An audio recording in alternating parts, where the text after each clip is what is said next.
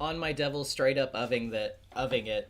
Jesus, thank you. I just stumbled through my opening joke like a pro. Fucking A. Hi, everybody. Um, it's That's of the Devil, episode 2. We're continuing it. I've been looking forward to this for a whole week. Yeah. I've got no preamble. Let's just do it.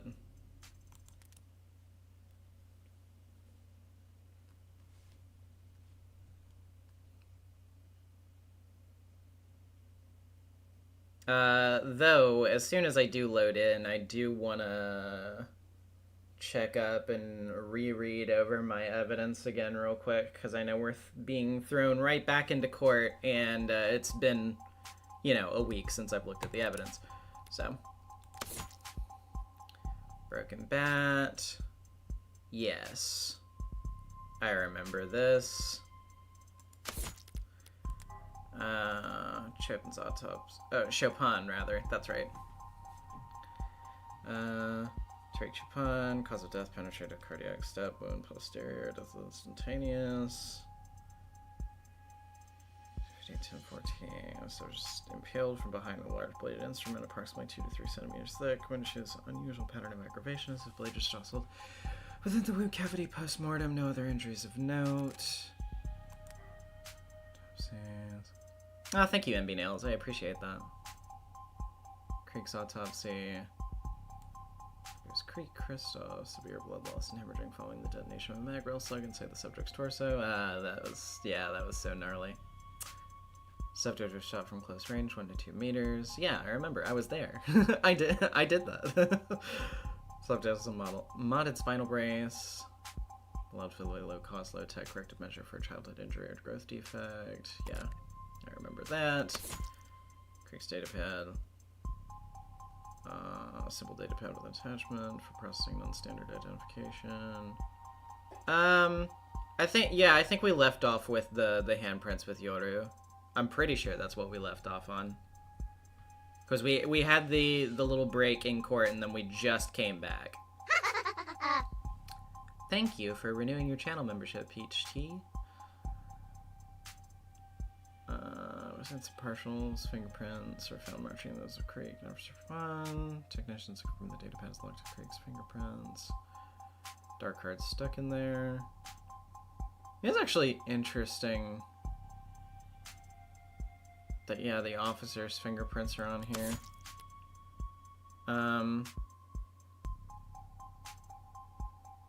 Yeah, we talked to Yumi.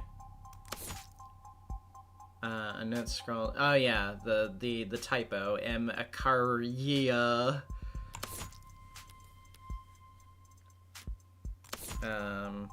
Yeah, Sosuke's findings. The dark card. The dumpster outside. Oh yeah, and it makes a clunky sound. I remember that because London fucking fumbled it. Fire escape. Yeah, it was outside. It was missing the ladder. That's true. And it went to the second floor and the third floor. Front door. Utilize a physical lock and key mechanism designed to automatically lock behind you when leaving the building. Damaged and non-functional. Hans card. God.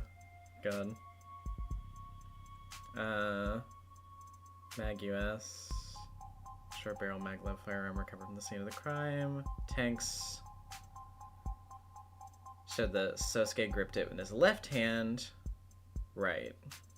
I mean left. Modified to an illegal extent. Selects fire detonated after penetrating their target. Yeah. Makoto's testimony identified Creek's pot as the 4 men who attacked them and said that Sosuke defended him by wielding the katana Yoru with both hands. Claims that Sosuke pushed him into the elevator with Yoru's sheath before violently mashing the panel with his left hand. Yeah, and that's why his left hand was fucked up. I remember that.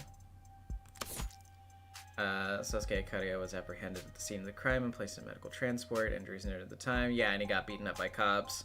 Because fuck cops.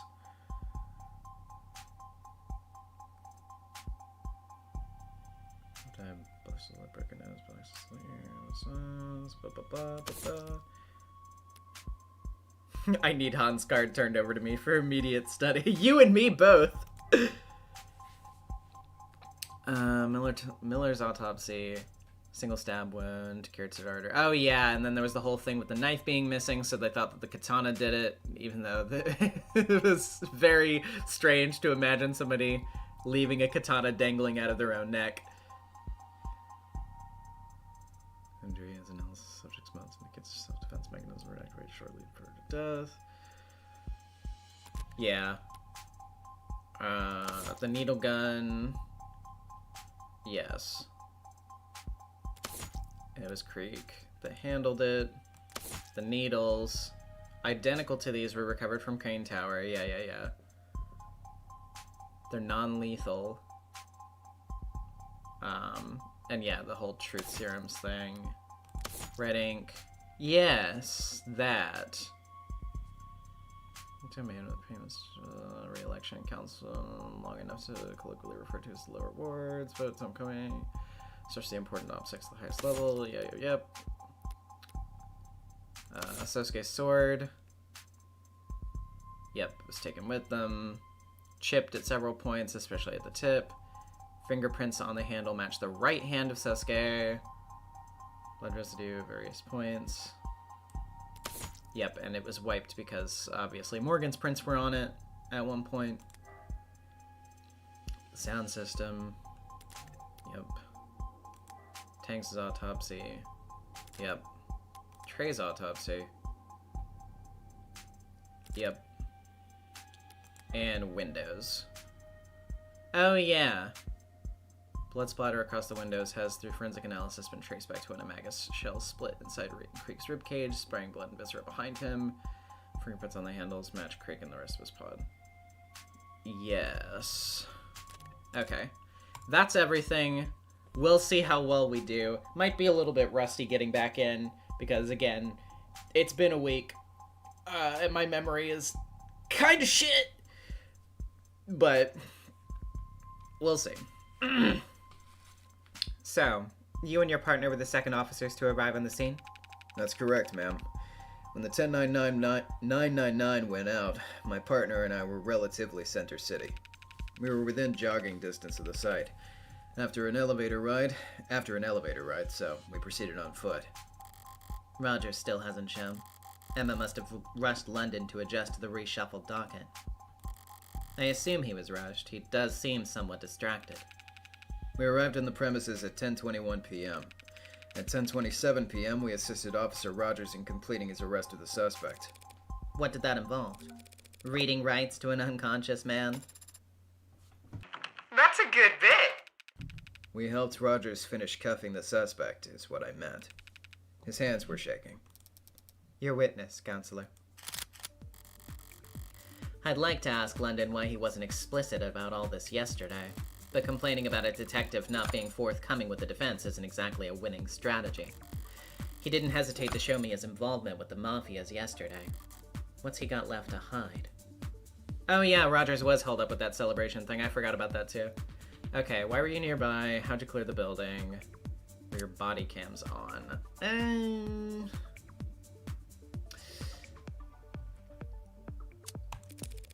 Why were you and your partner in Center City that night, Detective? Well, to be honest, I hadn't eaten dinner yet, and I was really in the mood for some kind of hot soup, you know?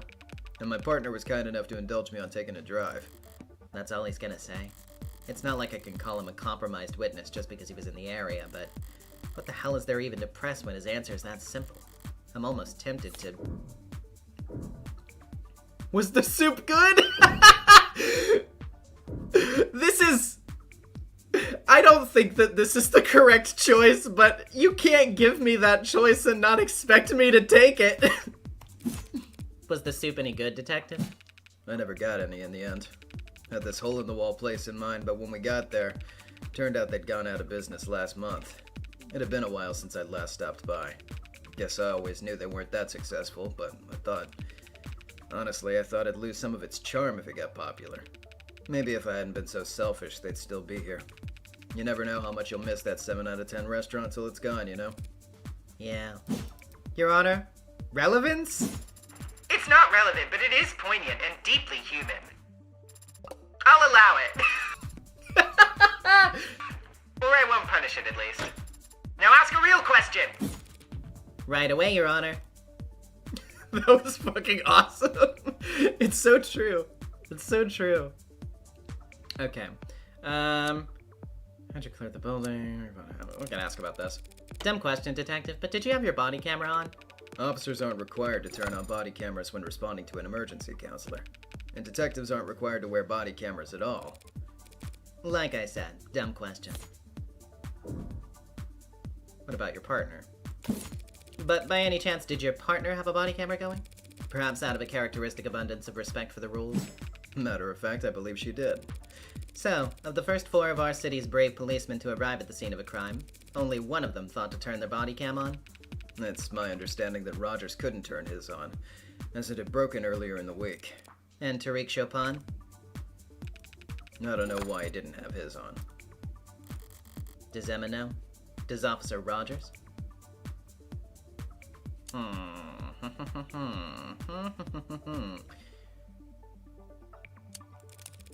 And how did you and your partner go about clearing the building?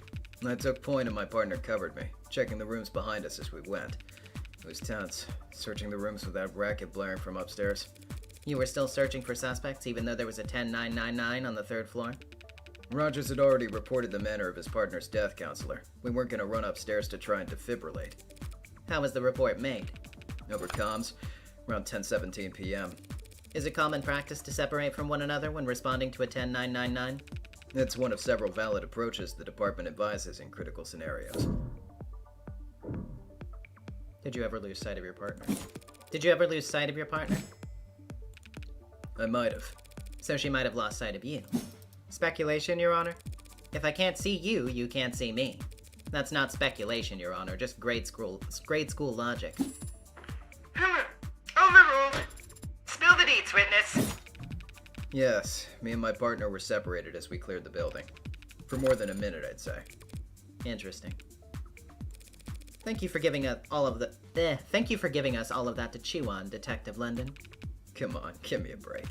I was trying to be helpful. No, I mean it.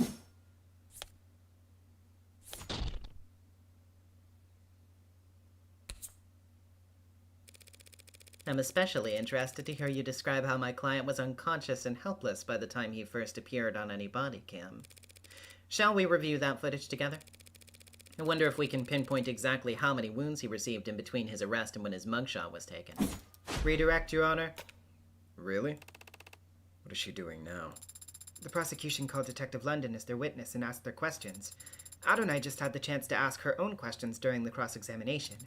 After the cross-examination, the people can redirect if they have additional questions for the witness. So, it isn't just one for them and one for us? More like an eye for an eye until justice is blind and bloody. She wants another round? Why? Just stalling? Detective London, are you aware of an ongoing police investigation for a figure known as the Hound of Icaria? Not stalling. Approach, Your Honor? Wait, do I finally get to say the line? Hold on, this is happening too fast. Okay. Oh, so you're a pro and they're already here. The fucking JoJo. Ho ho. I can't remember the full Japanese. Was it like Kate Kurinoka. something like that?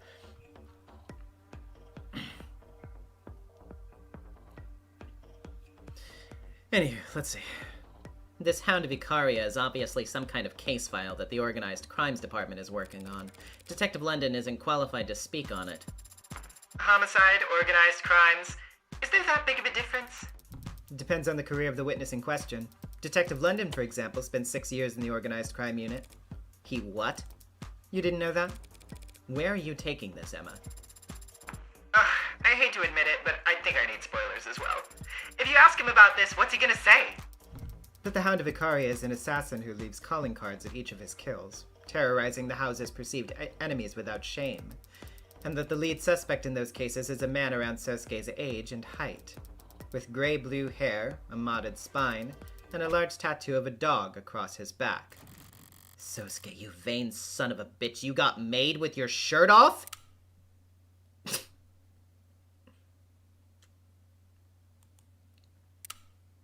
Bless you. God, this sucks. You fucking serious? You cannot let the jury hear that, Your Honor. But I really want to. If Organized Crimes wants to arrest Sosuke, they should have done so already. He's on trial here today for these 5 counts and nothing else. The defense has once again claimed their client is merely some veteran who's been victimized by greater forces, but the police believes that he's in fact the deadliest soldier the Ikaria have at their disposal. That's not irrelevant. No, it's just prejudicial as hell. Girls fighting. But obeying the legal precedent. But the tension, the human drama.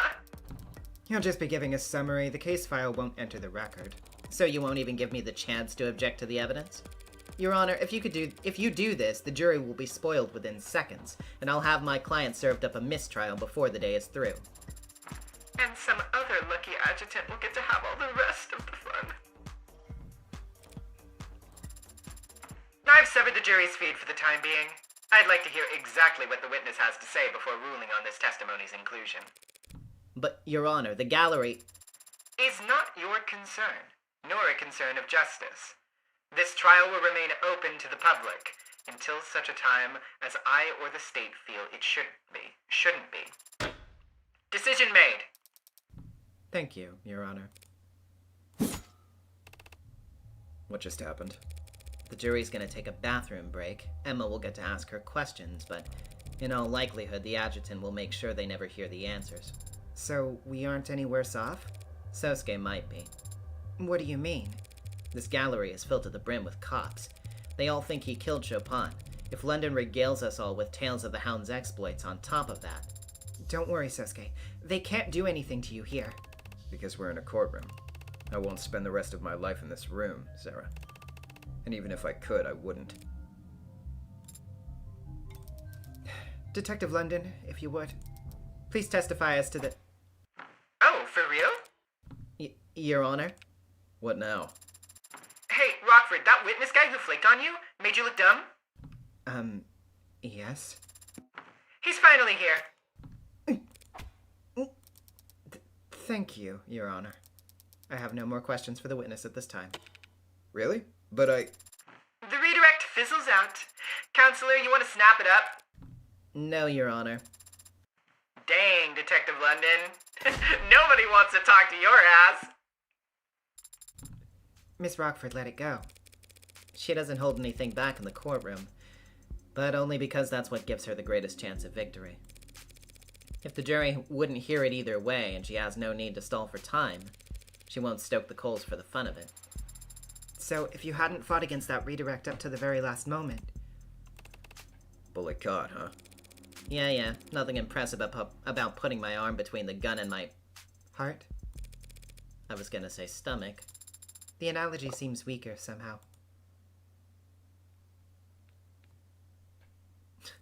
No, we don't talk about shooting hearts around Morgan. There he is. The man of the hour. The hero who put a stop to the Hound of Icaria and brought justice to the city over the loss of its favored son, Tariq Chopin. Patrol Officer Rogers, reporting for duty. You don't have to say that. Sorry. Then just, reporting for duty. Name and occupation. Patrol Officer Huey Rogers. Occupation, Patrol Officer. Huey Rogers. Date of birth June 16th. Height 184 centimeters. Weight 77 kilograms. Blood type AB negative. Occupation police officer. Lower wards patrol. Likes saltwater, rosemary, graffiti art. Dislikes sand, marshmallows, and the lottery. Wakes up at 5:30 a.m. Can't stand mice. Balance. Easily upset. Ah. Yes, a boy failure. Former partner of Tariq Chopin. Apologies for earlier. It's fine. The court understands that the city council had need of you. When I said my name wrong, won't happen again. And your tardiness? What's that? Being hours late to this trial? Did I not set a reminder? Yeah, I did just see GIF Nova. Like, that's when when I was mousing around, I saw that it was reacting to my mouse, and I was like, oh. Does seeing him here in the flesh jog your memory at all? No, not at all. I'd think this guy would be pretty hard to forget. You must have sustained quite the concussion then. As an appetizer. From what I saw, he's lucky nothing important leaked out of his ears. Shall we begin, Officer Rogers? Right. From where? The start. Oh. Well, it was a pretty boring, normal night. Me and Chopin were just driving our route, windows down. He was always getting car sick if the windows weren't down. Then around 9:45 or so, my partner heard shots fired. So off we went. What does that mean? Well, shots echoed down in the lower wards, so I wasn't too sure about the direction. But my partner was confident that it'd have something to do with the Blue Bloods. That area is a known hotspot. As we neared the street, we saw people slinking away from it. We got the message. People can sense that kind of trouble, even when they don't know it. Something bad had gone down, and no one wanted anything to do with it. Front door wouldn't budge. I peeked around into the alley, but the fire escape was out of commission. Then my partner, shot clean through the door handle. Chopin was that determined to get inside based on some echoed gunshots and a few context clues? Suppose context clues are most of what I use to find the place too, but... So when you arrived, the only way into the building was locked? Yeah, and so we had a strong reason to believe the shooter was still in the vicinity. I was in favor of waiting for backup at this point, but my partner, he was convinced the place was dead empty already. So he was moving a good bit faster than me right up until we got to the second floor, and we heard a loud slam. A slam? What kind of slam? Like slam! Or like, slam! Or like slam! I don't know. It was loud, though. And Chopin gets all deadly serious and insists I stay, and he goes ahead, up to the third floor. After a bit, he yelled down to me, saying everyone was dead and I should come join him. That's when I heard another heavy thud. I didn't know it was the sound of my partner's body hitting the floor. But I put two and two together when I saw that man there standing over him. Let the record show that the witness has finally identified the defendant. If you heard a noise at the crime scene, the natural conclusion would be that you were not alone. But if Chopin thought they weren't alone, why would he insist on splitting up?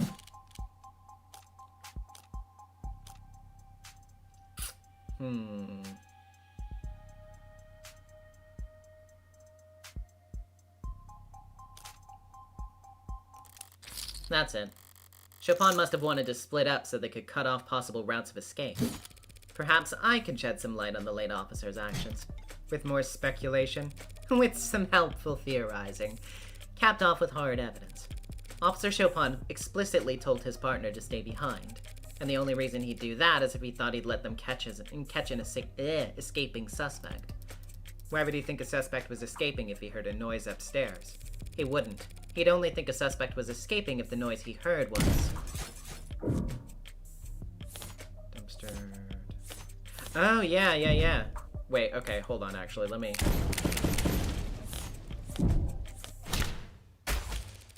A noise that came from the alley. What kind of noise would that be? A noise like the one I was treated to when Detective London clumsily shut the dumpster out there. Hey now, it left my ears ringing too, you know. What are you even talking about? I'm talking about an exit plan. In other words, how the real culprit managed to flee the scene. How does a dumpster lid relate to some imaginary suspect's great escape? 1963, 172 minutes. The only way to get from the third floor to the street without going past the two cops clearing the building would be by going down the fire escape and into the alley. A fire escape that's broken. So no one could climb up it, but anyone could jump from it onto the dumpster below. Oh, yeah. Hold on just a second. Oh, hey. The dev repost from 10 minutes ago. Thank you so much once again, guys. Anywho, I'm gonna actually mute my phone for now, though. Okay, let's lock in. I can kind of see it. Uh-oh. That must be a dead pixel, you're saying, Your Honor. Were there boot prints on the top of the dumpster? A dent in the lid? Well, that's... No. Of course not. So there's no proof, no reason at all to think that anyone jumped down onto it, and no reason for us to entertain this train of thought. Damn it, I've got nothing. Even if there had been damage to the dumpster, I could never prove it was caused by a fleeing culprit. Adonai. I'm thinking. I know. But might this not possibly be the time for you to stop thinking, and instead flip the go board like you've told me to do before? Well, you flip the chessboard! God damn it. You fucking... Brian! You're horribly misquoting me. But Emma says there's no proof that anyone fled the crime scene. But if there was proof of that, what would it look like? Proof that someone was in the room when the police first arrived, but not there when the police got to the 3rd floor. They would have had to take the fire escape if Rogers never saw them. And they couldn't have taken the fire escape without first opening the window. It's been bothering me since yesterday. I was sure those windows were closed when I left, but they've been open ever since the scene was secured. And I can't testify to that. At one time I know the truth and I want to get it out, but I can't admit it without screwing myself over. Adonai, any luck? Pardon the interruption, Your Honor. I have no objections at this time. Then the witness may continue. Please do. But rewind a bit first if you could, since we got off topic. And don't spare any detail. Tell the court exactly what you saw, felt, and heard that night. Of course. The witness is a trained officer of our city's prestigious police force. He'll gladly recount every minutia for us. Line by line. Like, every detail? Especially the irrelevant ones. Sir, yes, sir. I did get a little bit in my head just now. Better listen to this through this whole testimony at least once before I start looking for holes. It was a quiet night, but then my partner heard gunshots. We headed for the nearest known Orca hotspot and arrived to find the building dead quiet. The door was locked. I checked the alley but didn't see another way in. So Chopin shot off the lock through the handle and we entered. Followed some kind of loud music up the stairs. Then there was a slam and my partner bolted upstairs. About a minute later I heard a thud from upstairs and came running. To find the defendant standing over my partner's dead body. Something stand out to you, Adonai? Yeah, my ears pricked up a bit. The saying is perked up, is it not? What? Let me focus. Okay. Yes, I thought about that as well. Fire escape. Front door.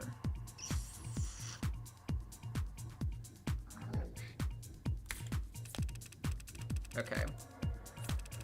Go through your whole thing real quick because I want to actually look at the descriptions of those real quick.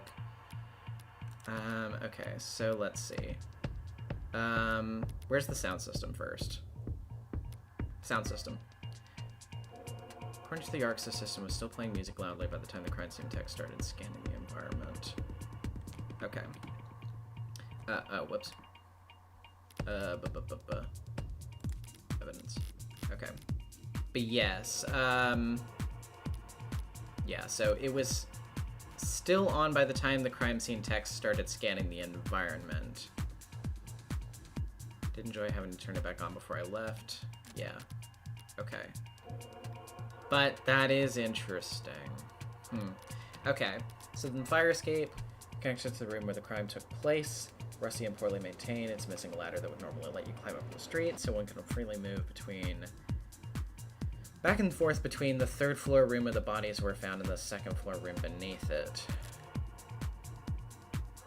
And then the front door.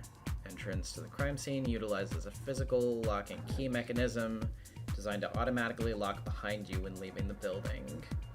The lock is currently damaged and non-functional. Trey definitely had to unlock it to let me inside. I didn't think to see if it had locked behind me after I left.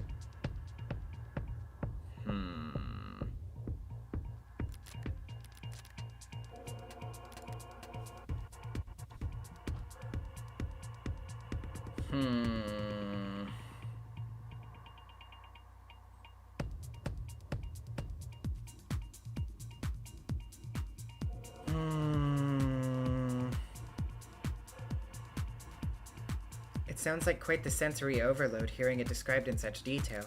Yeah, it could have been very overwhelming. But the five senses are still bound by logic. And he's claiming something that contradicts the crime scene as we know it. Okay. Quiet night that but my partner heard gunshots. Headed for the nearest known Orpha hotspot and arrived to find the building dead quiet.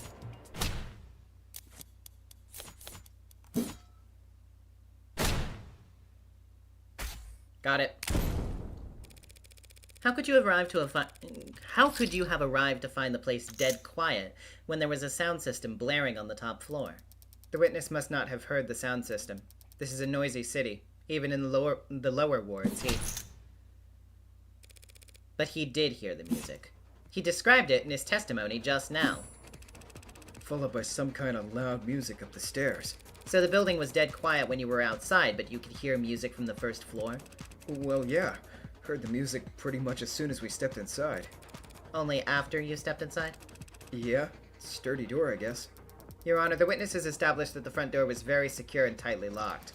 There's nothing strange about it blocking out some amount of sound. But it blocked out, like, all the sound. Once the door was open, the music was booming. The scene of the crime was a known Blue Blood property, yes? A safe house apartment complex of sorts, as I understand it. They must have made a number of modifications to the premises. That front door certainly looked like a newish addition. Check. Maybe they redid the windows, too. I don't get it. I don't mind stating it plainly, Your Honor. That building has been thoroughly debugged, insulated, repainted, soundproofed. That building has been thoroughly soundproofed, Your Honor. You think the building was soundproofed? I know it was. I experienced it myself, stepping out of the lower wards and into its dingy nightclub vibe. That would explain what the witness experienced, wouldn't it? Perhaps, but that wouldn't explain the building being dead quiet when they arrived. Not unless the window next to the sound system was closed. Showed my hand a bit there. She knows what I'm gunning for. Counselor, asking the court to accept that the building happened to be soundproofed is not the flawless argument you're making it out to be. The window in question opens to the alley. Rogers could have easily missed the noise coming out of it. Even though he already testified that he checked the alley before his partner shot the door open? He might have merely neglected to mention that he heard music at the time. Huh? Music in the alley? I would have noticed that kind of thing, right? Fast on the uptake, this one. I'm looking at this arcs from every angle I can, rotating cubes in my mind as fast as my programming will allow. And I'm still seeing a crime scene where the windows are open. What am I doing wrong? There's a trick to it. Try focusing on just a single cube first. Once you got one spinning consistently... Yes, Your Honor. The windows were found open. It's a contradiction. The windows were closed when the officers arrived, but open by the time Rogers got to the third floor. That means that someone must have opened them. Someone not currently on trial, Your Honor. You should stretch before attempting a mental gymnastics that intense, Counselor. You claim that the windows were originally closed, and only opened at the last moment as some mystery individual fled down into the alley.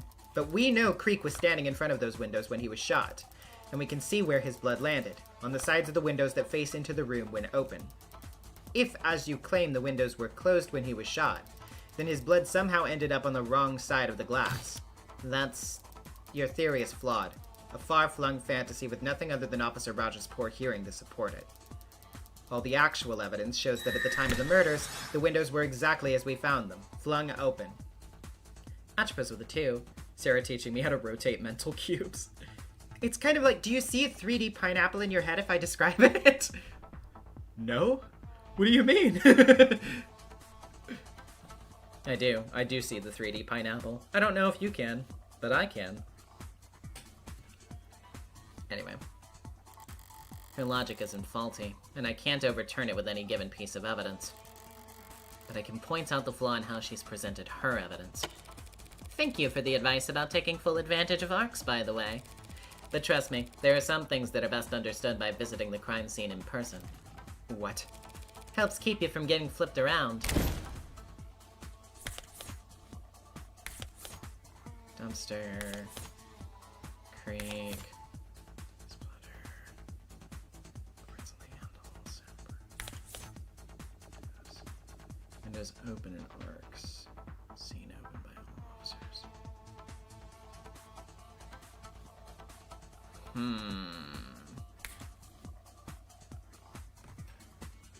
Hold on. I wanna look at the descriptions for that again, real quick.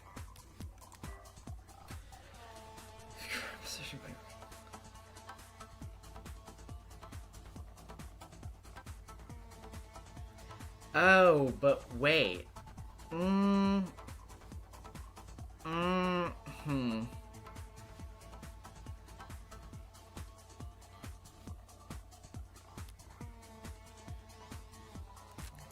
Yeah.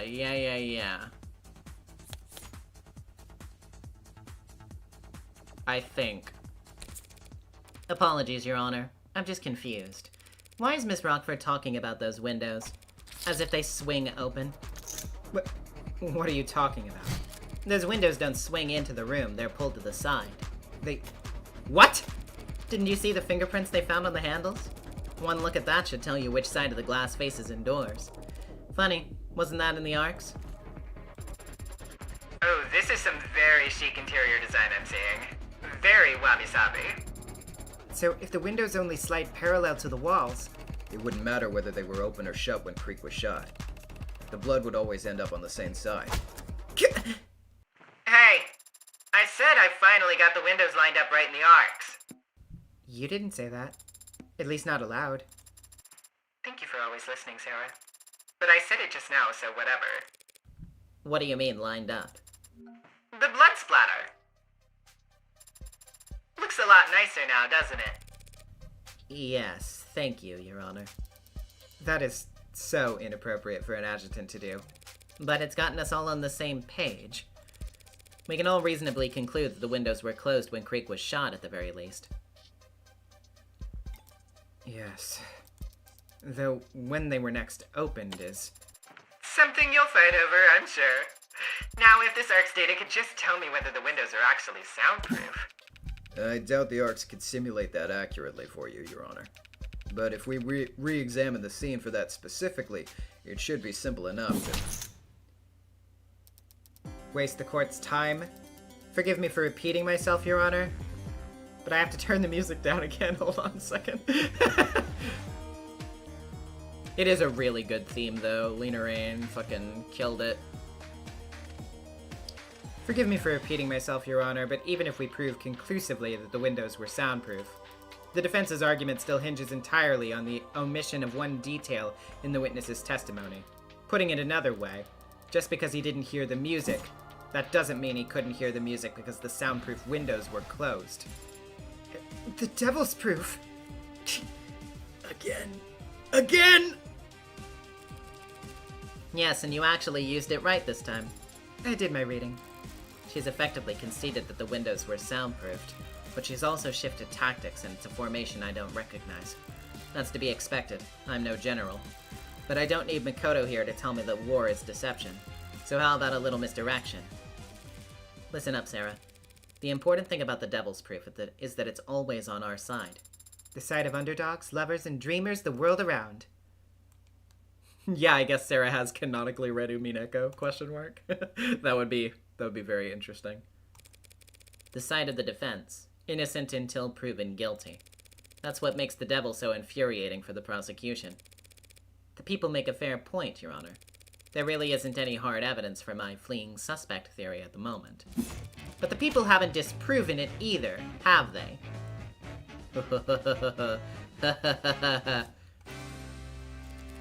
I forget the exact details, Your Honor, but all we need is a shadow of a doubt, right?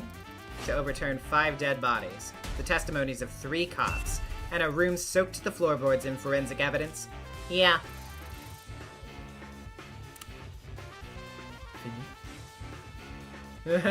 Fury, indignation. Have you lost your mind? Are you trying to piss off everyone here? Yes. Come on, you don't hate my theory that much, do you? I'm warming up to it. Then I'll stick to the facts for now. At the time Rogers and Chopin arrived, the front door was locked. The music was still playing at the scene of the crime, even if Rogers didn't notice it until stepping inside. And at the moment Creek was shot at least, we can be certain the soundproof windows behind him were closed. Yes, those are the facts. Why are you restating them? Because there's something that's been bothering me. If we accept these as the facts, one part of the Honorable Officer Rogers' testimony makes no sense. Chopin alerted. Heard gunshots in lower wards, headed towards the Oh! Noise.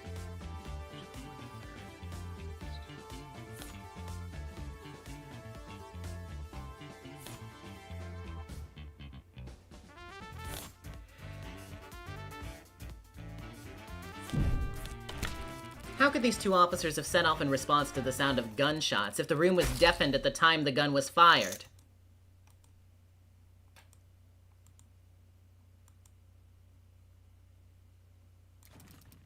Now you go there? Oh crap, yeah! Wait, excuse me? What are you talking about? It's the very first thing you told us, officer. Your partner heard gunshots. But how is that possible? But he said it. He said it. Even on the radio he called it in. True enough, I could see it right here in the police network's database. 9:45 p.m. Officer Tariq Chopin's reports shots fired. So he did. And since we can't ask him to testify, I did remember about taking a bet. I just, sometimes I get a little not confident and I'm like, is it this? I don't want to extend myself and be like, yeah, take that motherfucker, and then get it wrong. But I know, it's about taking risks. You gotta take risks. we'll just have to take him at his word. But just to clarify, Officer Rogers, are you saying you never heard any gunshots yourself? Well, I didn't have my head out the window like him, so... That's what you're trained to do, isn't it? Report anything you see or hear across the network? Well, one report is usually sufficient. But confirmation is always ideal, right? Uh, Yes or no, Officer Rogers? I never heard any gunshots. Hang on, are you really? So you never heard a peep, but your partner, he somehow managed to waltz you both over to exactly where 4 vicious murders had been committed before anyone else got there. I just drove where he pointed, so... Counselor, you need to be very careful here. Thank you for your concern, Miss Rockford. But don't forget, I hate losing. Pardon? I said, but don't forget to direct your comments to the bench. You bring that up now? Every cop in the room already thinks I'm a mob lawyer at this point. Compared to that, mocking the memory of the deceased is small time. I feel like you're gonna say something shocking here, and I shouldn't stop you. But I can't really stop you before you say it, so... I'm just confused, is all, Your Honor. How could Officer Chopin have possibly arrived at the scene of the crime when he couldn't have heard any gunshots, unless he was asked to come there directly? Oh, like you got an evite? Exactly. Officer Chopin answered a distress call from the Blue Bloods.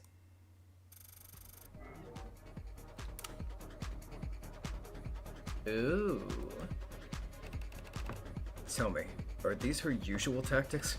Turning the entire city against her for no discernible reason? No. Well, the first time we met, she did technically... Your Honor, the defense is completely out of line. The gallery is pretty poorly behaved, too. You gonna rein this in, or should I? Allow me. Tariq Chopin was an upstanding officer with no marks on his record. You say he was some kind of blue blood pawn, but he had to break into their building in order to enter. And you have the gall to claim he answered a distress call when there's no panic button, no phone records to suggest one was ever sent? True. True? That's all you have to say after posthumously accusing the son of 2 city councilmen of being corrupted by blue blood pocket change? It's a fair point. Chopin was the son of 2 city councilmen and by all accounts a dedicated police officer. He wouldn't work with the Blue Bloods without an unusually strong motive. The kind of thing that would make the headlines. What are you... Time to flex your media literacy. Choose and present the article that shows a motive for Chopin to work with the Blue Bloods. Remember, you can reread any articles you've collected this episode on your phone. But you already read them front to back, right? I did, but it's been a minute. Serial bombings. Yeah, the Witch of the West. Oh, okay. Convention. Next month, heightened security, spending city contract for mercs. Oh god. Oh, the mouse. Helium fuel.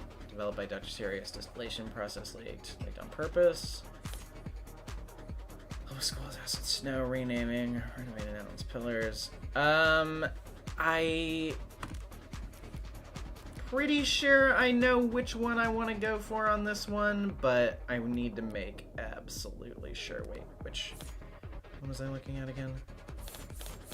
Oh my god, please.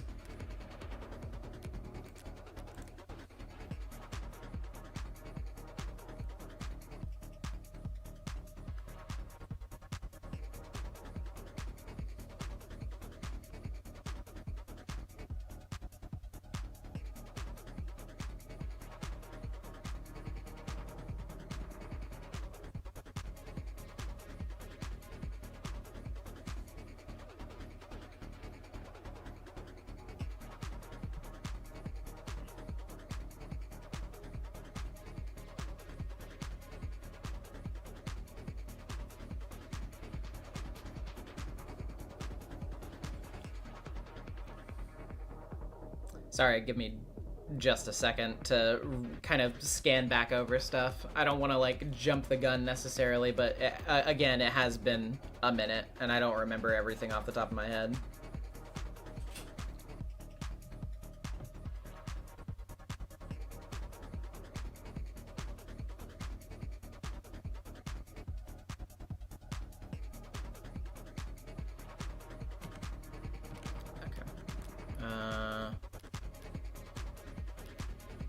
So there was that, and then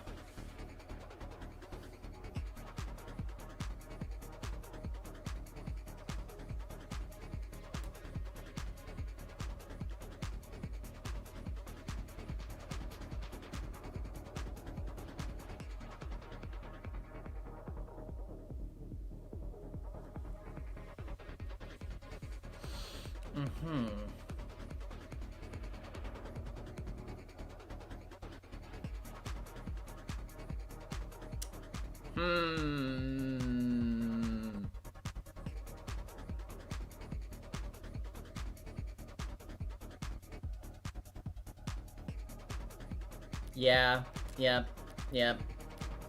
I think, again, not to jump the gun, but actually, you know what? A little bit, at least.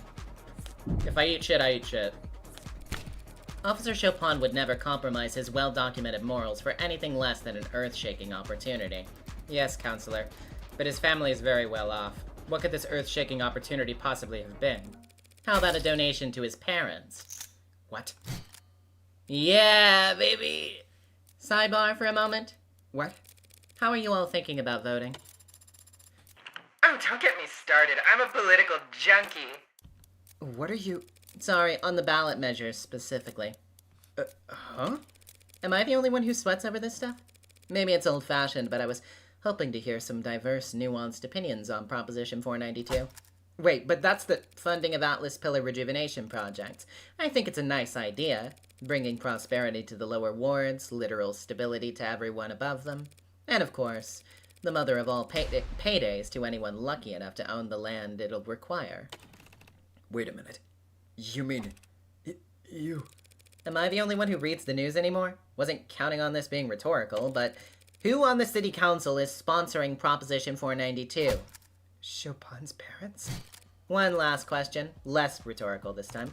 This crime took place at a known blue blood property, so why was this found there?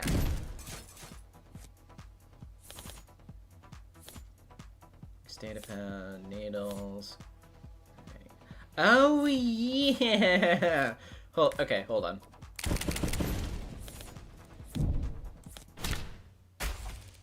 Highly confidential red ink documents were found underneath Chopin's corpse.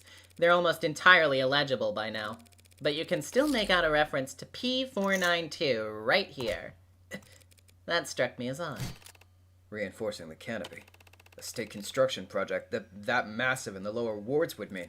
Even the police can't keep a crime scene secure down there, unless they're willing to play ball with the Blues. You'd have to get past the Blue Bloods. Or through them, with open arms and firm handshakes. Just what the hell are you trying to say? Counselor Morgan, if you... Sorry, wasn't sure I actually had to spell it out, but it certainly looks like Patrol Officer Tariq Chopin was working with the Blue Blood Mafia to defraud the city. Uh-oh.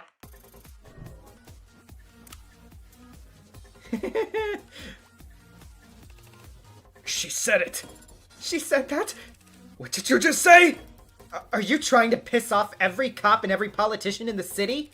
Sorry, I'll gladly retract my statement. That is, as soon as any cop or politician or prosecutor can explain to the court how Tariq Chopin was able to arrive at the crime scene that night, when we all know damn well he never heard any gunshots. It is a bit of a pickle. What have you got for us, witness? What? I don't know. He had good ears or something. Or good intuition, or whatever. Your Honor, the simplest explanation is that Officer Chopin was tipped off by a CI that he neglected to inform his partner about. Hey, Chopin wasn't... A patrol officer with a secret criminal informants that he'd hide from his own partner? That sounds horribly corrupt. And you called my comments inflammatory? Corrupt? You've got brass all right. That's real rich coming from a mob lawyer defending the Hound of Icaria! Big uh-oh. Your Honor, the witness's last statement Was a regrettable slip of the tongue. Frankly, his entire testimony has been less than ideal, and so... I'd already snipped the jury's feed, but the crowd... Seriously? He's the Hound? But isn't the Hound that... cop-killing animals? Knew that whole house stank like shit!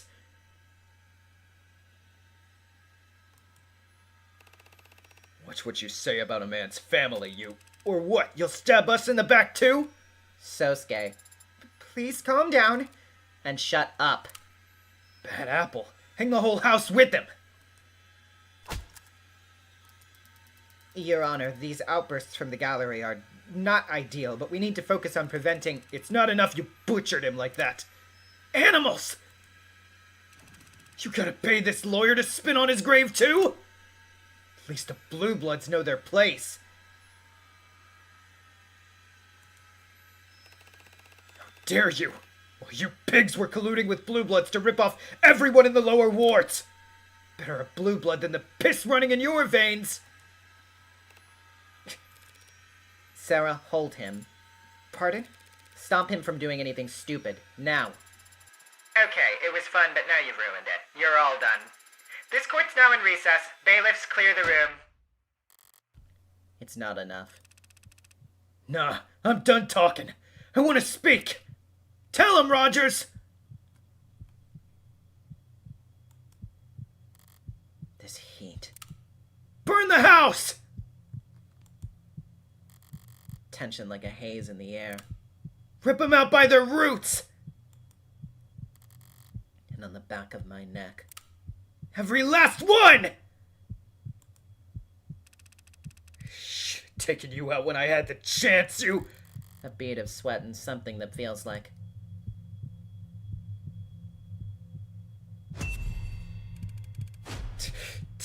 Sir, you son of a bitch! Behind us! Oh, shit. Get down! Oh my god. What am I reaching for? Oh my god. I don't even have my gun. Too slow anyway. Oh fuck. Oh my god! What the fuck? Holy shit! London! London! Oh my god!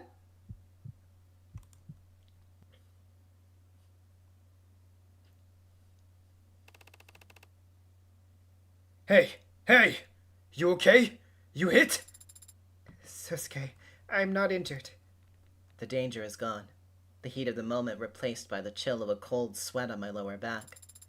But why did you push me down? What? What do you mean, why? Why did I... I take my time turning back to trace the bullet's trajectory. Vaguely, I'm aware of stomping feet as the crowd rushes to the exits, but the sound is far away. Reflexes. Sorry. You alright there, ma'am? I'm fine, Detective. Thank you. For a moment, I lock eyes with Detective Kasim London. In that instant, I recognize a nameless,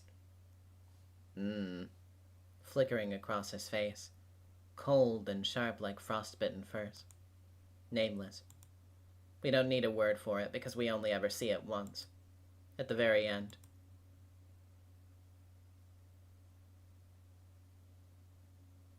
What the fuck? What the fuck?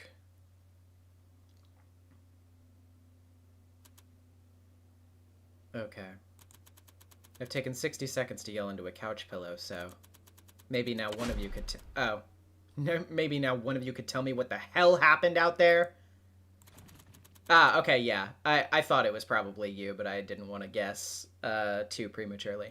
How did that man get into the courtroom? The building? And with a weapon like whatever the hell that was? Kirby Superstar with the 5. It's so cool this game made an intense scene with no animation. Yeah, it's really, really well directed. It was his own arm, Madam Barrows. Melissa Barrows. November 26, 169 centimeters, A positive, superior judge of the higher circuit, likes hot springs, cold beer, warm tea, dislikes waking up before her alarm. Cat person, I happen to be allergic. Mark answer as a yes. Yeah. Never forgets a password shorter than 10 characters. Favorite season, fall. Modded illegally at some literal chop shop. Fully prosthetic, but fairly low tech. It uses a simple air intake system and projectiles made of enamel. Enamel, as in teeth? Where on earth do these people... Doesn't trigger any metal detectors. Looks organic from the outside. But if you're aiming at flesh, it gets the job done. And are metal detectors all that stand between a crazed gunman and the law of the land? No, Your Honor. We're looking into it now. But we already found some discrepancies in the personnel files of courthouse security team members. He probably got his hands on a key card, lost, bought, or stolen, and had it modified to get him in the building. Would that work? Only needs to work once. This time it did. I doubt he expected to leave alive, so... You ask me, we're lucky he's stuck with something more directed instead of an explosive. This is a nightmare. What am I supposed to do now? The jury must be horrified. I don't know how we could proceed. As I recall, the adjutant cut their feed the moment Officer Rogers mentioned the Hound of Icaria. Nerdy Cap with the 2. God, this was so good. Yeah, honestly, I'm so fucking locked in. This was such a great first hour to the stream. So they didn't actually see the shooting. And by the way, how does a patrol officer know that my client's the lead suspect in that case? Would anyone like to explain that to me? Well, You'd have to ask organized crimes. But the mood around Rogers has been celebratory. I'd imagine there were plenty of cops eager to describe in detail what he'd achieved by catching Sosuke red-handed. Allegedly. There's no presumption of innocence in station locker rooms and cop bars, Counselor. So the OC department buys Roger a round of drinks, and 24 hours later I've got a shooter in my courtroom. who was he? The shooter's been ID'd as Bowen Bresson, low-level muscle in the Blue Blood Mafia. Priors for possession, dealing, assault... Attempting to carry out an assassination in a courtroom full of cops is quite the setup. Any connection to Creek's pod? Older generation, different part of town. Not exactly thick as thieves. So trying to execute Sosuke wasn't an act of revenge. He was given orders. Yes, that's very interesting, but it's a job for the police to handle. Counselor Morgan, I assume you'll be filing for a mistrial? About that. I feel it's in my client's best interest for the trial to continue. What? A blue-blood gunman just tried to shoot him. But the jury didn't see that. All they know right now is that they've been given a long lunch. You too? The goal, Your Honor, as I've always understood it, is for defense attorney to do what's best for their client. Right now, clearly, the Blue Blood Mafia has convinced my client killed 4 of their men, and every cop in the city thinks he killed Officer Chopin. If he walks on a mistrial, he won't be able to walk down the street without getting shanked. Sosuke Ikaria doesn't need a mistrial. He needs a media blackout. I really hate that term. She's right, Your Honor. If the story spreads that the Blue Bloods tried to assassinate Sosuke, every juror in the city will assume he's guilty. We won't be able to find anyone over the age of 10 who hasn't heard of him, let alone put together 12 unbiased peers to judge him. Even if that's true, and even if that's possible, what you're asking for is... Detective, is the building still in lockdown? Standard procedure says to keep it that way another half hour. We would have to. The stands were full of police officers, and any one of them could... Ambulance chasers will pay prime for a story this rich. Someone's gonna break rank. We don't need the blackout to last forever. We just need it to be intimidating enough that the story doesn't leak until the trial is over. Which will be when, exactly? We could finish tomorrow. There aren't that many witnesses left on the docket. Finished? Tomorrow? Yes, Your Honor.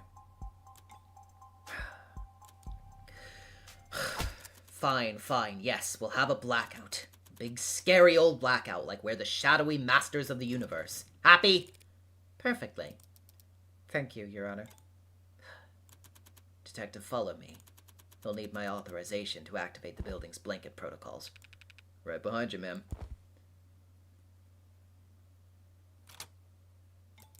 Surprised to be arguing for the same thing as you for once. Thanks for not gagging from the effort. Any other defense attorney in this city would have taken the mistrial. Dumped the Hound of Icaria on some other idiot's doorstep and cast their check. Some other idiot, huh? Or is it that you can't dump him? You under house arrest already? I haven't felt threatened by them. That could change fast if you fail them. House Icaria are high society, haven't you heard? And I'm beneath their notice. I don't think they'd bother to axe me just for underperforming. Sounds like exactly the kind of thing the high society types would do. Going this far for your client, though. You know me. Defender of the weak, champion of the downtrodden. I'd go through a lot more than this to keep my face out of the papers. Hopefully when the story does eventually leak, the focus should be entirely on Sosuke. But if this means people start recognizing me, remembering me, Bo and Bresson will be glad London did him in one. I'd twist the knife slow as a second hand if he's... You okay? Compared to you, I guess not. Hmm? I've never seen anyone get shot before. Oh. Right. Sorry. No, I'm sorry. That was... Maybe I'm feeling jealous. Spend all this time poring over crime scenes and diagrams, trying to get inside the head of heartbreak of all people, and maybe I get it into my head that I'm some kind of unfeeling badass. Just to freeze up like a deer at the sight of actual violence. I'll need to get over that. Do you? Do you need to? Get over it? I have a responsibility. The prosecutor isn't a hangman, Emma. No. If a hangman does their job right, the neck snaps and the subject's dead before the pain ever reaches their brain. If I do my job right, Sosuke Icaria spends the rest of his life drooling on himself while Megs haggle over the property rights to his gray matter.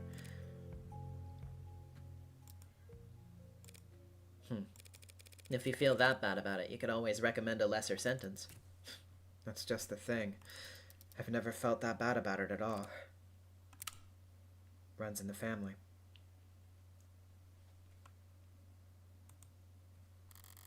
The way she whispered it, that half-stuttering sigh. I'm not sure she even heard it herself.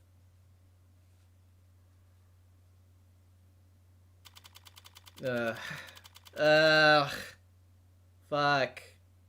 Oh yeah, I forgot that this part was taking place on my birthday.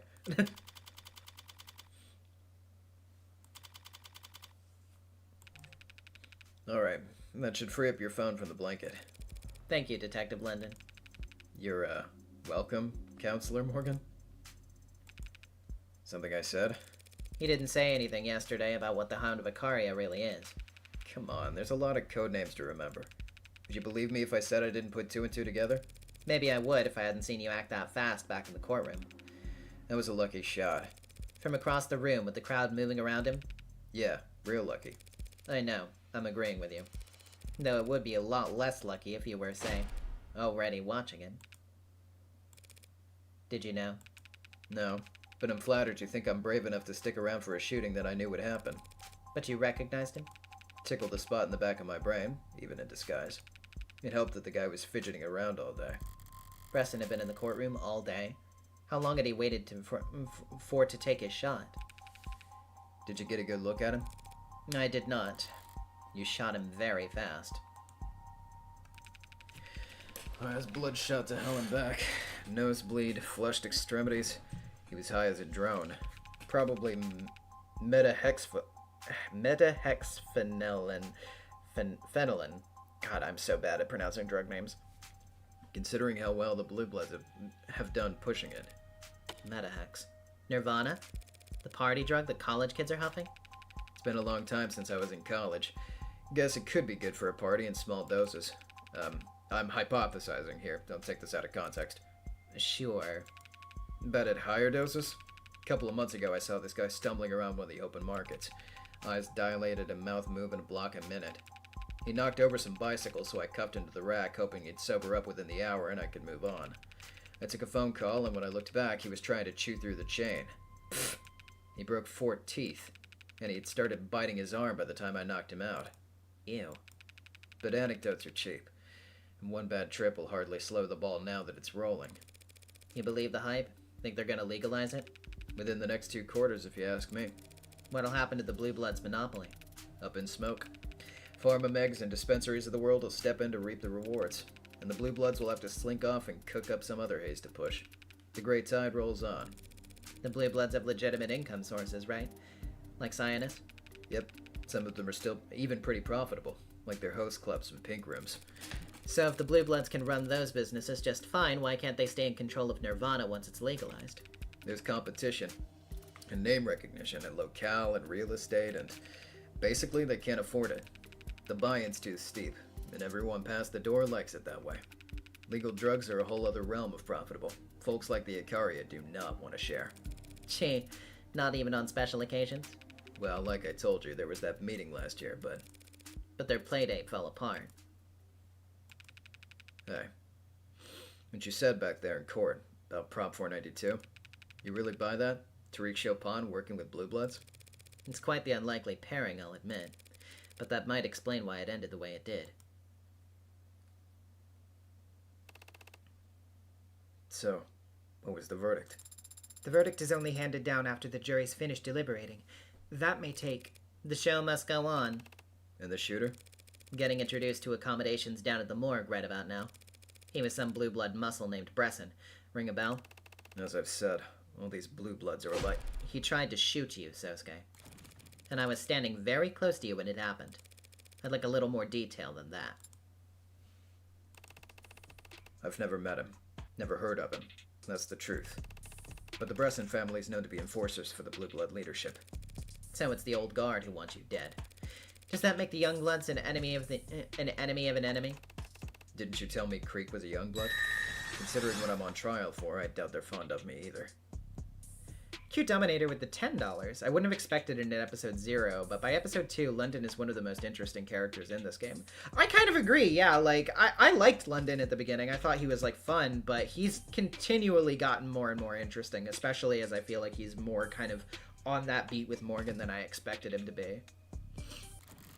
God damn it, Sosuke, who doesn't hate your ass? I need to try harder to disregard the nonsense that comes out of that adjutant's mouth. It might be starting to sink in. Sosuke, you were captured when you could have been ignored. You were tortured when you could have been ransomed. And now these people are trying to kill you in one of the most secure buildings in the city. What are they after?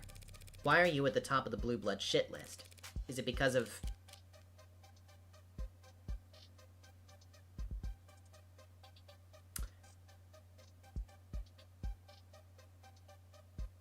I could just jump to the Hound, but I kind of want to ask about this just to see what he says.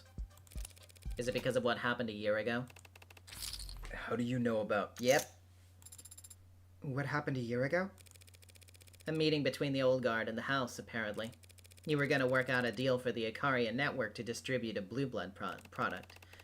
Why would we want the basement cooked swill the Blue Bloods make sold in our storefronts? Our pharmacies? You wouldn't. Not until after Nirvana's legalized. Yes, I figured some stuff out. Stop pouting. There was a meeting last year, yes. A private meeting that was to be kept strictly confidential. The IFG met with the old guard to discuss a deal. It fell apart. Voices were raised, weapons drawn. I was in the shadows, and I stepped out in front of a blade from Makoto. The house elders were perturbed afterwards. They feared for Makoto's safety, and perhaps felt that they had grown overconfident. The Hound is a useful tool, but not indispensable. so they ordered me to guard Makoto, full time. Isn't that a great honor, guarding the heir to the headship? Of course it is. Then why do you sound like that? You get points for picking up on it, but you need to learn how to take advantage of it. So your deal fell apart. Blood was drawn. I kinda assumed that was par for the course in your world. It's not unheard of.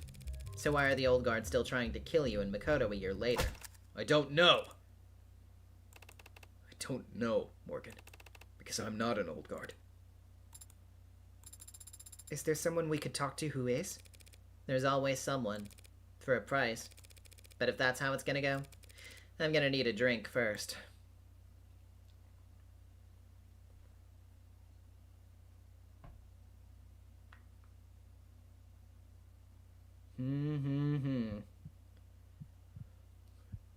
Here to join? What are you talking about?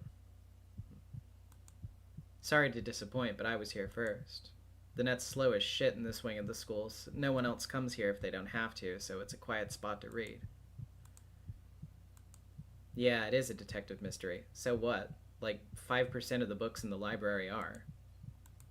Well, it's not like I own the room. If you want to convene your club meetings here with all your many members, I can't exactly sue you. Especially not since you're going to be some big-shot lawyer. Join your club so I won't get evicted? Isn't that like blackmail, counselor? Mutually beneficial, sure.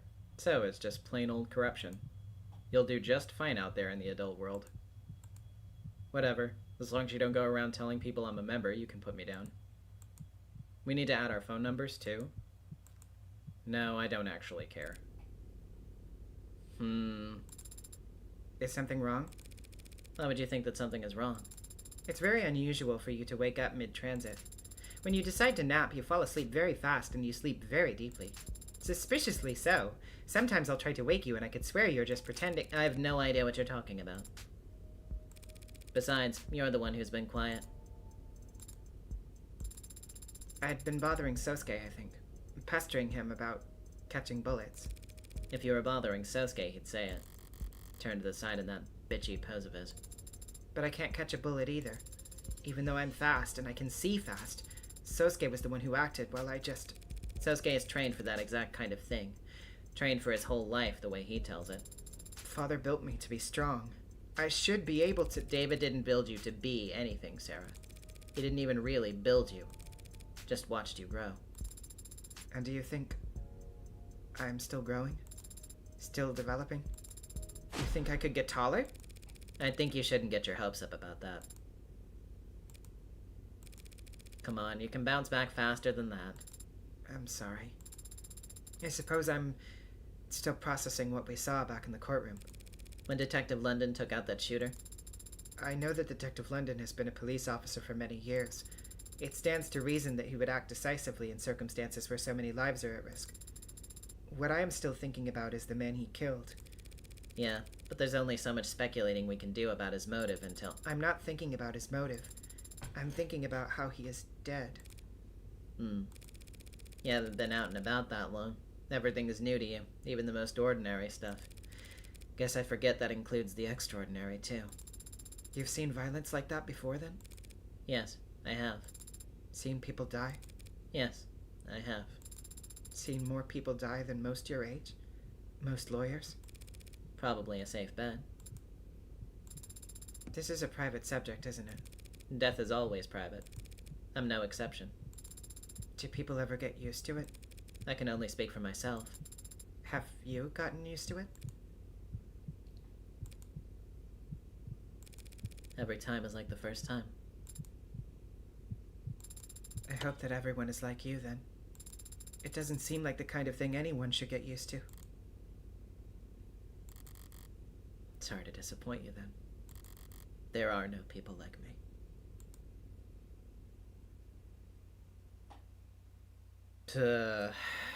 Fuck. Make me tear up again, god damn it. Irasai. Irasai. To what do I owe the pleasure of hosting my two favorite girls? One's Sarah, who's the other? Figment of my imagination, apparently. Do you want something to drink? What do you recommend? I've just got this case of beautiful tawny deep reds from volcanic soil across the sea. Savory and full with notes of cherry and oak. Sounds delicious. He had just described a tree, down to the dirt. Well, I would very much like to try it. Sorry, you're underage. She's an android. A very realistic one. What do you say to the customers who walk in and see her drinking at the counter? Irashai? 2 waters coming right up. Wait, back up. Your client's the Hound of Icaria? And I was the last person to find out what that actually means. Then it should be easy enough to tell whether he did the deed or not. The Hound always leaves a calling card. So I hear. Is that literal? Stark white business card laid neatly on the ground with the house's insignia. I don't understand why the house would go to such lengths to let the victims know who attacked them. These neo-ability types. Their whole lives are galas and boardrooms and cocktail parties and wine tastings, Torture. where every sentence has a front and back side to it and every glance is a whole unspoken clause. To them, an unambiguous act of violence is an exclamation point that they can't misconstrue. And the Icaria aren't exactly at the top of the neo-ability pecking order. Reminding the others they've still got their fangs is a viable strategy. They know they're outclassed in terms of how many mountains of gold they have. That doesn't explain why such a supposedly great assassin has gotten made on more than one occasion. Well, he's probably just doing his job there. If all he needed was to get away with murder, he'd be a poisoner or a sniper. All the major houses love to use body doubles. If he kills the target behind closed doors, their house can just bring out a spare. Or hell, claim the entire thing never happened. But if the Hound kills where house's rivals can see, the damage sticks. You know a lot about the neo-ability, don't you, boss? Are you considered part of the neo-aristocracy? Do I look like I've got that kind of sway? I'll run a bar in Midtown as a hobby, kid. Wouldn't know it looking at how profitable your wine section is. It'll catch on. The Hound was a nasty surprise, but the big reveal isn't making anything click for me. A blue blood assassin trying to mist him mid-trial. I don't get it either, but the blue bloods aren't as rational as they used to be. Used to be? I traded with them a good deal when I was younger, and they were richer. Traded what? Stock tips. Oh, This was before the Icaria cut them down? I was a young man hungry to establish myself, and the blue bloods were the biggest game in town. The rust weren't even a twinkle in some psycho punk's eye back then, and the Icaria cartel were just that. Drug smugglers and dope runners. The blue bloods used them as couriers. A reversal of fortune. Could be their names on opera houses and hospitals all across the city today if... if what? If the Icaria hadn't killed them all. But didn't they have allies? Connections? The morgues were overflowing with cerulean blood. No one wanted anything to do with them. But they were the victims. Corporate partners are risk-averse. Political alliances require you to bring something to the table. And when you fall for that fast, the common folk assume it happened for a reason. They thought that the Blue Bloods deserved it? Just because it happened to them? All that was left were the old-timers, the grandparents, and the great-uncles, all suddenly without heirs. They recruited latchkeys and orphans during the Red Decade, found family that became the first gens and then the Youngbloods. What about the money? You're starting to sound like a real human. Some of it, the cash, the gold, the jewels, the Icaria just stole. But the vast majority of it was held overseas where it was safe, untouchable, and impossible to get your hands on without the right blood. Locked behind GFA. Getting butchered by the Icaria was a bad beating, but losing that money was unforgivable. The rest of the Blue Blood Mafia around the world will never accept them back into the fold until they recover it. Exiled from paradise because they tempted fate with their hubris. Has a certain poetic charm to it now. It would have to be a very sobering poem. Those are the ones you remember, aren't they? Probably why the Blue Bloods are still humming the same old hymns, passing down the same ghost stories and urban legends. They did seem to be a surprisingly superstitious bunch. Crossing their fingers over the Red Hood and... Hey, what's a little lord? That's another one. New spin on one of the oldest tales in the book, A Promised Prince. The belief is that exactly one kid survived to the fall of the leaves. One lone heir to all the fortune the Blue Bloods lost. Got spirited away overseas or out west and to be raised in secret, and one day he'll come back to reclaim what's rightfully, I'm guessing you've heard this one before. Is there any truth to it? Old guards certainly seem to think so. Need to think so. It's probably what's keeping them alive. they could just hold on another 5 years, they'll finally find the heir they've been looking for, and they can rectify decades of embarrassment and shame. Thinking like that's what makes youngbloods start talking about maybe the old guard doesn't care what happens to us. What did they expect? Blood is thicker than water. The original full expression is thought to be the blood of the Covenant is thicker than the water of the womb. That actually suggests that camaraderie between those who fought together is stronger than simply sharing a common relative. Yeah, well, if that were actually true, then maybe people wouldn't have amputated the expression centuries ago. Still, this is 30 years of water, or blood covenant if you prefer, that we're talking about. Youngbloods give their life to the Mafia. Each of them had to choose it over their own family. It's a pretty raw deal to cut him loose just because some sheltered kid, only valuable for his DNA, decided to show up after all these years. You think the old guard would throw away the Youngbloods if it meant reuniting with their little lord? I know it. And so do the Youngbloods. That doesn't seem to be a dynamic that incentivizes them to look very hard for this little lord. No, it incentivizes them to smother the royal bastard. If I assume my client's innocent, that means someone else killed Tariq Chopin. Someone who didn't do it in self-defense. Tariq Chopin? You mean the son of the city councilman? Adopted son. His parents are government officials. Even if they're loaded, the Mob Act can't protect all their records.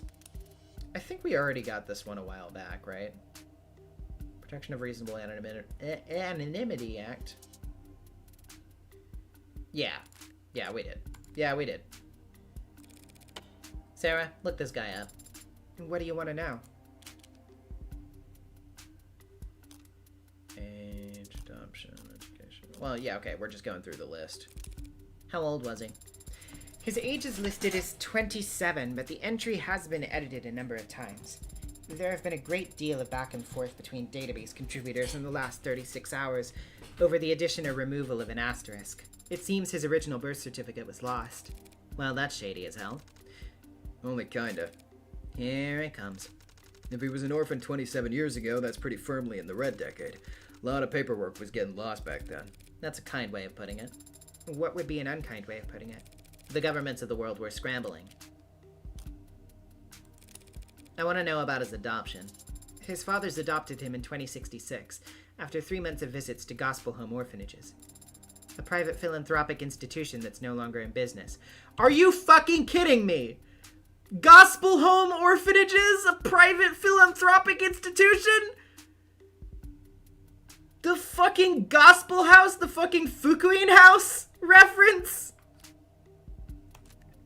God. The Umineko just doesn't stop hitting. Bankrupt or bought out? Bankrupt. Damn it. They just gotten swallowed. The parent company might have kept their records. The adoption itself was somewhat of an event. There are multiple news articles and photos of it. Not trying to cast doubt on the realness of their connection, but they wouldn't be career politicians if they let a photo op that good pass them by. Unless they wanted to draw attention away from who they were adopting, and... No, a child showing up quietly in a politician's life looks guilty as sin. They wouldn't let people think. This isn't useful. I can go in circles all day speculating about this. What was his education? Tariq Chopin had a law degree. Who gets a law degree and then becomes a patrol officer? The son of a politician. It's not a bad path. If your superiors know you're connected and smart and can recognize when the law is being broken, it'll keep you far away from anything real. You can coast for a year and then move into politics as a veteran of the force who's hard on crime. Linda did mention he was far too principled to be likable or reliable. Yeah, Beatrice, the Witch of the West. And now that I think about it, really, kind of when you think about it, the whole, like, prodigal child returning to reclaim the fortune thing. Well, I shan't say anything more about that. I don't want to get into Umineko spoilers. But, yeah. If joining up with the police was nothing but a calculated move, that means he had a clear plan for what to do after. And it probably didn't involve defrauding the city in a real estate scheme. I can think of a few reasons why a cop would get murdered at the scene of a crime like that, but Tariq Chopin wasn't some ordinary cop. The strongest motive that comes to mind is... Wait, you really think... You think Chopin was the little lord? You're the last person I'd expect to believe in fairy tales, Red. Can you honestly say it doesn't fit? If we for a moment assume that unicorns and dragons and Tsuchinokos are real, What do you mean? Tsuchinokos are very well documented. I can show you. then yeah, it's possible that Chopin was the Little Lord. And if any youngblood knew it, they'd want him dead. To prevent the old guard from abandoning them. 3 thoughts come to mind. 1, this is all guesswork on your part. Even the most zealous youngblood wouldn't off a guy just because he happened to be about 30 years old and adopted. They would have had to seen something that at least suggested it. 2, as I recall, the only youngblood you know of is this Creek guy. And Creek was dead before Chopin ever entered the building. Clears his name pretty handily. The only youngblood I know? 3, I can think of at least one other group they'd killed to prevent the Little Lord from reclaiming his throne. House Ikaria. And who better to cut him down than their most loyal rook? And that would neatly explain why the old guard would be pissed enough to try to kill Sosuke in a courtroom, unfortunately. Stay positive. Just because the old guard thinks Sosuke killed their precious heir doesn't mean he actually did. Yeah. Hey, Sarah, get some footage of me making this next one, from over there in the corner. Boss? We'll shoot a promo. I just found this hidden gem where this guy made the best drink ever, that kind of thing. Where it's kind of cheap and fake, but like, you're in on the joke and it's not pretending to be genuine. Boss, with the number of followers Kintsugi has, a video longer than 9 seconds posted at this time of day, I don't want to hear about that depressing shit. We'll cross-post or whatever. does it have to be that corner? The lighting will be bad. Any corner, just make it sure it's from a distance. From a distance? Wouldn't it be better framed if... It'll look like shaky cam, found footage. It's more legit that way. My hands do not shake, but I'll try. What are you doing? Making you a drink, obviously. It's quite the treat. Why? Because we've got some heavy shit to discuss. Starts with ice. What do we do with crushed ice at Kintsugi, Sarah? Kick it under the fridge. Exactly. Rock ice or nothing when you're mixing a cocktail. Hang on, you taught her that? There's a drain under there. Not in my kitchen. When the ice melts, it warps the floorboard. Half a lime, juiced. Pay no attention to the second half. I'm using here, Sarah. Red likes it tart. Now you're the lawyer and you've got a hell of a mind for all of this stuff. Egg white, toss the yolk until it's a weekend, in which case... Put it in the bowl in the fridge. But it seems to me like you're approaching this shooter from every angle but the deadly serious one. Orgate. Yeah, orgate. Or is it orgate? Orgate? I don't know. I've never said that word out loud before. If a customer says they prefer simple syrup, you let me know and we won't serve them to anyone. Serve them anymore. Orgeat? Oh, okay. Not either of the ones that I assumed. You need to consider that maybe the shooter wasn't there for Sosuke. I told you, they kicked me out after only a few minutes. No one's sending an assassin after me for that. Whiskey, black label or higher. Then shake the hell out of it. Word of mouth can be deadly, down there in the fog. I saw her leaving the building can easily become I saw her running away. If someone wanted to get to me, a courtroom filled with cops would be a pretty shitty place to choose to do it. Yeah, but it might have been the only time and place they knew you'd be. Mint for a garnish with charred cinnamon for smoky ambiance. Serve immediately. The fucking Umineko ass picture again. A bitter blessing. Surely with that much lime, it's a sour blessing, no? You want me to toss it out? Thank you for the drink. But I'm nobody, Ryan. No one's coming to get me. Nobody even knows I exist. I hope you're right. I am. You wouldn't know if you're wrong until it's too late. Bottoms up. You get all that, Sarah? Yes, boss. Hey, bottoms up is just an expression. You're supposed to sip it, for God's... One last thing. Apparently Sosuke's captors talked about some kind of huntsman. The Little Lord is an urban legend. Huntsman's a goddamn boogeyman. Workers shooting the shit around burning tires trying to make the noobs afraid to go off and piss by themselves. Right, so they're bullshit. I got the same answer elsewhere, but... No, they're very real. Pardon? Huntsmen, not a species native to our shores, thank God, but they're real. You just said that they're boogeymen. Yeah, and the fact that they exist is what makes them so damn scary. Are they some sort of assassin? Like Ressin the shooter in the courtroom? Nothing so concrete. Huntsmen are virtual shapeshifters. You feel a chill down your spine one night on your way home from work, go to sleep, wake up at night to a man wearing your own face choking the life out of you. while he calls your mom from your locked phone across the room in your own voice. But like I said, they're all overseas, in more contested parts of the world where the Blue Bloods are better funded. You wouldn't pay for one of them to come into the country unless you had a really good use case, or a weapon only they could take full advantage of. Well, I'll be sure to pass that on to Sosuke. Why, so Sosuke can start writing his will? I wouldn't bet against him, so long as he knows what he's up against. Urban legends are missed, but boogeymen are easy to kill. How do you kill a boogeyman? Same way I'd kill anyone else. With pleasure.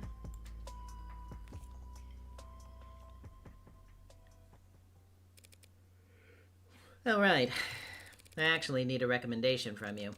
What, kind of recommendation? A bar, I think. Needs to be open tonight. Oh. What are you looking for? Well, it's, not for me, but... How much do you know about host clubs?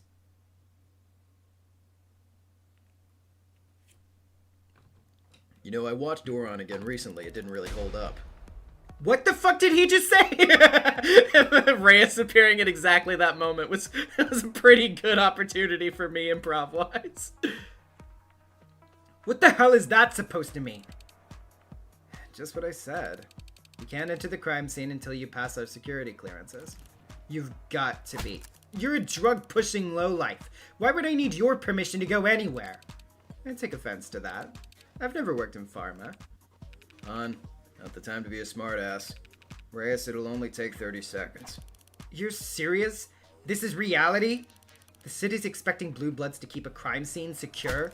They're the ones committing the goddamn crimes! Hey, if that's your criteria, half the police force should be disqualified. Or is excessive force not a real crime? Are battered spouses not real victims? Guess assault's only assault when it's a real person on the receiving end. Science is legitimate, Reyes. All the paperwork's in order and signed by our bosses. These idiots are walking around barehanded and knocking shit over and leaving trash all over the goddamn place. Should we give them badges while we're at it? Let them investigate crimes, too? We already investigate crimes. You have any idea how many missing teens there are in the lower wards? No, because we find them. Because we actually give a shit about the people who live down here. Oh, and I'm sure your prices are very generous. Better their parents get a bill from us than a letter of condolences from you. So sorry, man, but he looked suspicious as he was running away. Han, not helping. Reyes, let's calm down. Sorry that I'm not calm when we've got actual orcas stomping all over the scene where a cop was murdered. Last I counted, there were 5 bodies upstairs. Are both your eyes broken, or do you just not recognize anyone without a badge as human? Perhaps we've come at a bad time.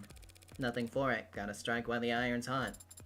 The iron seems very hot in this instance, Adonai. Sorry to interrupt, folks. Don't mind me, I'm just gonna take another look upstairs. Now you? Hey, why not? You nearly died once already today. Why not let these orcas give you the tour?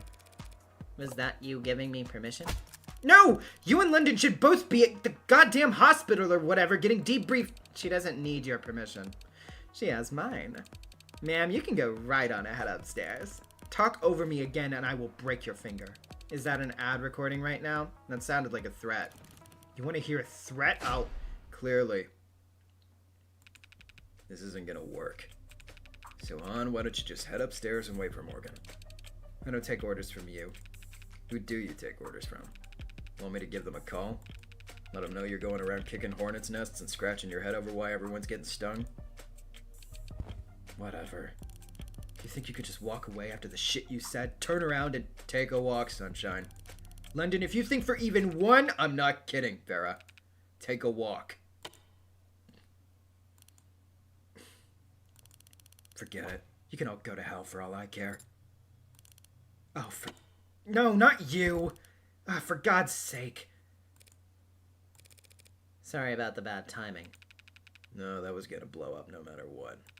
Situations like this will require compromise, and Reyes is... uncompromising. At least you're around to balance her out. You might be the most compromised cop I've ever met. That was not a very nice thing to say. And it shows that you haven't met that many cops. I'm surprised you're still welcome around here after what happened in the courtroom. No, Bresson? The Blue Bloods are a big organization, and Bresson was pretty firmly on the other side. Gals like Han who work in the gray areas might as well live in a different world. If you say so. I just didn't think the Mafia would allow the death of one of their own to go Unanswered. They sent him into a courtroom packed with police with a modded arm that only had one shot. I don't think they're surprised he didn't make it back. Will Detective Reyes be alright? She seemed angry. More so than usual. Yeah, she'll be alright. Blowing up, yelling, cursing, that's nothing. Practically healthy. It's the ones who go quiet you gotta worry about. What brings you back here anyway? We're pursuing leads. Sounds serious. Man, that was very good dialogue. Also, I'm falling even faster in love with Han than before, to be honest. Anyway. Anyone go digging into Chopin after my implications earlier today? Lady Rockford will probably take it seriously, if only to cross it off the list. But, other than her, I think you mostly just pissed people off. Lucky for you, I was able to convince some techs to confirm your soundproof windows theory, but... The windows at the scene of the crime, positioned behind Creek's desk, blah blah blah. Yeah, additional analysis of the building has confirmed that the windows and doors are all effectively soundproof when closed. So we got that one. Don't expect to be welcome at City Hall anytime soon. Hadn't counted on it. Whatever else he's innocent of, Chopin did get here before anyone else, and no one knows how. Look, if he really did get some kind of coded message or secret text, there's no trace of it in any comm logs or his personal devices. And it didn't come from any of the tech we've examined on site. Have you found any secret passages on the premises? Afraid not, little lady. Maybe you'll have better luck than me. Secret passages? In what world? No, Nox's rules. That's just me being funny. Was that your whole story back in the courtroom? You and Reyes happened to be in the area? If you don't want to take my word for it, Reyes will tell you the same thing. Doesn't seem like she'd want to talk to Adonai at the moment. Can you tell me exactly what you two saw when you arrived? The 10999 went out around 10:15 p.m., telling us that Chopin's heart had stopped. Every time I say that, I always get paranoid that I'm saying one too many 9. 999. No, it's 999. Why do I keep saying 9999? 99999. It's so hard. Whatever. So we dashed across the street to an elevator. We were descending at 10:17 p.m. when Rogers reported that he was dead. At 10:21 p.m., we approached from the front of the building, saw the door ajar, lock blown in, then Sunshine and I started clearing the first floor. You didn't hurry up to the 3rd floor where the dead cop was? Think about Zero Escape. I think about Zero Escape too much because people ask me about it all the goddamn time. That was a joke, by the way. Just so that nobody gets mad at me. Like I testified, Chopin had flatlined and his own partner had confirmed it was no false alarm. We knew we couldn't do anything for him. Rogers had already apprehended the suspect, so SOPs we focus on securing the area and clearing the premises. How level-headed. So the Officer Rogers we saw in court today really did take Sosuke down all by himself? Yeah, charged in and pistol whipped him right on the head. I assume you found that the first floor was in fact clear? Yeah, all these vaults were empty. You didn't wait for Cyanus to show up with the spare keys? Surprised you didn't throw your back out kicking down doors. Sunshine helped. Besides, they weren't all locked. They weren't? Yeah, I remember that. That one right there was unlocked. Room 107.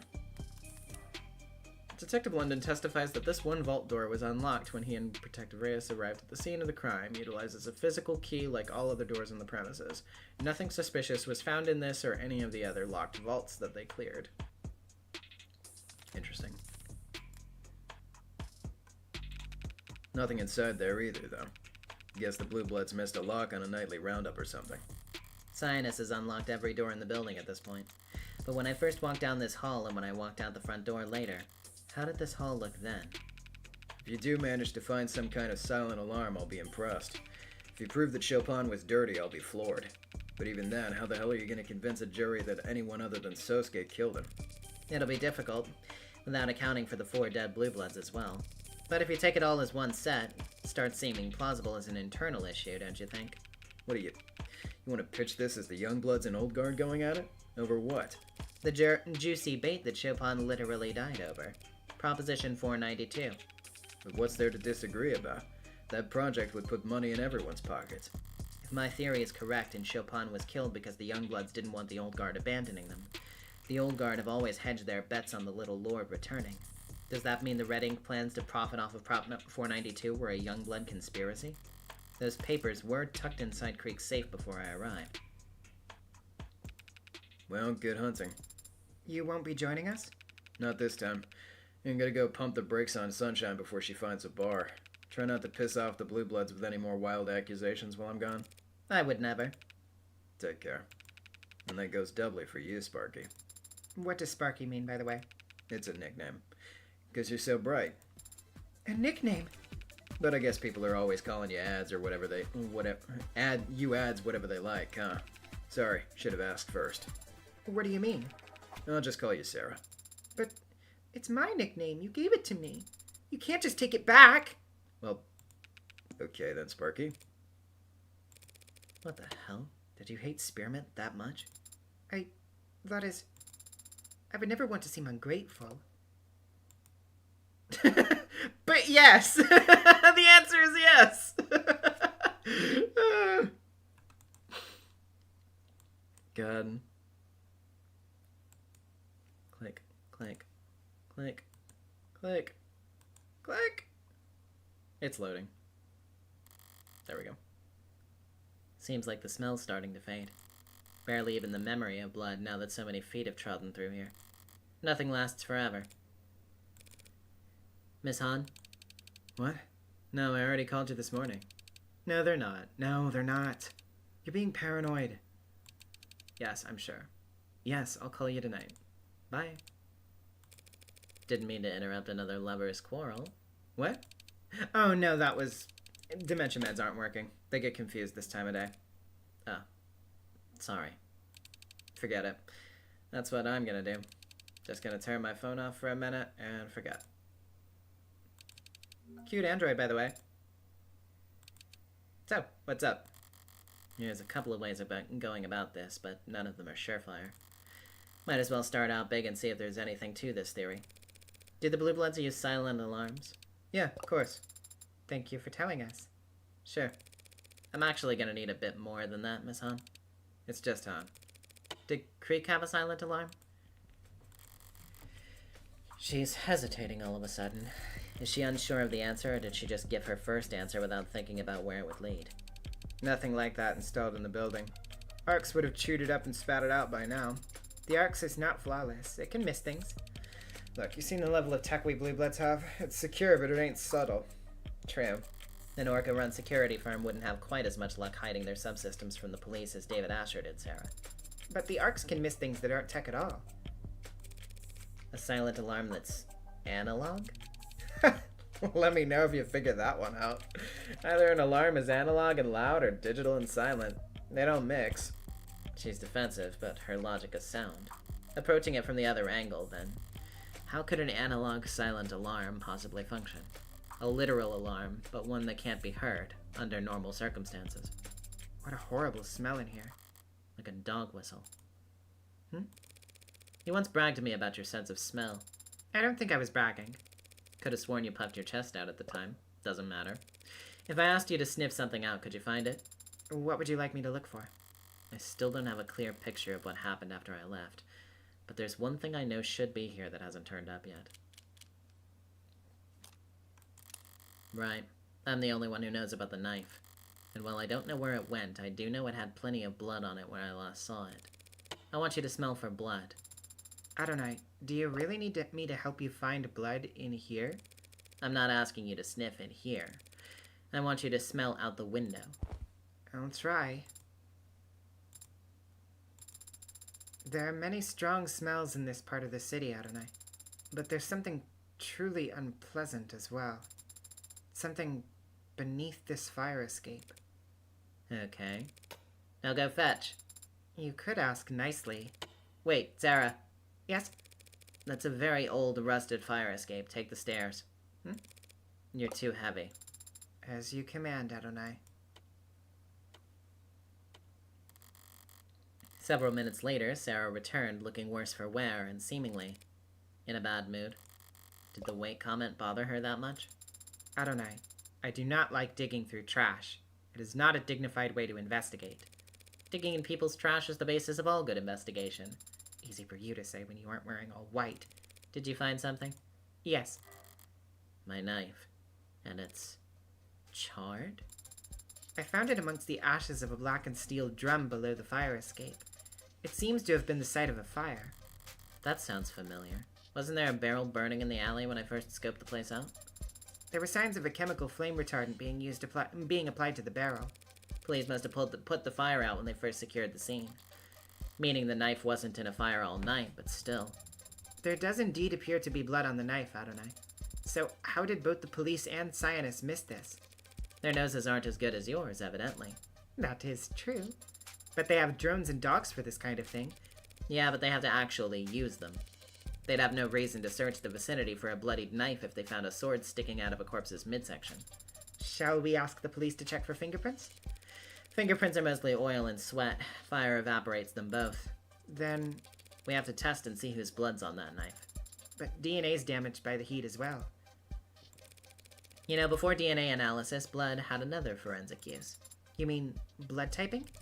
The DNA on the knife might be too damaged, but modern analytical tools should be able to at least identify blood typing.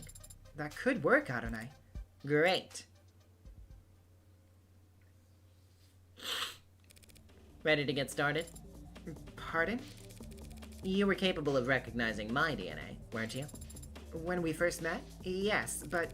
So why don't you try your hand at analyzing blood type? It's gotta be simpler, right? It might be, but Adonai, to analyze the blood on this knife, I would have to use my Pretend it's a lollipop or something. It's blood! Well done, blood. It'll taste like beef. You don't know what human blood tastes like! Of course I don't. Look, the fire sanitized it. Probably. Just get it over with. I will reference this incident the next time we discuss raises, Adonai. Fine by me. Because that's never happening.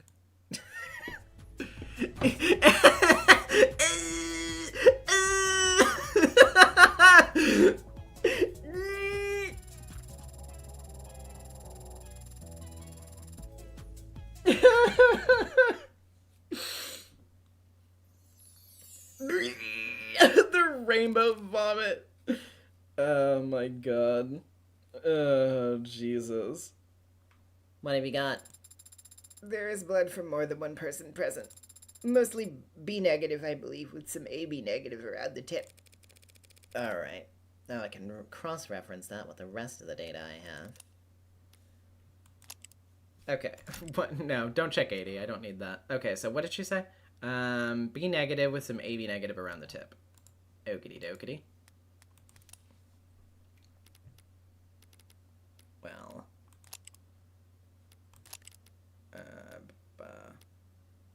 Hold on. Where are the other fellers? Okay, that's O positive. Where is, Miller? Okay, yeah, some B negative. So that obviously is, yeah, that makes sense because it's Miller. Some AB negative around the tip.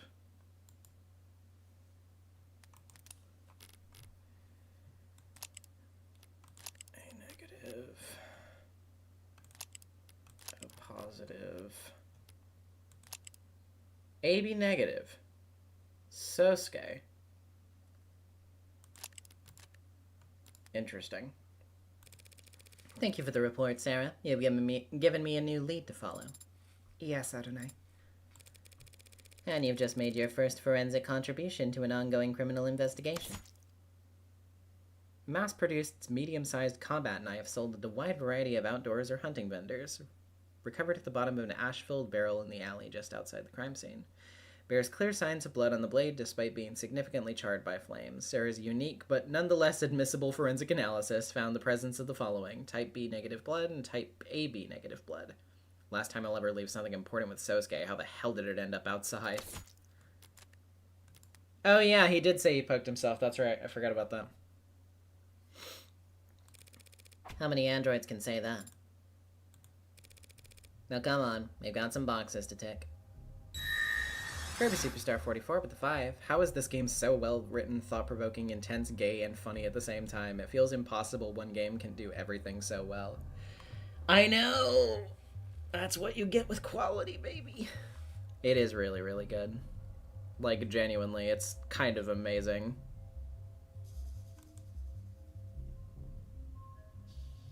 Okay. To look around. Is this evidence? It's a piece of crap some crime scene tech left behind. Nothing relevant about it. Yes, you're right. It's just displaying a news article they must have been reading. Apparently they have arrested the Heartbreak Killer. Copycat. Yes, the Heartbreak Killer's copycat, and it seems... Just let me skim it for myself. Oh. Boy. Okay. Let's read this. Suspected Heartbreak copycat foiled. Arrested. An individual suspected of planning an act of terror has been arrested thanks to quick response from local police and well-coordinated efforts from state investigators. The suspect, whose identifying information has not been released by the public, was apprehended by officers seemingly in the midst of preparing their attack, having already loaded a firearm and several magazines of ammunition into their vehicle. Police have not commented on whether the firearm in question was properly tagged, but insiders with close ties to the investigation claim the weapon itself was not what led to the arrest. We'd identified a troubling pattern of net activity in the days leading up to the arrest, concerning searches and attempts to access old net portals. The suspect has already been on our radar by that point, so when they posted that manifesto, we were able to quickly secure a warrant for their arrest. The alleged manifesto in question consists of what was at the time a publicly accessible online document praising Heartbreak's hardline stance against neoliberal corporate soft power and listing a number of complaints and criticisms against the recent business decisions made by Hanami Robotics. Excuse me. Most notably, an announcement made on their last earnings call that they would begin moving manufacturing jobs offshore. While the decision landed Hanami in some controversy at the time, their stock price steadily increased in the days after, reflecting optimism among shareholders that Hanami's lucrative product lines of mostly heavy construction robots would no longer be so strictly tied to national politics.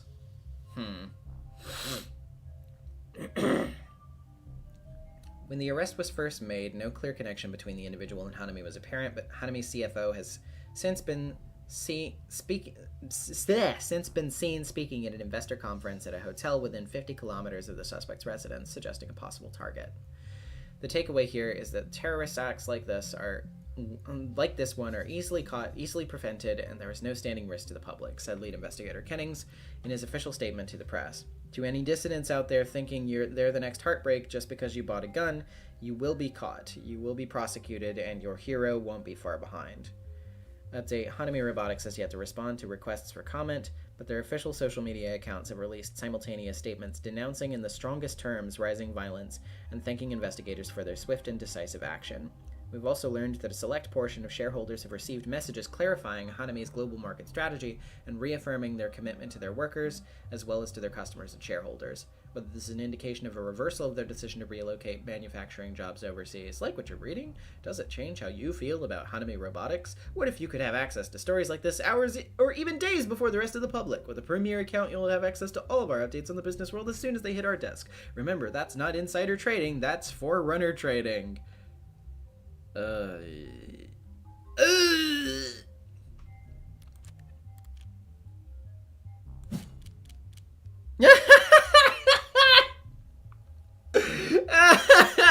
Oh, Morgan. Oh, Morgan. Oh, Morgan. Seems like Heartbreak isn't going away, no matter what happened to the original. So it would seem. Jesus Christ. Fucking goddamn. Red Ink Protocol, designed to make data difficult to physically redistribute. Couldn't anyone just take out their phone and snap a picture of the pages? It seems that some of the responding officers attempted to. The arcs show that they failed. On some fancy ink. What do you see when you look at the pages, then? No more detail than you do, I'm afraid. It's strange, isn't it? They went to such lengths to protect this information, and yet these papers were left out where Officer Chopin or anyone else could read them. They weren't left there by Krieg. I took the documents out of his safe so I could reach the mask, and I must have left them out on the desk afterwards. Oops. Our client, Sosuke. According to Rogers, this is how he found him. Thrusting the sword into Chopin. Or merely trying to retrieve it. Not a huge improvement there. He really was found in a terrible state, wasn't he? And that was before the police gave him his cop killer welcoming and... Sarah, bring up the medical files on Sosuke. I want to go over everything we know about how he looked when Rogers arrested him. What specifically? How exactly was he injured? His left hand was broken. He had internal bleeding throughout his torso, bruising and rope burns on his wrist, where he was bound, contusions all over the anterior side of his body, and he also sustained a large blunt force trauma wound on the back of his head. His biggest wound was to the back of his head? I guess if he fell backwards to the ground. There's also a small cut on his left hand. How small? As if he cut himself in the kitchen. Wasn't expecting a metaphor there, but it's effective enough. He was covered in blood, right? Were samples taken for analysis? The blood on his torso and head was all his own. He got some of Chopin's blood on him while he was face down, being cuffed by Officer Rogers. And he also had a great deal of Trey's blood on his feet and pant legs. Any other questions about our client's arrest, Adonai? Not unless there are some crime scene photos you've been holding out on me. I'm afraid not. How is it that I'm the only one who made an effort to preserve the crime scene?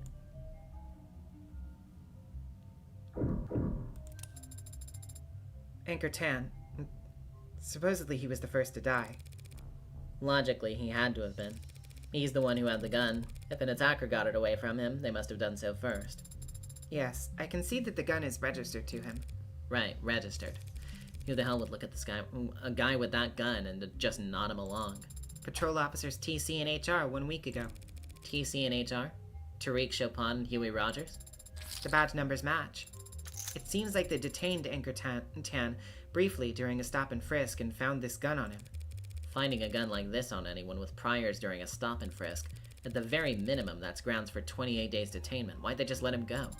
Is it possible that he was a criminal informant?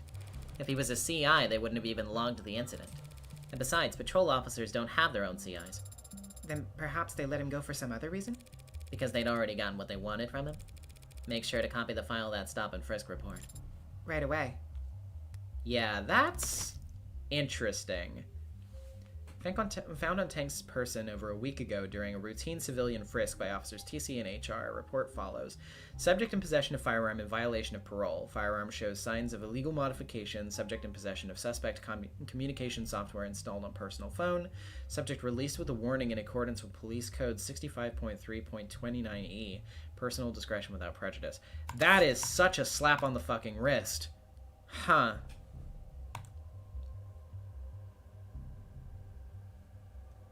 Interesting. So this is where they found Creek's body. He was the only one who didn't die instantly if anyone had a chance to use a silent alarm. No. Oh, no, wait. I should have read that. Staggered. Yeah, he was the only one who didn't die instantly. If anyone had a chance to use a silent alarm. No. He must have been paralyzed in between the time he was shot and his actual expiration. They weren't paralyzed. What do you mean? If they'd been paralyzed, Yumi would have noted that in her autopsy.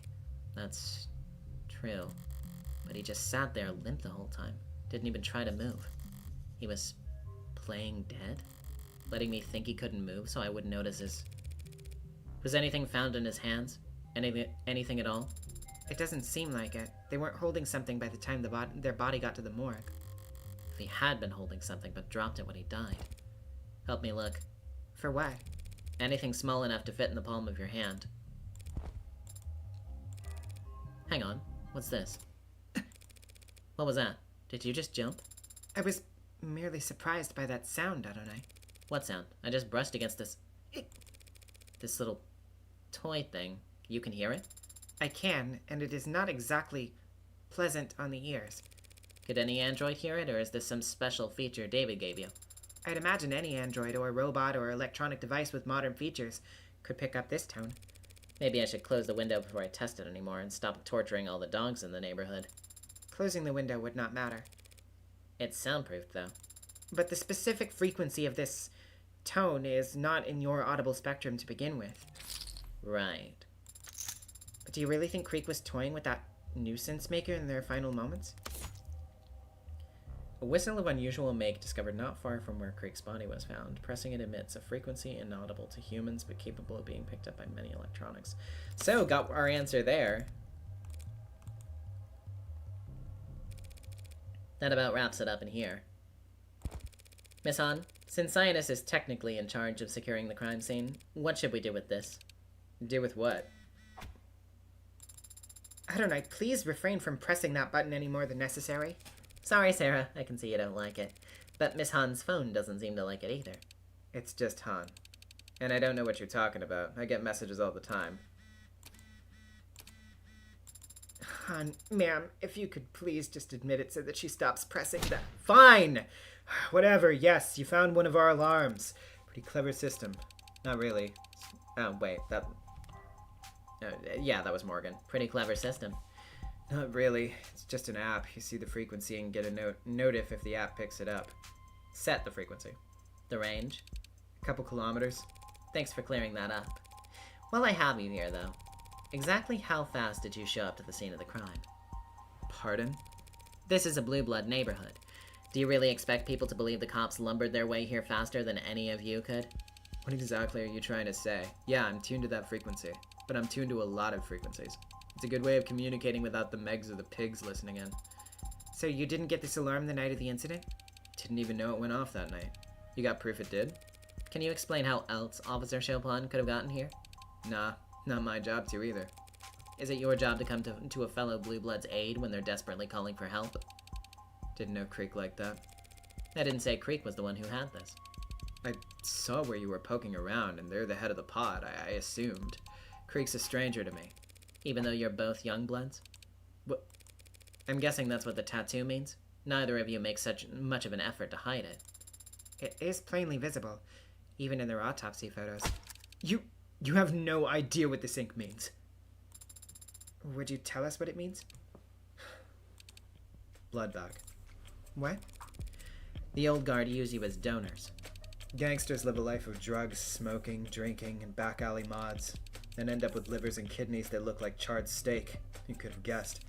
Got no children because the Icaria killed them all. Can't get on the donor list because they're geriatric, reviled crime lords. So, what do? Hey kid, want to be a gangster? Let me see if you got what it takes. Hold still while I prick your finger. They tattooed our torsos because even if you mod off all 4 limbs, you'll still pump clean plasma. Every drop an indicator of quality. I'm a universal donor, so I've got 3. AAA graded. Just like meat. And Creek? Save it for the trial, lady. Are we done here, you think? Not quite.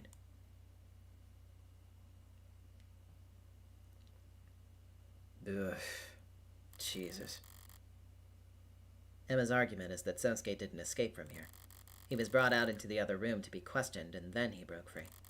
I know that's not true. Sosuke would have been stuck here until the police arrived if I hadn't handed him the Mag US to, well, frame him. And the knife, also to frame him, but secondarily so that he could cut himself free from his bindings. There's bloody rags there? Remember what Sosuke told us when we first met? That he was bound in here the whole time until his bad Samaritan came along and gave him a knife. Now we know what knife he was talking about. And now I want to know whose blood this is. The blood on the bindings? It would have to belong to Sosuke, wouldn't it? All the other bodily fluids in this room do. Probably. But I need to know. You've already done it once. What's one more time? One more time will surely make me sick! Please, Adonai, let us ask one of the Cyanus employees on standby to analyze it. They have a record for very fast turnaround on DNA tests, I promise. I can show you customer reviews. That's right. Cyanus does DNA testing. Typically paternity tests as part of their private investigative services. But they have been assisting the police with DNA analysis around the scene. I'll flag the bindings to be analyzed. Wait. I have already made the request, Adonai. If you insist on making me test the bindings myself now, you will only be upsetting my stomach to satisfy your own impatience. Fine. But I'm gonna cite this incident the next time we discuss a raise. Really is a shithole in here, though, huh? I agree with your sentiment, if not your choice of words. It feels like a cruel place.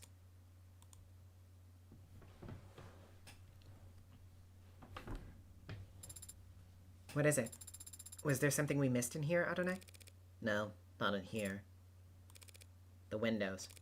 They were closed when Creek was shot, still closed when Chopin and Rogers arrived on site, but they were opened by the time Rogers got to this room. I used that contradiction to argue for the presence of a third party. Because someone must have opened them. To go down the fire escape. And then what? They must have dropped down to the alley and ran away, right? Yeah, that's one option. What's the other? Would it kill them to do some sweeping around here? I guess that would be contaminating the crime scene at this point. But then what the hell do all these cops and scientist chumps actually do? Lean on walls and screw around on their phones? I think you're being a bit harsh in your assessment. But you aren't alone in your criticism. Detective Reyes had much to say about how scientist employees were not wearing gloves and knocking over trash. If they had picked up trash, that'd be removing evidence. The arcs would light up. Adding trash, though? Adonai? Help me look through this. Garbage again? Already? Just start looking. Any of it requires DNA analysis. Wait, there. Red. I don't smell any blood. Not blood. Ink. A torn page of the Redding documents, with what looks like a shoe print on it. Shall we try to match it to the samples? Good luck. Cops and security types all wear the same kind of boots.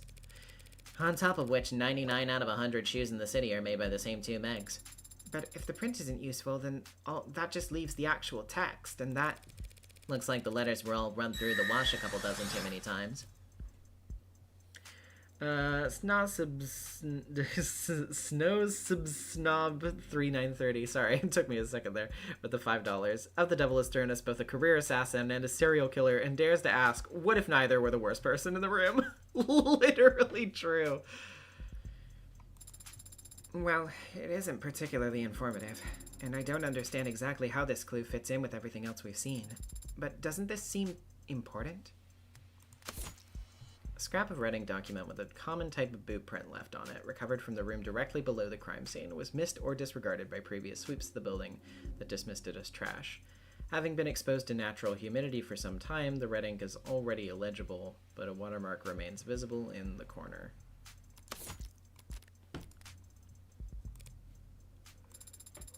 How could it have been lying here neglected this whole time?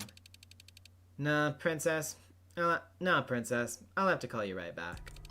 Of course, wouldn't dream of it. Come on, you know me.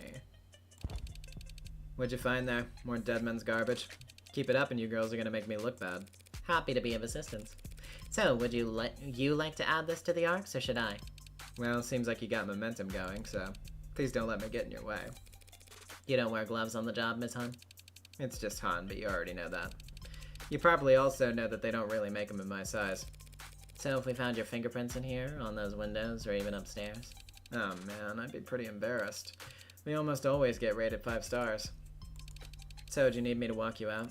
I'll be fine, thanks. Suit yourself. Just be careful you don't get lost. Sun will be going down soon. It can be hard to find your way back in the dark. Yeah, okay. This idea is starting to look like a pretty safe bet. Your theory that Chopin was assassinated is an attack on the Old Guard? But how can we confirm it? We still haven't met anyone from the Old Guard. Though even if we had, it occurs to me that they would be reluctant to speak with Sasuke Ikaria's legal team. Don't be so pessimistic. The enemy of my enemy is usually willing to at least talk. And talk is where I do all my best work. Where do we look then? You still got the address boss gave us?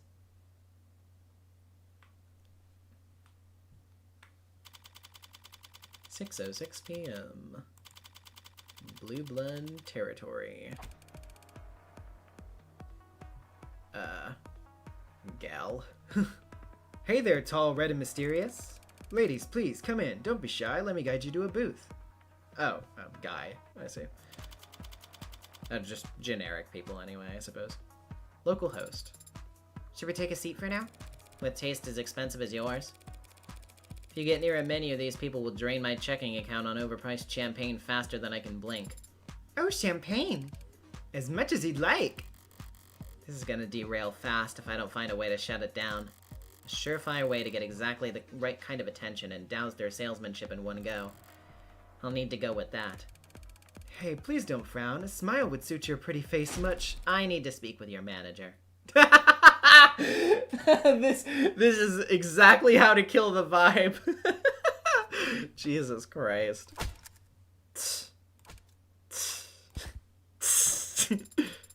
What happened? They're all walking away. Hey, Mama. Yeah, There's some kind of, I don't know, accountant or whatever here to talk to you. The voice on the other end of his earpiece grumbles a response. A cranky one, judging by his reaction. Mama will be out in a second. You're expected to buy something in the meantime. You got tap water? You don't want to drink the tap water in this district. Soda water? It's all overpriced, lady. Might as well get something you'll enjoy. I thought my first visit to a host club would be more celebratory than this. How much thought have you given this subject? What kind of light reading gets tossed around a club like this?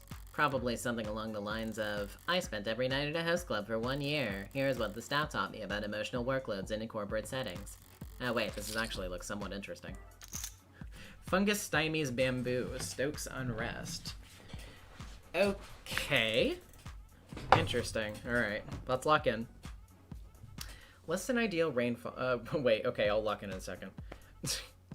Pinned to great with the $10. Can never watch your Tuesday streams live because of D&D, but I love watching back the VODs for the AE and OTD streams. Excited to watch this back and see you experience peak. Thank you, I appreciate it. And yeah, it sure is peak. Less than ideal rainfall patterns met with greater than usual saltwater flooding had already left many of the tropically centered macro farms that produce most of the world's bamboo struggling to meet demand. Now, with increasingly widespread reports of fungal infections, tensions are beginning to rise in the region. Okay, hold up. As its large migrant worker population is faced with the possibility of one of the worst quarters on record. Bamboo is a highly versatile crop cultivated successfully for thousands of years and on all 7 continents, if one counts the agriculture science labs on the Antarctic Peninsula. But in recent decades, advances in agricultural genetics and greater restrictions on the lumber industry's woodcutting activity have led to bamboo becoming a premier organic manufacturing and construction material for much of the world, especially in impoverished regions that often lack the machinery required to process advanced synthetic equivalents. The hardy plant can grow in a wide variety of environments and humidity levels, and has even been considered an aggressive invasive species at times, but modern genetically modified monocultures are tailored to grow specifically in a small number of tropic and subtropic biomes, intended to provide a stable cash crop for regions that have historically struggled to farm soy, sugar, or wheat. But it's a delicate balancing act between tuning a cultivar to a target environment and rendering it unviable in the wild, and years like this one can put that vulnerability on full display. The fungus practically chews through the groves. You can see it growing with the naked eye, said one worker, who requested anonymity due to concerns over the citizenship status. The company tells us just to burn it all, but it's too damp for anything to catch fire. Bamboo's hard to burn, so they want us using this incendiary stuff, and they won't pay for us to have masks. Data on the efficacy of burn pits is combating the spread of the fungus is limited, but most corporate officials agree that the risk of inhalation among personnel is low and masks are an unnecessary measure. Some of the migrant worker population, however, is arguing that the hesitancy to provide masks is more politically motivated. Plotter's rebellion was decades ago, but the gas mask is still a powerful symbol even today. Back then, workers went on strike because the conditions growing mushrooms in the fungal plots were so unbearable. Now this fungus is cutting into profits again.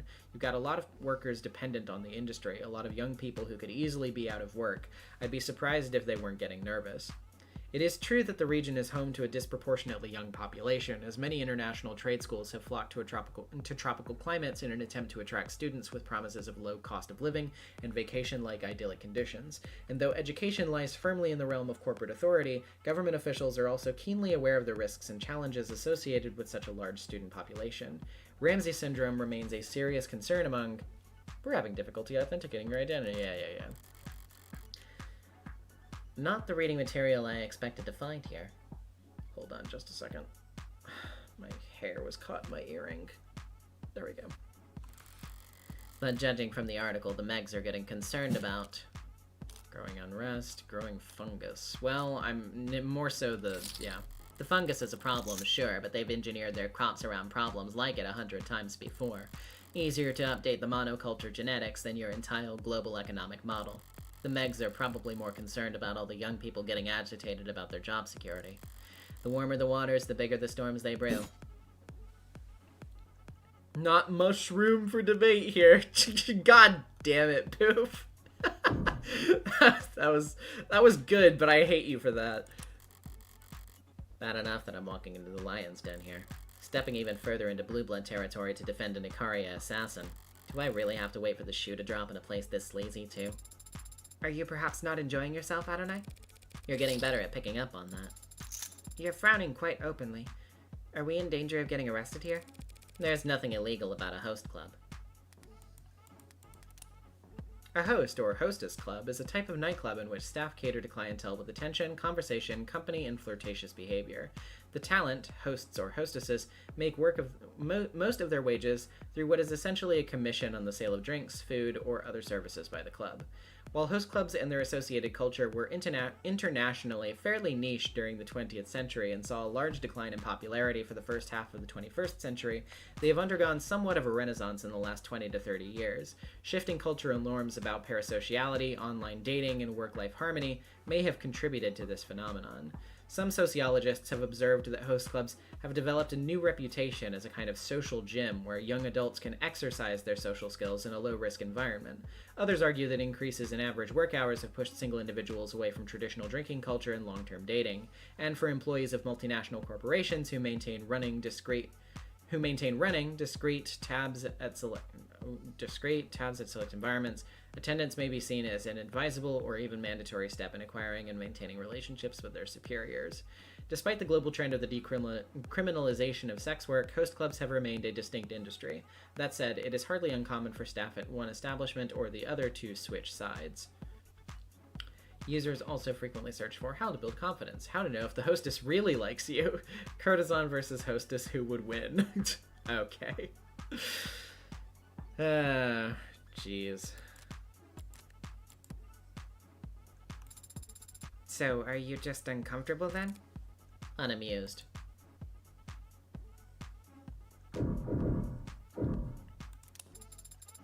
Do you think that they were being literal when they said that you were expected to make a purchase? Probably. Doesn't mean I'll oblige them. Though it's not like spending money here will make them less likely to cooperate. I would offer some suggestions based on customer reviews and price points, but for some reason I don't see prices listed here on any of the items on their menu. Was a mistake made when formatting the data? I really hate this place. Beer, wine, champagne. You know, it's the new year. Ah, what the hell. Hey, Dorignon, pour out a tower for all I... Is it Dorignon? Dorinon? I don't know. I am unaware. Pour out a tower for all I care. Suddenly, as if I uttered a magic phrase or a sleeper cell kill switch, all the eyes of the staff around the room dart to me. With a jolt of energy, the bartender jumps up to ring a bell above the counter. Doraemon. Pomdi Tower! The staff began an unsettlingly chipper chant. Tower! Tower! Tower! I'm not sure Sarah's eyes can get any wider. Let's take a commemorative photo, madam. Where would you like to sit? Who's the smallest spender in here? What? Well, I mean, we don't really keep track of that sort of... His eyes wandered, losing light all the while, until they settled into a glassy-eyed, pitying stare at an overworked-looking young man at a small table. Adjusting his tie while the girl next to him makes no effort to hide her boredom. Send it over to him. King for a day. With the same nervous smile he'd used to shake hands with a suicide bomber, the bartender redirects the oncoming parade towards my designated lucky loser. He looks terrified. Money well spent. You just gave the tower away? I've got shit to do. I can't drink all of that. I could have perhaps helped. But even so, after you paid all that money, to just pass it along to some stranger. Are you some kind of saint? Oh, I'm not paying for that. Makoto's getting this bill. Your client? File it under investigative expenses. That is not exactly inaccurate, but... What's he gonna do, kill me? Given his position in the house and his age, it would be more likely that he'd have you killed. Jesus. That was fun. Have you ever been to an establishment like this before? No. Not even when you were apprenticing? There have been certain work parties where attendance was strongly encouraged, but I'd never set foot within a kilometer of this place like this, of a place like this otherwise. I suppose if you have a hard time, if you have a hard spending limit, there's only so much you can enjoy. And it's not a matter of cost. It's a matter of taste. Surely everyone enjoys being paid attention, no? It's flattering. Not everyone takes to being complimented. I see. So you respond more to being challenged? What do you think? Perhaps not. Mama on deck. The big cheese! What exactly are you expecting? With a title like Mama, I'd expect a stern but fair, nurturing figure who... What the hell do you want? Is that the kind of treatment one should expect at this establishment after purchasing a champagne tower? That was you? Oh shit, you clearly need information a lot more than I thought. The Ikaria must be giving you the mushroom treatment. Keep them in the dark. And feed them shit. Yes, I've heard all the lawyer jokes. Now, can we talk, or should I get on the phone and claim that my credit card's been stolen? You've bought a champagne tower. We can talk all goddamn night if you want. Introductions, then. I'm Morgan, Esquire, criminal defense attorney representing Sosuke Ikaria. The glowing green toaster is your plus one. Couldn't have put it better myself, Miss Kim. Hannah, small business owner. Or is it Hana because it's Mama? Like, is it for rhyming purposes? Or did I get it correct the first time? I don't know. Either way, she's great. I love her. Date of birth, March 26th. Height, 164 centimeters. Blood type, AB positive. Occupation, small business owner. Likes persimmon, handbags, joint cracking. Dislikes part-timers, binge watchers. Ad vandalism. Hidden talent, can slice an onion paper thin in 11 seconds. Relaxes by shooting clay pigeons. Motto, promote from within. I like her. and one of the more influential members of the Blue Blood Old Guard, I take it? The Old Guard are the only blue bloods that have any influence at all. First gens and young bloods should count themselves lucky to be middle management. Should you really be calling them young bloods? Oh, now the neon robot's gonna preach to us all about political correctness. Really, madam? I know PC. My gen invented PC. We've got PC coming out of our ears. So I mean it when I say youngblood's a term of endearment. She literally just do the, oh, so now the talking cheese is gonna preach to us.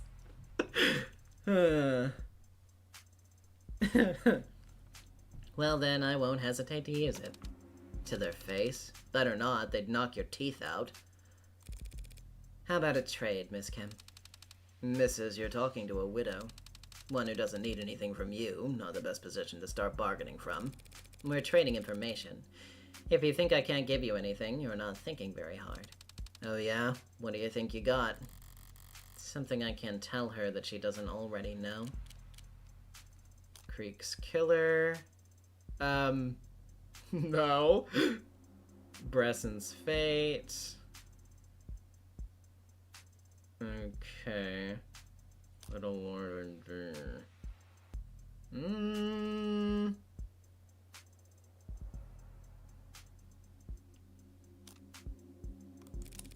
I can tell you what happened at the courthouse today. If something worth knowing had happened, it'd be in the news by now. There's currently a blackout on media coverage of today's events. There's always leaks. Finding one will take time. I can give you a first-hand account right now. Let's hear it.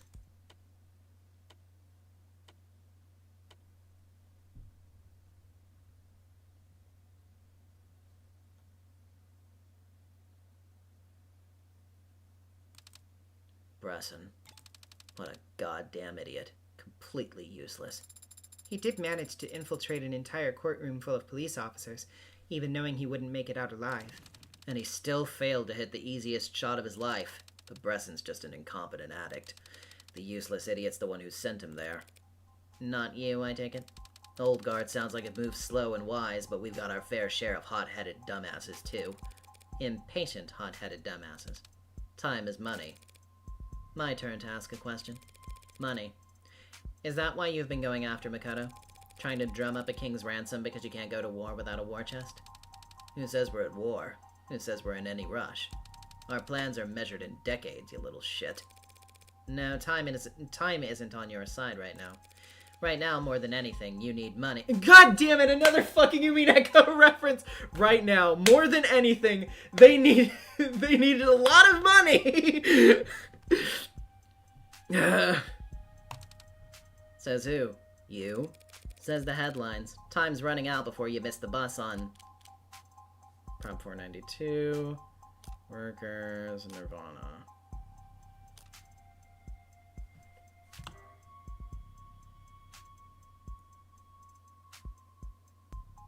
Time's running out before you miss the bus.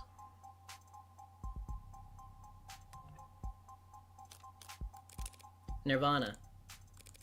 Everyone in the capital knows it'll be legalized before the end of the year. Huh. Party drug. Dumb money. Yes, dumb money.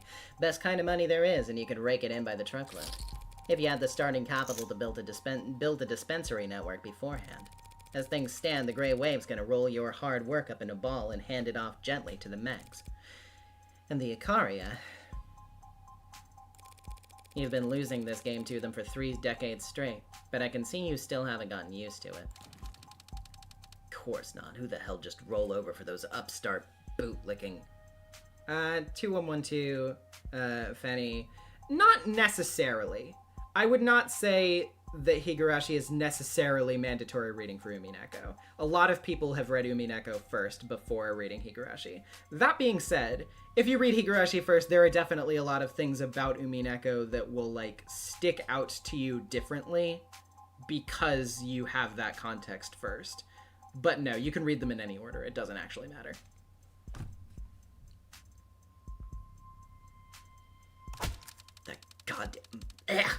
Excuse me. That goddamn fox smirking behind his perfumed incenses and painted screens and sheets of gold leaf. Should have cut out his eyes when I had the chance. I'm acquainted with the hound. Who's the fox? Should we conduct a survey of all the IFG members' back tattoos? The fox, the kitsune, goddamn Daisuke Ikaria, of course. The family's patriarch? Haven't had the chance to meet him in person. Ha! Knew there had to be a reason an Ikaria lawyer didn't already stink of cigar smoke. Adonai does smoke, despite my repeated warnings about the health hazards. Have you had your olfactory checkup lately? Loss of smell can be the first sign of... I don't stink. That's the takeaway. Now admit it. You want to capture Makoto Ikaria so you can afford to ride Nirvana to legitimacy. I don't want to capture Makoto Ikaria. You know our history? In brief. So what part of that summary made you think that I had the chance to end the Ikarian line? I wouldn't take it immediately. Are you speaking for yourself or for the whole old guard? Nah, my turn to ask.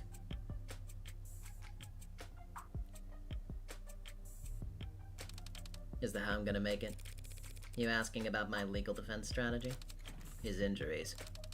Any chance he's gonna keel over from an infection after Creek's pod worked him over? Did Bresson somehow manage to nick him? He's still recovering from the injuries he sustained when captured, but he was not harmed during the incident in the courtroom today. Yeah, Bresson didn't even manage a scratch. Not a scratch, huh? Did he even get a shot off?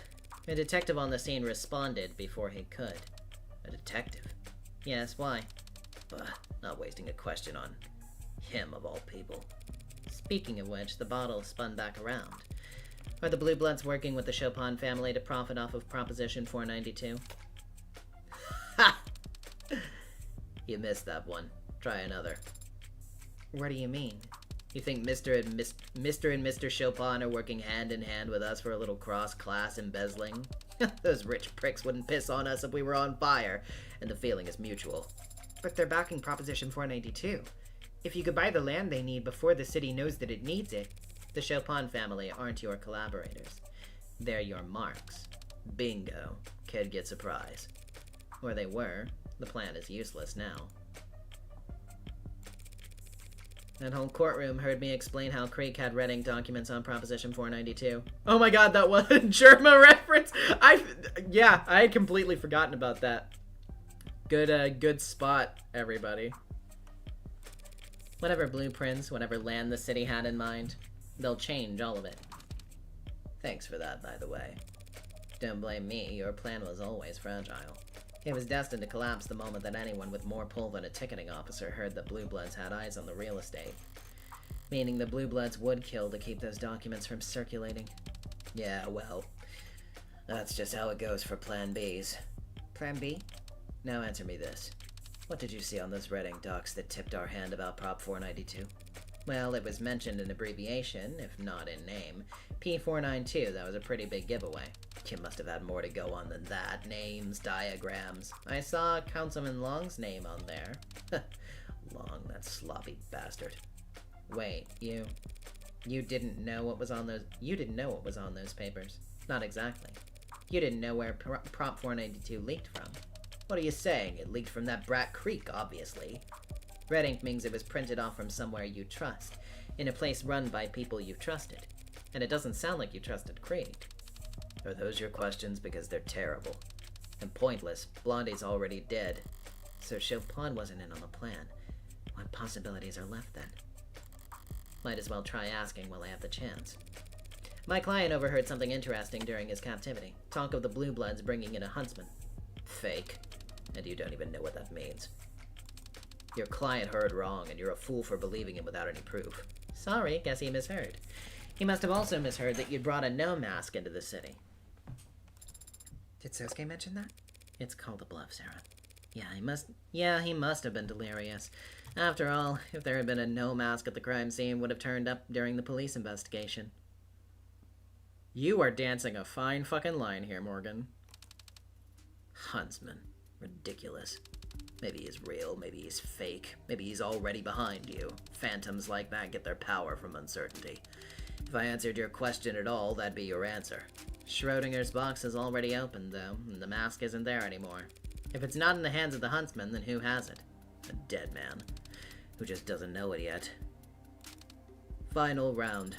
But what if we still want to ask? Our house, my rules. Who hired you? Why would she spend her final question on that?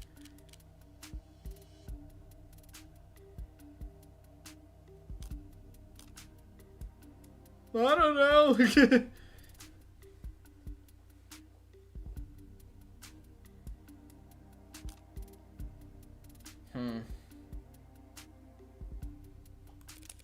Makoto Ikaria, if that wasn't already clear. You, some no-name nobody with no connection to any of the families. The preteen heir looked you up and hired you to defend his hound. Either you're dumber than you look, or just less curious than a lobotomite, but either way, you really don't know the answer, do you? No, I don't, which I can freely admit. So why does having it pointed out to me feel like such a defeat? Come to think of it, I have one last question myself. That ain't the deal. Then it can be rhetorical. What are you going to do? You lost all your heirs during the fall of the leaves. Adonai? You're reviled by the International Blue Bloods for locking your treasure behind GFA you can't crack. Now all of the old guard need transplants and transfusions from the first and second gens just to stay alive, and they won't be glad to keep that up forever. Eventually you, all of you, will die. Will you rest in peace knowing everything you ever managed to build will be laundered at what, 30%? 40%? 35% just to end up in the hands of some punks you tutored? What a nice young girl you are, worrying about your elders. Well, don't worry your pretty little head over, dear. Dear sweet granny here. 'Cause she's a mean old bitch in a line of work where anyone stupid dies off young. She and hers are gonna be just fine. Don't forget to close your tab before you go. Did you get any useful information from your rhetorical question, Adonai? The question irritated her, and it didn't make her despair. I may have misread this. The old guard have a way forward. Proposition 492 is no longer an option. Leaving them with a plan A. The little lord? But Tariq Chopin's dead. Yeah, he is.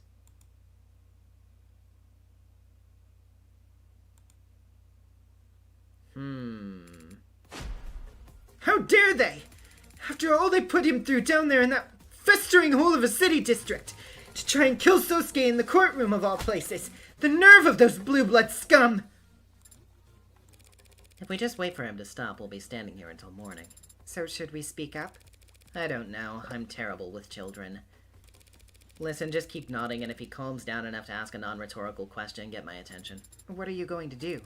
Try consulting an expert. What are kids your age like? Not my B-Day! I'm not asking for you. And I'm not a kid, so I wouldn't know. If it's for Sarah. I'm not a robot either. What would someone younger than you like? IDK?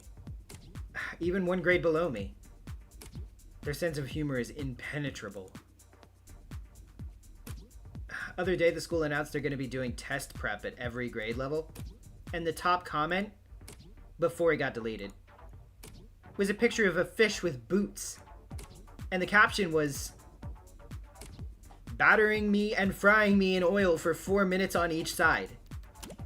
It's not that impenetrable. It's very basic non sequitur. How's this for non sequitur?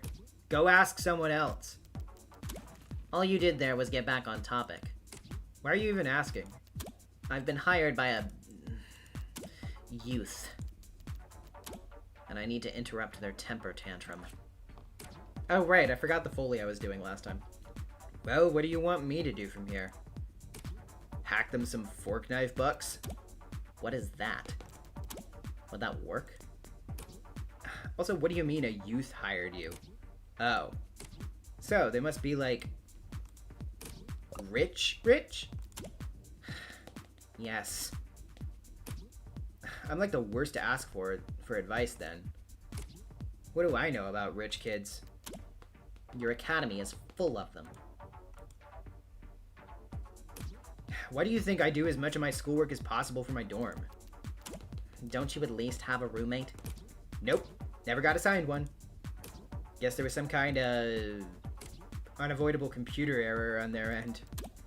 This is hopeless. Hey, you're usually good at gift giving and shit.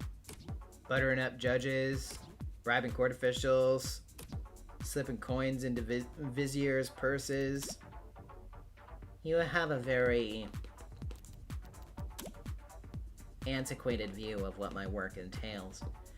I don't necessarily think that this was a reference because it's too different in phrasing to really line up, but as soon as the line buttering up judges and bribing court officials was said, it just made me immediately think of fucking Up the Wolves by Mountain Goats. It made me think of the fucking I'm gonna bribe the officials, I'm gonna kill all the judges. Medieval, in fact. I heard he passed. Did you know him? Whatever photo that is failed to send. God damn it. I mean... What would you do if you were a rich adult? Flatter them or whatever. Rich adults are used to people wanting their money. Flattery puts them on guard. So what's the approach? You approach them as though you already work for them. Pretend you're a butler.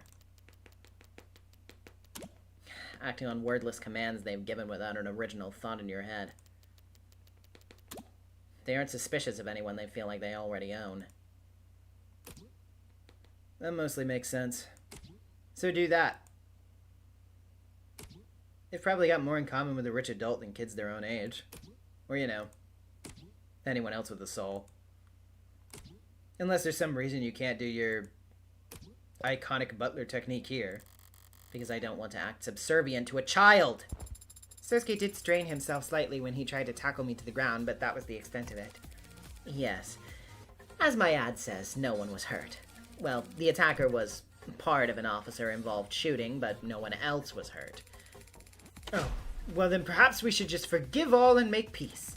Those fools will regret their actions. The anger of the house once roused is not easily satisfied. Shit.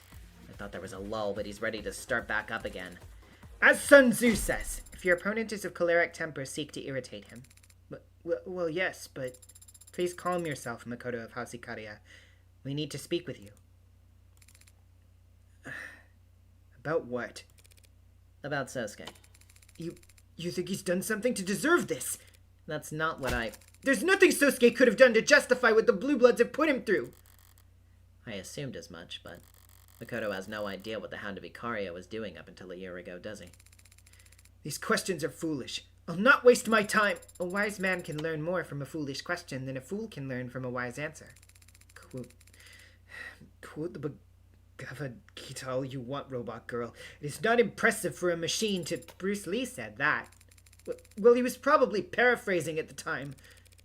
Will you help us or not, Makoto? Please. If it's for Sosuke. Enough. Oh, it's you. You're here finally. I think I know what kind of voice I have to give you. Electric blue irises flash a deadly glare. The room's shadows seem to extend in his presence, curling and deepening like ink dropped into water. That's a gangster. Chairman. All of you, show some respect now! He says it out of practice, without actually looking around the room. One glance would have shown him that there was no need to demand respect. Every head was already bowed. This is a man who's used to others not meeting his eyes. The rest of you get lost. Their practiced obedience didn't betray them. They all slipped away into the halls of the complex without so much as a creak on the floorboards. And even so, their anxiety was screaming at me, like a bad tell begging to be taken advantage of.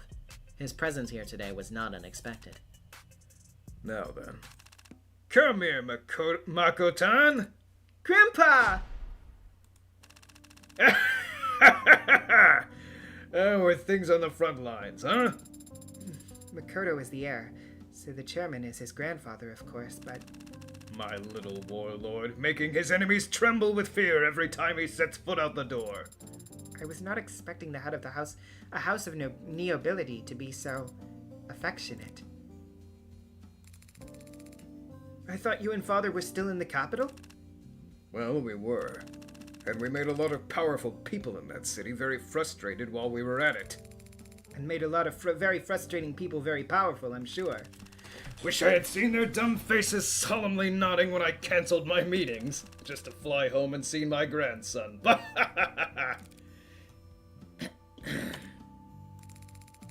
Chairman, apologies for the lack of an introduction. This is... I know exactly who she is. She's our lawyer. Any good?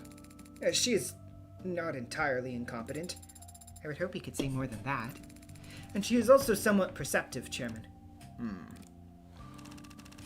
Knows when to keep her mouth shut, clearly. How bad can she be? Her methods are odd. She came here to ask me about Sosuke for some reason.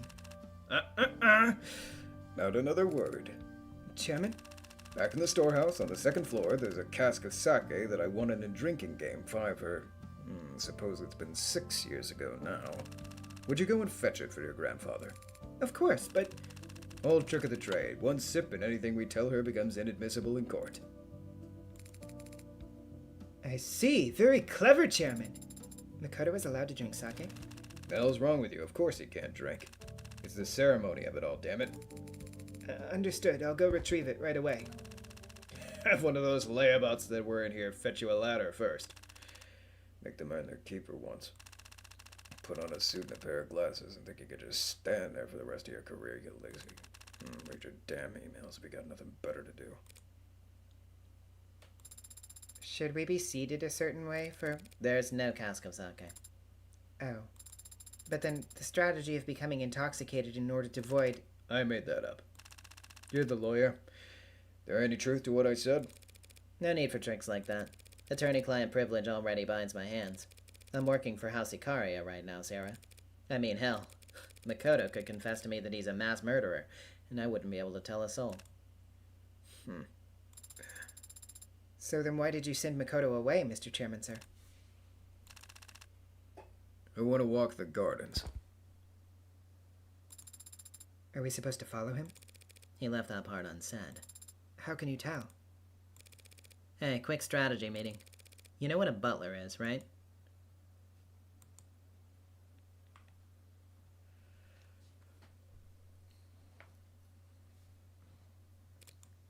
I'm glad you have such an appreciation for attorney-client privilege, sir. It makes these conversations go much smoother. But if you trust privilege so much, why don't you trust your grandson to be here? Don't kid yourself, Copper. That boy is the future of this family. If I didn't trust him, there'd be no point to any of this. Everything I've built. Dynasties aren't dynasties unless you manage to actually pass them down. What you've built in the last 30 years is undeniably impressive. It must have required astonishing brutality. Progress is brutality. And history's unkind to the gentle. Is that why you orchestrated the fall of the leaves? To get your name in the history books? Orchestrated. So grand. So full of it. We knocked on their doors, and when they opened them, we shut them. Walked up to them on the street and split their stomachs wide. Pulled up beside them and let loose full auto on their limos. It wasn't anything as complicated as orchestrated. I executed. That's a crazy line to drop the profile on. Daisuke Kariya, date of birth January 25th, height 172 centimeters, weight 104 kilograms, blood type O positive, occupation CEO, Ikaria Financial Group, likes bodybuilding, archery, bonsai, dislikes phones at the dinner table, undefeated at enjoying spicy food, smells like cedar, tobacco, iron, and dried blood, handshake, vice-like. God damn.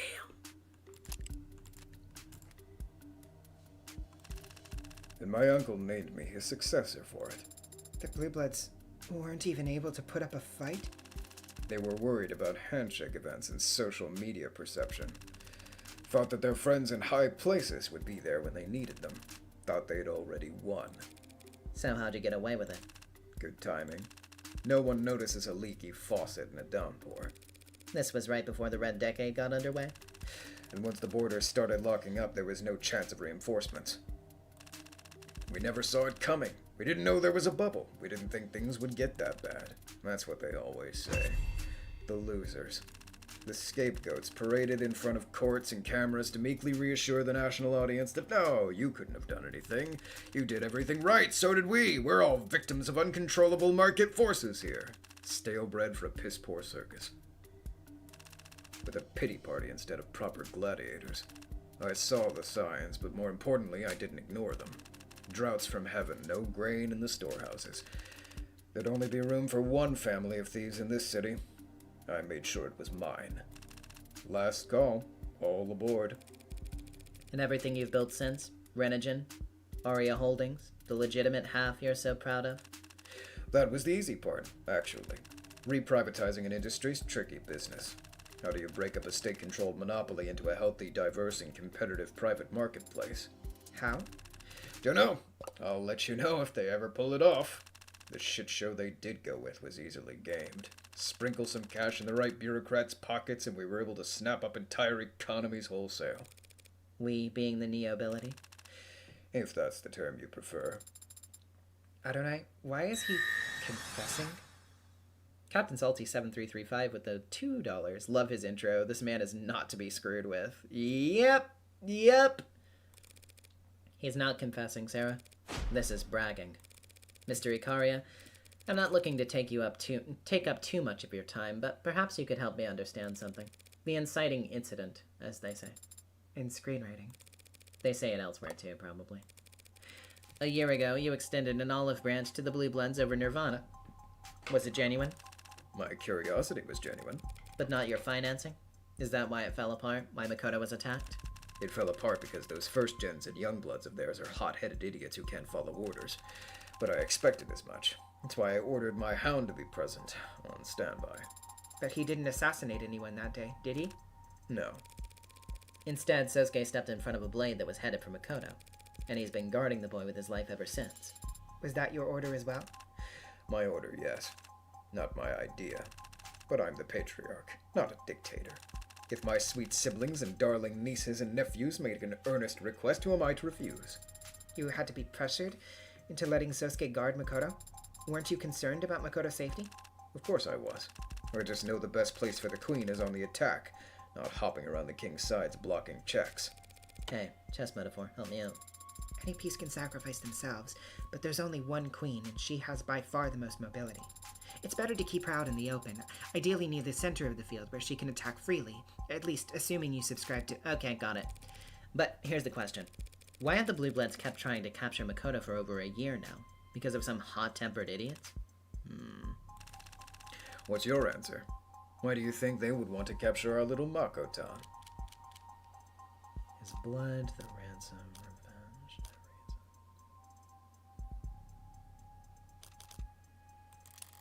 If they were literally out for Makoto's blood, they'd want a steady supply. Mirai suggested they'd try for an arranged marriage down the line, but Kim didn't seem interested in anything of the sort.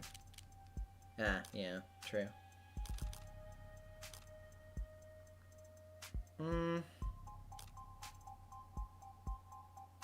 No reason! Well, They wouldn't want to capture Makoto. They don't. A certain mama said as much to my face. They'd much rather kill your soul heir than capture him. it's what I'd do. If they had any heirs left. But then, why keep attacking Makoto if not to capture or kill him? Their goal's never been Makoto. It's just that every time they've gone after their goal, Makoto's been there. You mean... Put another way, the purpose of an operation is what the operation accomplishes. They've been trying to capture Sosuke for over a year. The other day, they finally succeeded. You think those idiot punks wanted to take my hound alive? I don't think, I know. Because that's literally what they did. They captured Sosuke and brought him down to the lower wards. To torture him. Idiots. If they don't talk after the third, they'll never talk at all. The third what? It wasn't just any Blue Bloods that tortured him. It was a pod led by a young blood named Creek. Young, old, bound by blood or water, they're all the same scum.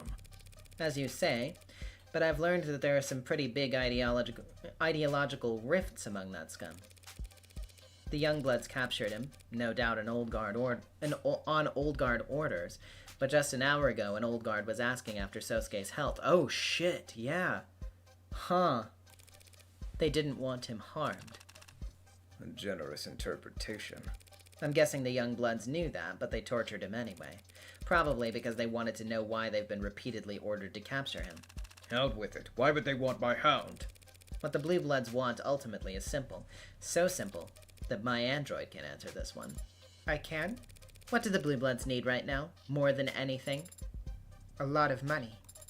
Without which they can't invest in legalized nirvana. Such a shame, that. But we'll be happy to pick up where they left off.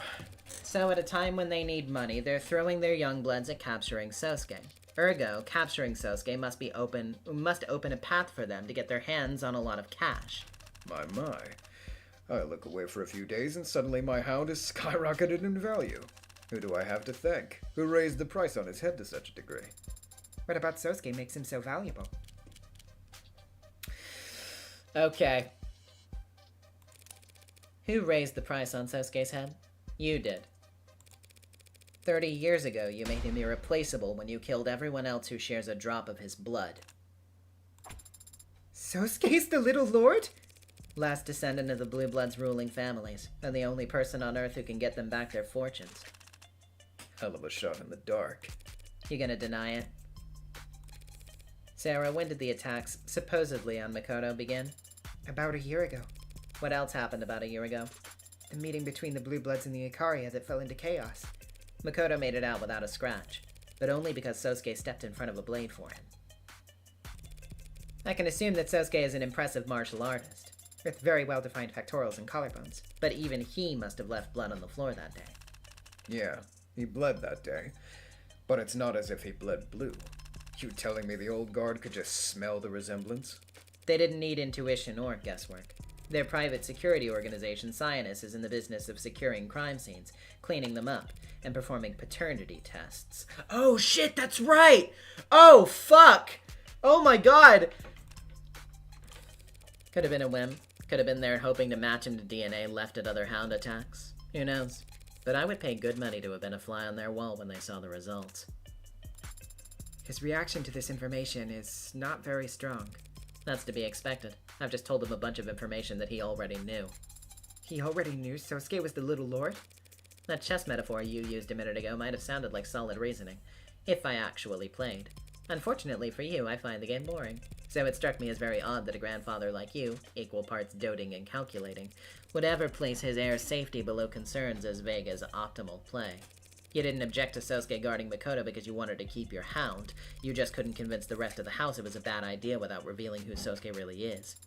If he knew Sosuke was the real target and would keep getting attacked, then having him guard Makoto would actually be putting Makoto in danger. You know bonsai? They look like miniature trees, but they aren't. They're shrubs. You condition it to look like a miniature tree by pruning it daily until it stops trying to grow into what it's meant to be, and instead lives as what you want it to be. Took the Blue Bloods 30 years to figure out my scheme, and you solved it in, what, 48 hours? You deserve a toast. Now I wish that sake was in the storeroom. Instead, as a reward for your effort, I'll give you a story. 30 years ago, I saw the future. Not in my statistics or stock prices or consumer confidence indexes. I saw it in people's eyes. Fear and delusion. The sinking feeling that maybe everything really is made of bullshit and seafoam. And that if you ever stop to look down at it, you'll fall through to the bottom. Can't warn people. They won't believe you. They'll strangle you to death for implying their boat might have a leak. Only one thing to do in times like those. Take advantage. For 1 year, we pulled back. No resistance, no bargaining. We let the Blue Bloods hungrily swallow what we'd left behind. For 1 full year, we withdrew and waited and sharpened our knives. 1 year of preparation for 1 weekend in August. Hottest August on record. They left all the goddamn windows open. So it went fast. We'd show up, get to work, leave the mess for whoever cared to see it, and drive up to the next address. I did 22 myself. And even had you asked me back then, I couldn't tell you the first thing about any of them. Except for the 22nd. She had firm eyes. Cold eyes. No, not that harsh. Cool eyes. Like condensation on steel. And she was very brave. When I took aim at her, she blinked. Not even just upset, just exasperated. Like I'd neglected to hold the door for her. My mouth was dry. Felt like I hadn't spoken all day. Had to clear my throat to speak up so she could hear me over the babbling of the river she'd fled to, and the shots in the distance. Wanted to ask her why. Why out here? Why not a panic room? Why she was wearing a medical gown and why her thighs were covered in blood. But instead I just asked, why aren't you afraid? She said, I can't be afraid. I'm a mom now. I've always liked that answer. So when the pistol stopped ringing in my ears, and I heard the baby wailing in the bushes, I felt inspired. It's tradition in our family, going back centuries, that the eldest child be guarded from birth by a nursemaid, typically from a branch family. My wife would be due soon in the Hayakawa clan. I'd been an unfortunate casualty of that month. There was an opening. Expertly done. But why let him live? There's another comparison that I could make here, but again, I'm gonna not do that. But, yeah. I don't know. So that I can invent the Little Lord. Build your opponent a golden bridge to retreat across. You started the rumors about a survivor? So long as those fools still had hope that they could reclaim their former glory, they'd never rally themselves into chipping away at ours. And if they ever did become a real threat again, I've had the world's most valuable hostage ready to put them back in check. Holy shit! My fucking god! Oh my good lord, dude! Jesus!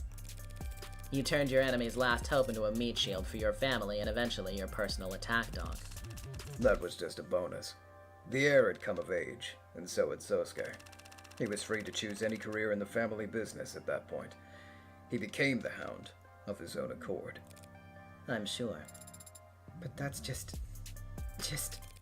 Irrelevant at the end of the day. What? It helps me understand why the Blue Bloods have done what they have, but it doesn't put me any closer to proving Sosuke's innocence. But Sosuke is their little lord. If we tell people, won't that change anything? Well, for starters, we won't have any of this in court. Of course not. Can't exactly go telling the court about my exploits 30 years ago. Not when we have attorney-client privilege. But if you use your influence, if you reach out to the Blue Bloods... What? We'll work together to set Sosuke free. I killed everyone he could ever consider family, Copper. Besides, a few old crooks waiting to die, anyone who shares a drop of his blood's in the ground. Most of them put there by me. I did all of that to sink the Blue Bloods. Now that they're finally ready to die, you think I'd throw them a lifeline just to protect one man? Just to keep one man out of prison? He's right. I'm not allowed to disclose anything I've learned here without his express permission. It would complicate the tax suit against my family terribly if it came out that I lied about a blood relation, wouldn't it?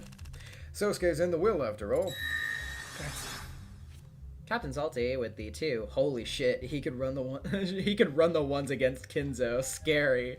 Yeah, honestly, I know I'm sure that those of you who watched the Umineko stuff have picked up on the fact that I've kind of been doing a similar voice for him that I did for Kinzo.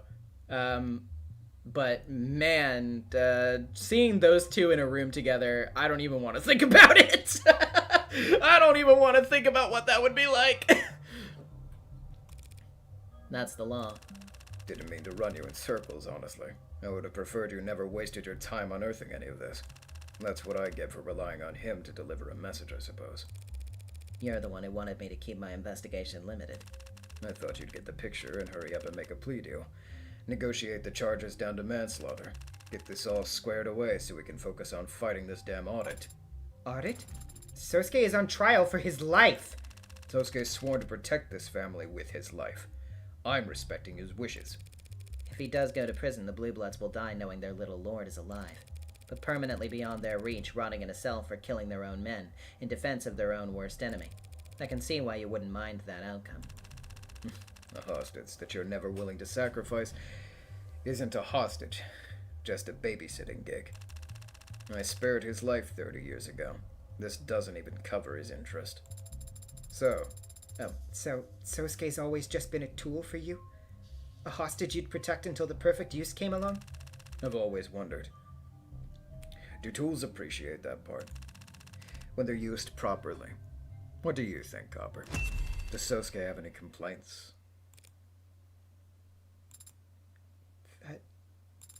That doesn't make sense. Sosuke is a veteran. He served in the military. Did you grant your hostage permission to go risk his life for his country instead of you? It's not like he was one of those Minutemen they throw at walls. He was never in any real danger. What about as your hound? Deadly assassination and infiltration missions. He could have died during any one of them. Why let your perfect hostage, your obedient tool, take on such dangerous work? Why give him your last name? Why let him live under your roof, raise him like a son? Why trust him with protecting the life of your son, your grandson? Why are you lying and pretending you don't... Pardon my android's outburst, sir. I'll have to adjust our conversational parameters later. Don't bother. Just rip its voice box out entirely if it's going to speak over a man under his own roof. Goddamn Copper. Next the furniture will be telling me what I feel about my own damn family. Raise him like a son. What bullshit. I have no son. Counselor. Do your damn job and tell Sosuke to do his. Yeah, I was gonna point out the furniture thing, but I wanted to wait because, boy, that scene, Jesus Christ. Oh my God, Sarah, you got me again! Man. I'm sorry. That wasn't very butler-like behavior just now. It's fine. It was a good play in that moment. But do you think he meant that? I don't know. Do you think he meant it when he said he has no son? Makoto is Daisuke's grandson. If he has no sons, then the previous heir that Sosuke grew up guarding must have been. Makoto's mother?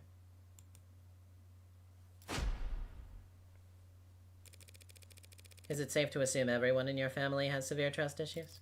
I have no issues with trust myself. But as you've seen, the house has very particular preferences when it comes to information siloing. Fancy words. You could have just told me who you are. I told you my name and my position in the house. Is it relevant that I'm married? That I'm a mother? Should I be flattered?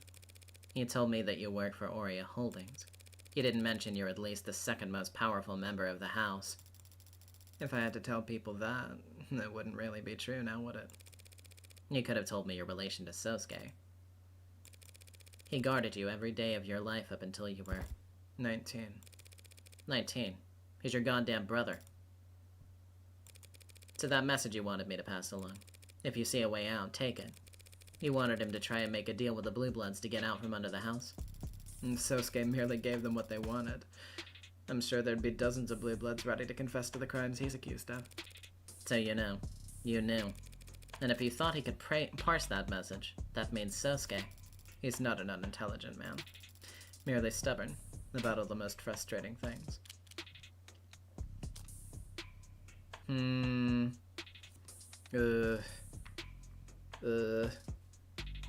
Also, hi again, Mireille. Hi. Welcome back. But... What do the Blue Bloods want from Sosuke precisely? A blood donation? one sample will not suffice. They need to be able to validate their accounts whenever called for. Daily blood donations, then? Daily blood donations, then. I told you. The old guard want to become neo-ability. How did they cement alliances amongst the aristocracy of old? They want Sosuke to marry? But the old guard are old. Sosuke's already got as much blue in his veins as they could ask for. They don't need him to marry into them. They need him to marry into power. Not the worst thing to have asked of you. Have you ever been in an arranged marriage? Don't call it a gift. Jesus. Ugh. You were the heir apparent up until Makoto was born. All that time, Sosuke was your bodyguard? And driver. And poison taster. And that would be most often entail me giving him concoctions to try. But his assignment actually ended when I married. Subtracting Makoto's age, that had to have been over a decade ago. So he joined the military the moment he didn't have to shadow you anymore? And after he got back, he asked to become the Hound? Guy must really hate guard duty. He must. Back up a moment. Your father didn't want me uncovering Sosuke's parentage, most likely because he didn't want Sosuke to know the strength of his own bargaining position. But you told me to pass Sosuke a message that he'd only understand if he already knew who his parents were.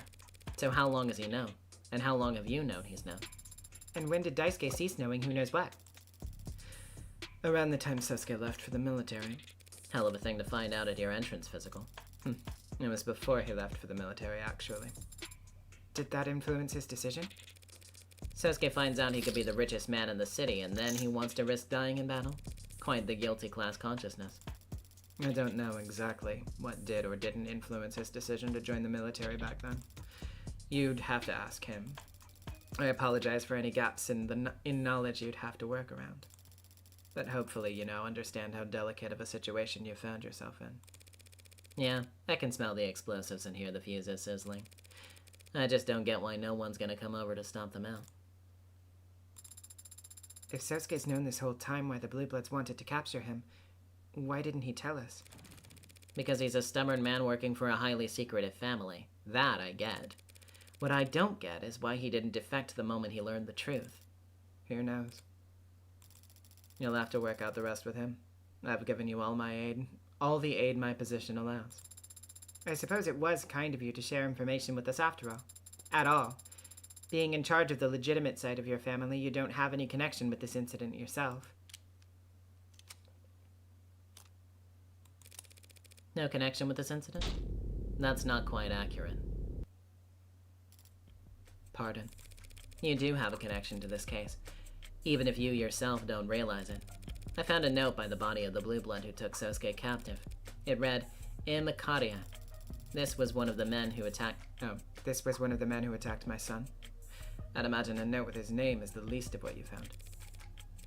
They've never been after your son. Not once. It's always been about capturing Sosuke, and Makoto's just been in the crossfire.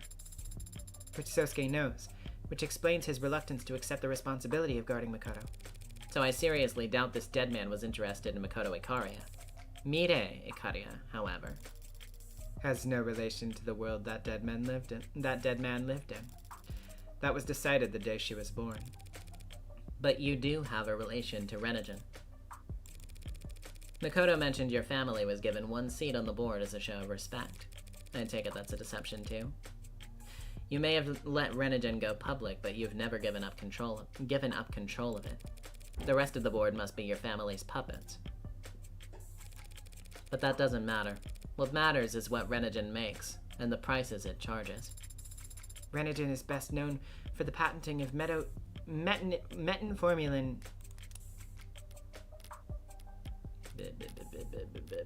Wait, did it actually add something? It just has the highlighted text, but... Unless it was Renigen, but... Did it just add Renigen?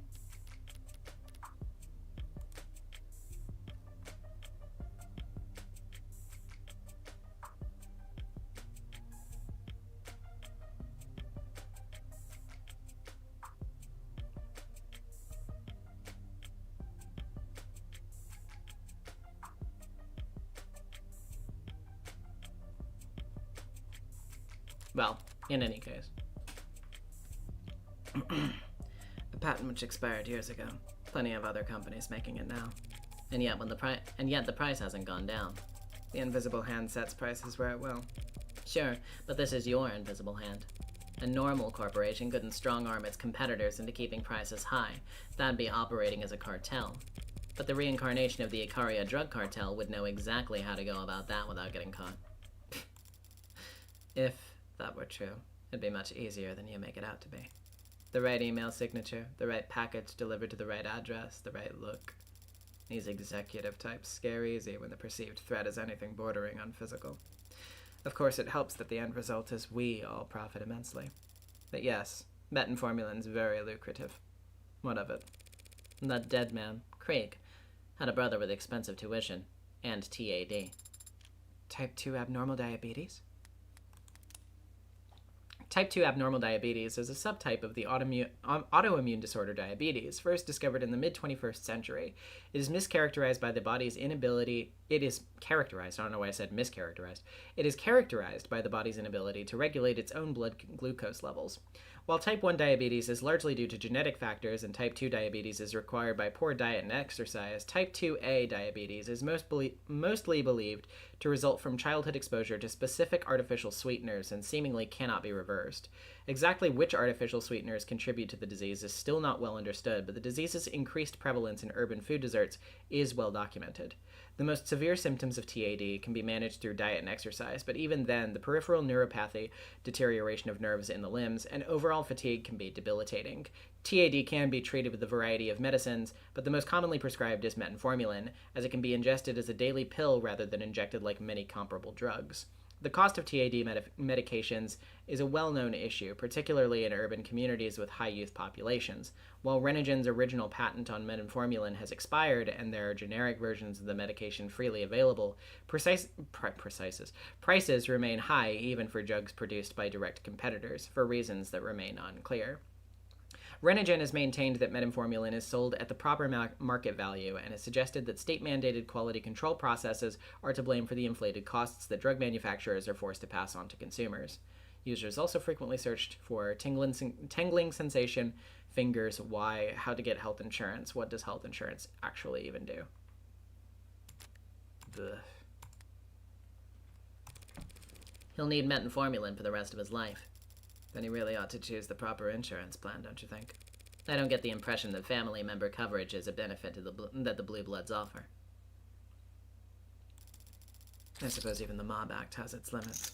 Yes, one could find the name of Ikaria in relation to the Renigen board if they looked hard enough. So, you think this Creek individual was going to threaten me? Come up to me on the street with a knife, a gun?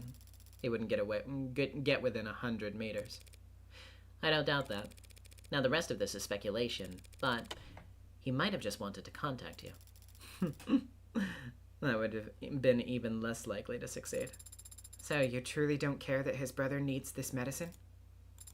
Sosuke is like a brother to you, and you've gone out of your way to try to help him, even when you stand to gain nothing from it. Yes, but I wouldn't expect my enemies to be impressed by the effort. How would you feel if they laughed at your effort? My apologies. New android still adapting to conversation. You know what we sold, back before Renadin. Before the facade of nobility, back when we were the Icaria cartel. Opioids? Yes. It was still illegal back then. But not for everyone. Takes the exact same compounds, puts them in an extended release pill, and sell it at the pharmacy. And that's just plain pain management. It's all the same poison. Equally addictive whether you get it from a dealer or a doctor. Have you ever seen someone go through opioid withdrawal? Like taking a wine opener to your stomach for 7 days straight, they testified. Pain like that eats people alive, slowly, and replaces them with something unrecognizable. A loving parent who would steal from their own child if they thought it could buy them release from that kind of pain. Painkillers. What a joke. Does Renogen produce painkillers? No, we do not. People die if they don't get the medicine they need, and I'm sure their family mourns them. But addicts die a little more every day of their life until the day they finally fade out forever. And their family feels disgusted with themselves for breathing a sigh of relief. Plenty of kinds of evil in this world, little girl. Plenty to choose from. For real people like us, if you don't choose, the choice is made for you. Now wipe that look off your face and access the following address. Renogen, Maine, financing, prescription financing options, out of pocket, apply. You have that memorized? But this portal is... Not listed or linked to anywhere on the site, I know, but it still works fine. By law, we have to have it, but we can't be blamed if the website's poorly designed. If you know any despondent crybaby college students looking for coupons to help pay for medication, they might want to start there. Thank you. Oh, shit. Unforeseen side effects. That was the achievement. Don't thank me. Don't. I can't stand it. To save Sasuke's life. To know how you pulled that off. Adonai? They do consistently refer to themselves as a house. Perhaps they simply value family more than you think.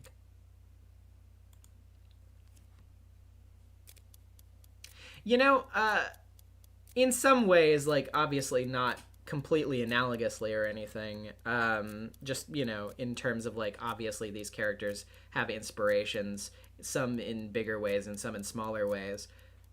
I kind of didn't clock this until just a little bit ago, but I kind of feel like Mirai may be a little bit inspired by Miss D. Vasquez, just a little bit. Was just thinking about that. 7:14 p.m. So, where should we begin? What do you mean? I'm afraid I don't have anything new to tell you. Stubborn about all the most frustrating things, was it? I'm your lawyer, Sasuke. We're sworn to always do what's best for our clients, their rights, and their privacy. To an extent that many consider extreme, we're unable to disclose incriminating or otherwise problematic information that our clients give us. No matter the circumstances. This whole system is designed to benefit the defendant. So it really upsets me when I find out that my clients are lying to me about vital information that could help me save their lives. If you're troubled by the nature of my work as the Hound... You're adopted. Yes, from the Hayakawa... That's bullshit. You know it, I know it, and people whose opinions you respect know it. Fine. All members of the military have extensive DNA samples on record. If I subpoena... All right, stop. Just stop. Does the military keep all of its members' DNA on record? I don't know, probably, right? Yes, I know what you're referring to. Even before I knew, I did wonder. If you've known about your real family for more than a decade, why haven't you ever... Because it doesn't matter. Try telling that to the Blue Bloods. They've been risking a gang war for over a year trying to get to you. That's their choice. It has nothing to do with me. How can you... I'm appalled, Sasuke. How could a brave soldier serving the House of Icaria allow violence to continue when he knows he could stop it? A worthy attempt, Counselor. Sorry. Guess I'm not used to having to persuade people to act in their own best interest. Or that of their family. Family? The Ikaria raised me, fed me, taught me how to read, write, walk. They gave me a home, a purpose. They're using you. They need me. They've got a funny way of showing it. I owe everything to them, and nothing to the dead. They're only dead because the man you call a father murdered them. He did that a long time ago. To people I've never met. You'll have to forgive me if I'm short on empathy for complete strangers. Aunts, uncles, cousins, parents, siblings. You can't call them complete strangers, Sosuke. Can't I? The Ikaria are my family. Nothing will change that. Nothing ever could. Let's test that. Pardon? The state thinks you murdered a cop. They'll make sure no one ever thinks of following your example. Let me repeat that. The full brunt of the police state is about to fall directly on the back of your neck. Hammer. Nail. I'm not afraid of prison. You ever been in one? What? No, why? They shave you. What? When you're convicted, they shave you. For hygiene. It's not for hygiene. Are you talking about that virtual work release thing? Did they fit you for skull caps? Not right away. They don't do that to people. Put a man in chains, strip him naked, sew his mouth shut, he'll still recognize himself in the mirror. He's still a person. But shave his head, give him a uniform, and make him sit in the dark with 500 others who've been treated the same, he starts to forget. Forget that he's a person. After you're so bored, you're seeing constellations in concrete, and after you're scratching your skin raw just to feel something new, that's when they ask if you'd like a job. After people stop being people. How could you even know any of that? I'm a defense attorney, Sosuke. Who else gets to see the inside of a prison and walk away afterwards? Makoto sent me himself, so you never actually took your one phone call, did you? Take my phone and call Hannah Kim. Worklaser 9000, thank you for renewing your channel membership. The Blue Bloods will volunteer a fall guy to confess to these crimes and you'll walk free. After which you'll become one of the richest men in the city overnight. That's not... If you're at all curious, I've done some calculations to estimate the extent of your familial holdings. The number is quite remarkable, though I suppose I haven't taken taxes into account. No one is asking you to abandon the Ikaria. You could become their greatest ally.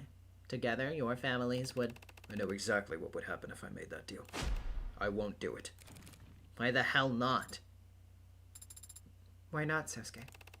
You're forgetting a few small details involved in this process. Namely, disowning the people who raised me my entire life, and claiming myself before the world as the son of people I've been fighting since I was a teenager. How shameless do you think I am? Daisuke, that man raised me like his own son, and in return I can't throw away the name he gave me just for goddamn money! Treat your men as you would your own beloved sons, and they will follow you into the deepest valley. Is that it? You would rather rot in prison as an Ikaria than live in luxury as a blue blood? Gladly. This is my answer, Morgan. If you try to use my parentage in the trial tomorrow, I'll dismiss you as my counsel and change my plea to guilty. If that's your answer. Then that's your answer. You're the client. What you say goes. Right? So if you somehow last another night without the cops smothering you in your sleep, we'll need some kind of strategy when we go into court tomorrow. Of course we will. And what are your thoughts on the matter? I might have found a window of opportunity. A chance that someone other than you had the means, motive, and opportunity to commit these crimes. Have you remembered anything else about your captivity? Maybe. If we go over it again and I extrapolate somewhat, or a lot. We'll need to be prepared.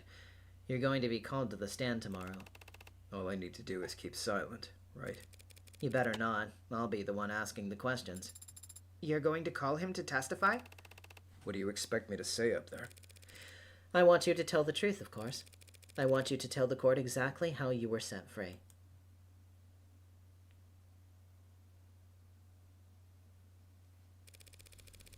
All right. You good taking another night shift? He's infuriating, but I'd rather he didn't get shanked at the moment. Of course, Adonai. Detective London will be back shortly, and I'll make sure Sosuke's monitored all night. What is it? You gonna ask me to explain his decision? 'Cause I'm done trying at this point. I don't think his decision is that confusing. He wants to be loyal to the people who've shown loyalty to him. Shown loyalty. Do you need a microscope to see it?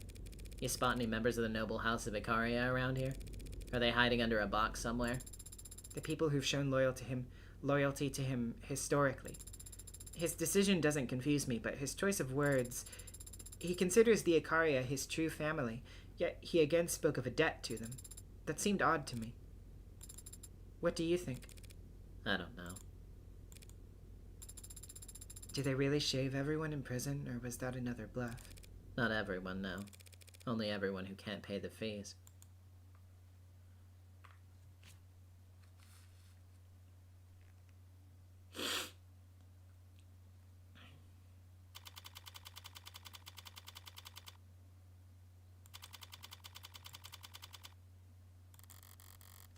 A good puzzle feels satisfying to complete.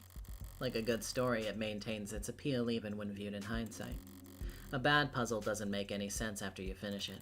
The picture is there, but it's muddled, vague, and you feel like an idiot for bothering to piece it together. Sosuke Ikaria is that kind of puzzle. I fit every edge to every edge just so, but the result wasn't satisfying. An infuriating client to cap off a frustrating case. Having to keep track of what the cops know, what the Blue Bloods know, what the Icarias are hiding, what Emma is thinking. What I've learned, what I know to be true, what I can prove, and what I can actually say. And even after that, getting kneecapped when my client refuses to play his best cards.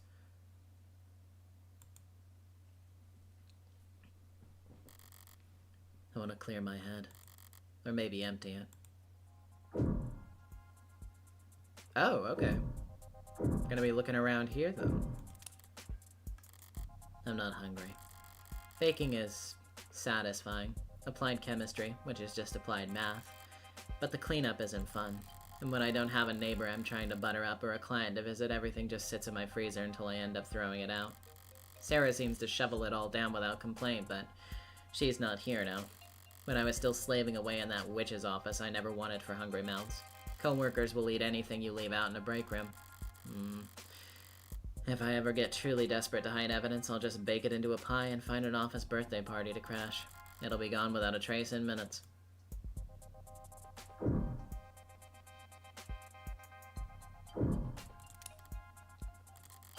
Not in the mood for people watching. Sometimes, if I let my eyes unfocus, the massive foot traffic on the streets below melds into one dark amoeba, curling slightly at its edges as it squirms along the petri dish of the world around me. Its edges lost beyond the horizon, which can be zen in its own way. I'm guessing that's what people see in ant farms, but I wouldn't know. Who the hell would want more insects crawling around their house?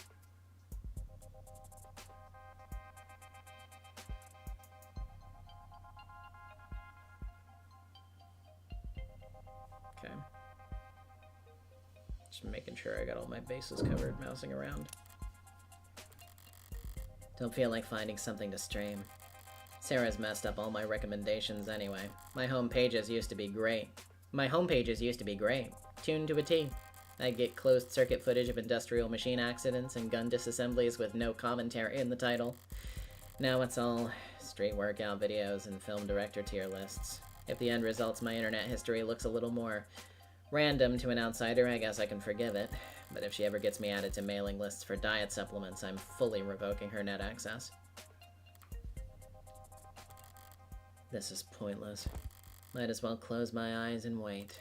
Even staring daggers into the back of my own eyelids would do more good than this. Whatever this is.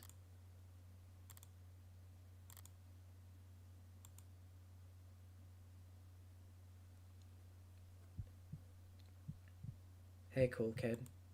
If you go to jail for starting this pyramid scheme of an extracurricular activity, does that help or hurt your chances of becoming a lawyer? You're trying to recruit members because if you don't hit critical mass, this all falls apart. It's exactly like a pyramid scheme. Well, I don't know that I can give you advice, since I'm only a member on paper. But if you want to start a club for solving mysteries, maybe you should, solve one first. I don't know. Ask questions, talk to people, I guess. Record what they say. Take notes and think hard. Oh, you never know. You can be pretty persuasive, or at least entertaining. I mean, I'm still sitting here for some reason, right? Guess I fell asleep after all. It's still dark out, though. What time is it? 5 in the morning? It says 9:40 on my phone.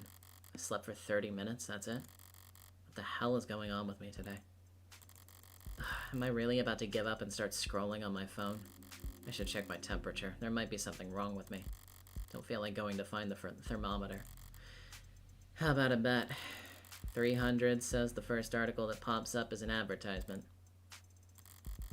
There's always good news every night.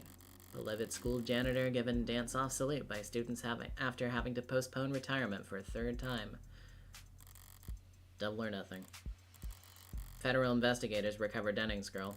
Well, congrats on no longer being kidnapped. But you just cost me 600, you little shit. Federal investigators recover Denning's girl. The nation rejoices tonight as daughter of renowned philanthropist Joseph Dennings has been confirmed home safe and sound thanks to the efforts of federal investigators spearheaded by a playbook that applies old techniques to tackle new challenges. Dennings originally rose to prominence as the CEO of Constancy Inc., which was at the time a marketing firm specialized in virtual advertising. But Dennings' vision for bringing advertising to the front lines with heads-up displayed services cracked open the previously uncharted market of active-duty armed forces members, serving them relevant, relatable, automatically generated content that informed them about the products they wanted waiting for them on their doorstep when they got home. After making Constancy one of the leading advertising agencies in the world, Dennings thought that he'd finally get to spend time with his family when he graciously stepped down as CEO to focus on his philanthropy, while also serving as COO in an advisory role. But tragedy struck earlier this week when his daughter was kidnapped on her way home from school in an attack investigators describe as meticulously planned and flawlessly executed. When the vicious attackers contacted the Dennings family and demanded an exorbitant ransom of an undisclosed amount, a lesser man would have panicked, or worse, given in to their demands. Fortunately for his daughter, Dennings is not a lesser man. Can we say biased tone of article much? Those first 24 hours are essential. We need every minute we can get. It's really quite remarkable that Mr. Dennings was clear-headed enough to contact us right away, said one investigator close to the operation. Those fucking brackets. Investigators sprang into action, of course, but here our story takes a curious turn. Instead of searching the map for the young Dennings girl, they mapped out the psychology of the kidnappers themselves. We wouldn't really describe this as a terrorist act, but the sick, twisted terrorists who committed this atrocity did do us the courtesy of communicating— God, the fucking brackets— did do us the courtesy of communicating openly and often. From the way they spoke, the words they chose, we started to narrow down their possible backgrounds and revisited the crime scene. Investigators credit their breakthrough to footage of the kidnapping that indicated the terrorists had military-level training and discipline, carrying out the attack in a so-called quartet formation considered a signature of the military's elite hostage retrieval squad. Anyone could read handbooks and try to copy what they've seen in military sims, but this brutal act of class-motivated violence was carried out without so much as a shot fired, miraculously. Skills like that, unfortunately for the suspects, are as unique as fingerprints. We had warrants to search all 4 suspects' properties within the hour. While some less dignified members of the press questioned the nature of this horrific crime, asking pointed questions about a possible relationship between Mr. Dennings' past work and the suspects' military backgrounds, Chief Director of Investigations Valentine avoided the mudslinging with a succinct reply of no comment. Mr. Dennings' business associations have no bearing on the value of his daughter's life, which I am glad to say is no longer in any danger. For what we have to thank the efforts of the brave young investigators to my left here, Special Investigator ISA, Technical Analyst Solkov, Special Agent Greenfield, and Special Agent Beckham. Together they— Are you infuriated as we are by anti-authority, outside actor anarchists inciting anxiety on our city streets anonymously? Join us in our push to make all internet searches tied directly to citizens' tax return ID. What the fuck? God, Jesus Christ. Okay. How's that for long odds? What are the chances I see that name? Perfect timing, actually. Maybe chewing out Mirai for keeping me in the dark is just the nightcap I need. That woman like a black cat, Charming, but what did it say? No! I love that she started doing her fucking gay ass monologue about this beautiful woman, and then she's like, wait a minute, that's not her. Oh, Morgan. Hang on, that knock doesn't sound like Mirai. Oi. That voice almost sounds like... Been up already as shit. I better check the door cam. Yeah. Well. Detective, is that you? Open up. Pardon? I said open up. Hang on, are you? Don't pretend you can't hear me in your little creep cave, you little creep! Detective Reyes, are you? Drunk? Yes. No. It's a crime for you to ask me that. Oh, I can just wave my badge hello to the door cam. And my door just unlocks like that? That cannot be legal. Oh, it's not legal. What? Wait, what model of door is it? Oh yeah, for this model of door in the city zoning is legal for me to unlock your door like that. Guess Han had a point. Needing to make spare keys is a fair trade-off to avoid this bullshit. And since you just invited me in, I did not. here I am. Above the book. What's happening right now? Why is you stealing all the way up there? Who'd you kill to get a place this huge? What do you even do with this much space? Hang from the rafters like a bat? Echo? Echo, echo. Detective, this is absurd. Does anyone even know you're... Does anyone know you're here? Oh my god. Morgan! No, you cannot be thinking about that! What? Let me check. Detective Reyes, badge number 10806, reporting on all channels. Self-assignment, protective surveillance, a suspected criminal target. Threat assessed as medium to low. Target capabilities, not a threat to self or others. Reporting in from... What's your address? Do not dox me to every cop in the city, Reyes. Reporting in from address. Withheld! Any copies? Over. Copy. Oh, wait. Copy. Copy. Cam saw you entering the building. Copy. Reading your biomonitor. We got you. 10806. Have a quiet night. Are you finished? Hey, where's the snowball? What? She waves her hands in a rough approximation of something cloud-shaped. Snowball. Porky ball. Matcha ball. Sarah's doing her job. Likely story. Probably make her sleep in a coffin in the parking garage. Going off of David's setup, she might be more comfortable if I did. Is this booze? That's water. Ugh, God! Can I do something for you this evening, Detective? Or did you come here just to critique my interior decorating and knock shit over? I came here because I'm drunk, and I'm drunk because you're in danger.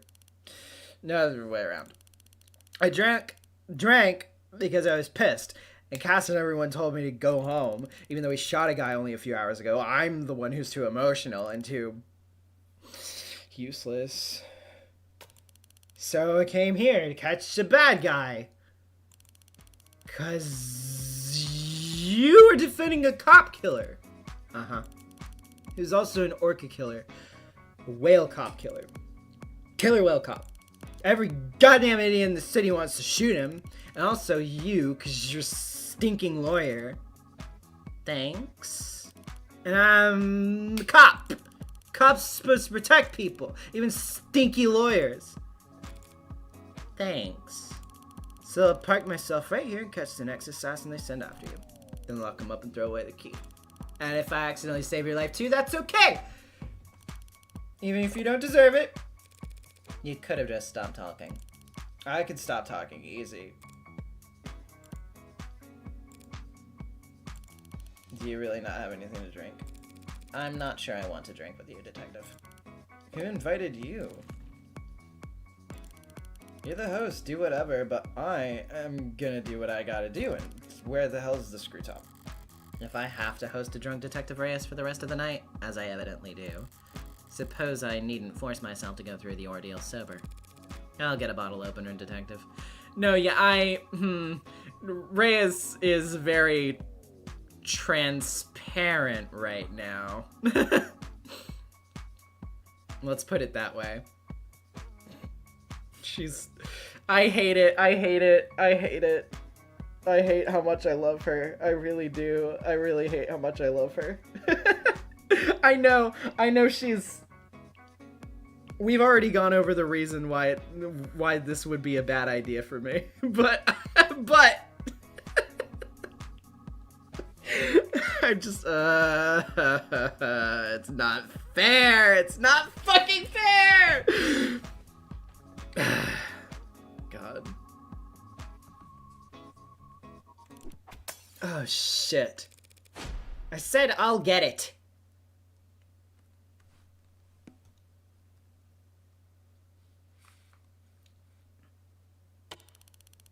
Wait. This is the best part of the vid, where he breaks down the horsepower. For years, they all abided by this gentleman's agreement where their engines would have horsepower capped at 270 or so to avoid this, like, arms race of engineering in a country with such a huge street racing scene. You can fix her, I trust you. That's a tall fucking order, but I do want her so bad it makes me look stupid. I'm not gonna lie to you. I'm not gonna fucking lie to you. Like, I'm of all the women in this game, yeah, yep, Scarbanopti with the 10. She could have visited anyone. She could have found anyone to comfort her, and she chose you. God dang it, why does she have to be a cop? I know!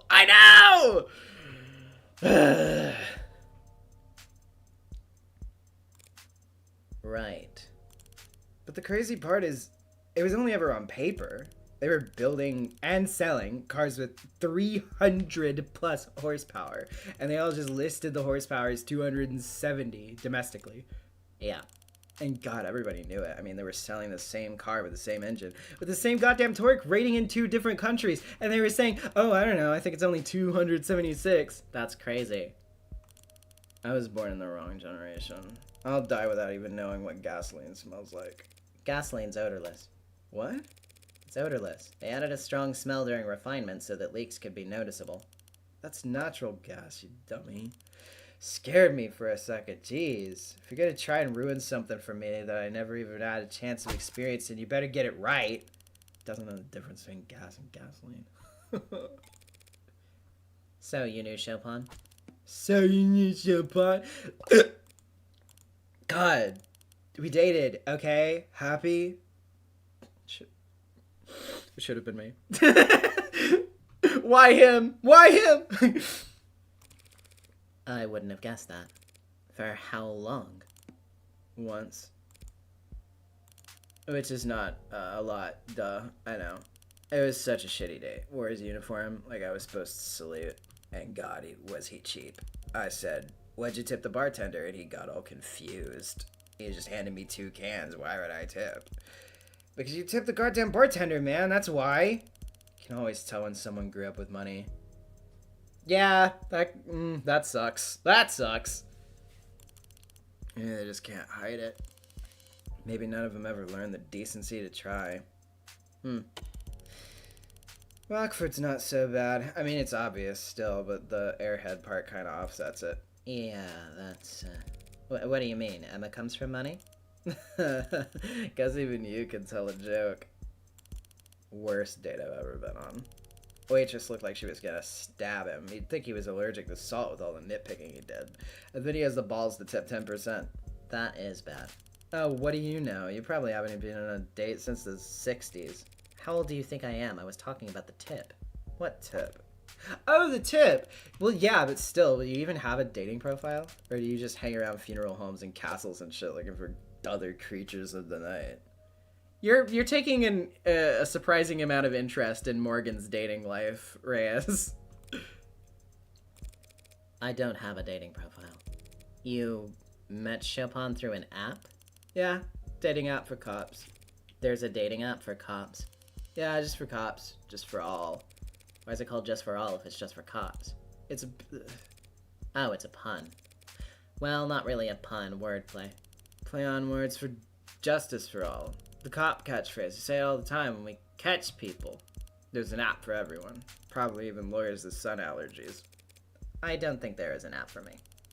Hang on, let me project a hologram of the world's smallest violin into my eye socket. Suck anyway. This one I matched, she was terrible. Her teeth. She was trying to smile or some shit. She was all teeth. She's bi. Chat. I have a chance. I think it was her first kiss. You remember your first? I don't know why everyone is always so concerned with firsts. The hell's that mean? Don't worry about it. I've never once given a second thought to anything you say, so get that straight. I wanted to slap the guy's dumb face at the end of that date. But then I didn't even recognize him. When Lennon and I came in, he was face down. Whole floor of blood, just blood and paper. Couldn't turn him over, I had to preserve the scene. Just had to leave him there. Sorry. Sorry? I'm not sorry, I'm angry. You seem to get angry a lot. Been an anger gangsman? You know what that's about? Managing anger? Keeping calm. Not letting your emotions control you. I'm great at all that. If you say so. I do say so. With what I'm feeling most of the time, I'm a goddamn saint with how calm I stay. It's too small. A hole in the bottom of a big water tower. Fills up faster than I'll drain. If I was big, I'd trample this whole city down long before my anger's gone. Didn't even seem like people from the hall. Just two people-shaped things, face down in blood. Sasuke and Chopin? They were both face down. What? Yeah. Because Rogers was cuffing Sasuke on the ground. Rogers, what a klutz. Guy couldn't cuff a cow. A cow? I don't know, something to cuff easily. A dresser. Oh, what do you want? Round of applause, everyone clap for the world's greatest, Wordsmith. Just shut up.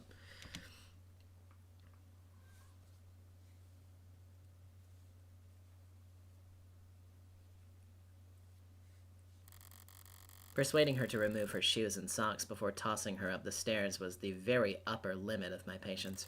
Making it off the floor and onto the bed is up to her. I don't care. I can sleep on my couch. I could sleep in my chair if I had to. I can fall asleep in any position, actually. It's not actually worth bragging about, especially to myself. So now a homicide detective knows where I live. Guess the address is on the business card, downside of a home office. At least it's fun to imagine how sick she'll be tomorrow. Can't remember a time I got that drunk, thankfully. Can't remember a time I got that mad. And the last time I cried.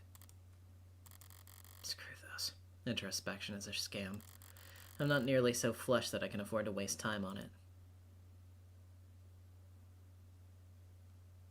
God, that was a really good fucking scene.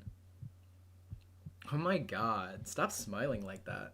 Yes, you found a teacher's missing key card. No, you're not Sherlock Holmes. Or whoever his lawyer was. Oh, I'm sure. You're gonna be the most popular kid in school overnight now. Well, I wasn't being that sarcastic. You better hope it's somewhat true. Deadline for your little club's sign-up period's next week, isn't it? Actually, you'll need to find 4 members. I'm gonna be out that day. Family thing. Family thing? What a face. You show everyone puppy dog eyes that pathetic? Look, if you're gonna be a lawyer, you'll need to get better at reading fine print. See? You need 5 members to found a club, but if you have at least 2 students present at the qualification time, you can get an extension. I mean, even you can get 1 person to join, right?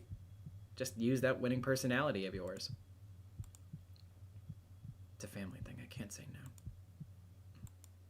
Nothing. I didn't say anything.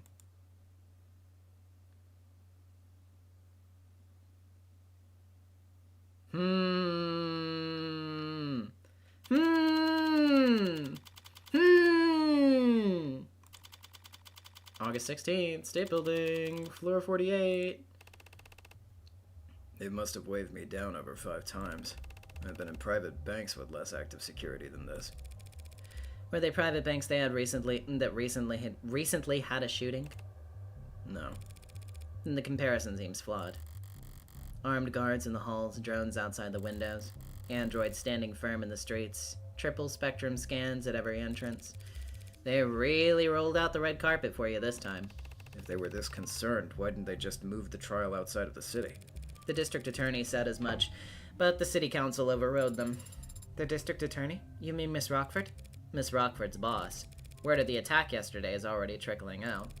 They can't afford to delay, or it'll look like they've been successfully intimidated. There's such a thing as overcompensating. Not on the stage of security theater. Were you able to look over the DNA I don't know why I started reading that as Sosuke. Were you able to look over the DNA analysis that Cyanus completed, Adonai? Their report on the bindings? Yeah. Summary of forensic DNA analysis conducted by Cyanus follows below. Sweat matches the DNA of subject A, Ikaria Sosuke. Skin matches the DNA of subject A, Ikaria Sosuke. Blood matches the DNA of subject A, Ikaria Sosuke. And subject E smiles Heavens Miller.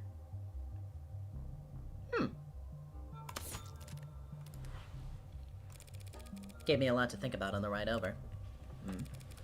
You're looking much better. You're looking much better. I don't feel better. They gave me some sort of injection last night. I woke up in much more pain, but they still insisted on taking off all of my bandages. Some sort of injection? Sosuke consented to an intravenous injection of a recovery accelerant at 9:33 p.m. last night. You consented without knowing what it was? I nodded. Thought it'd help me sleep. That interrogation room floor isn't exactly ideal for rest. Spoiled brat. This is the same guy who was confidently telling me he was fine with going to jail. What about you, Adonai? Were you able to get any rest? I slept like a rock, eventually. Didn't even wake up when a certain unwelcome guest stumbled out the door in the early morning, thank God. But it was an accelerant, huh? I thought there was something familiar about this discomfort. They gave it to us back in the military, on occasion. You heal up faster, but it still takes the same toll overall. Explains why I feel like all my bruises are fresh. Why'd they wait until now to start giving Sosuke medical attention, though? Emma must have realized it was getting a bit silly, trying to accuse you of murdering 5 people when you looked like you'd been thrown through a windshield. Don't worry, Sosuke. You're still handsome, even without the rugged edge that your injuries provided. Hearing that doesn't make me happy, you know. Then why are you blushing? It's not like you're spotless. You still have a mark under your left eye. No, I've had that since birth. Oh. I was told once that it's charming. Why'd you bring it up? Is it not charming? So needy.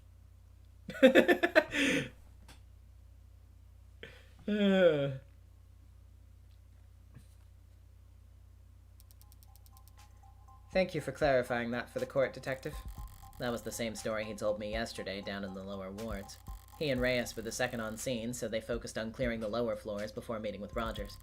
Good to have it on the record so I can look it over.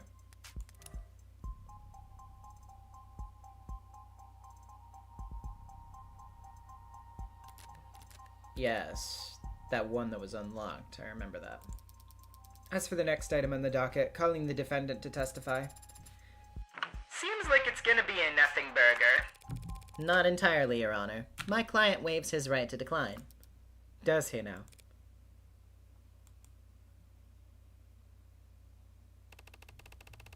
Yeah, probably a good time to save, true. It has been a while. Hold on, let me make sure I get the right icon. There we go. Don't want to have a mishap. Sosuke Ikaria. I'm the head of personnel security at the Ikaria Financial Group. And the IFG. That's a family-run, small business, mom-and-pop operation, I take it? Family run. Well, Mr. Ikaria, I feel like the court already has a strong understanding of the circumstances you found yourself in, how you were captured and tortured by these 4 known criminal associates, all of whom are now dead, how you were found standing over the body of Officer Chopin. I suppose all anyone can ask is, what do you have to say for yourself? I can only tell you what I remember, even if that's mostly pain. How about after the pain? How did it end? I woke up to the feeling of my blood drying on my skin. Familiar sensation for a head of personnel security, I assume? Objection. I can answer.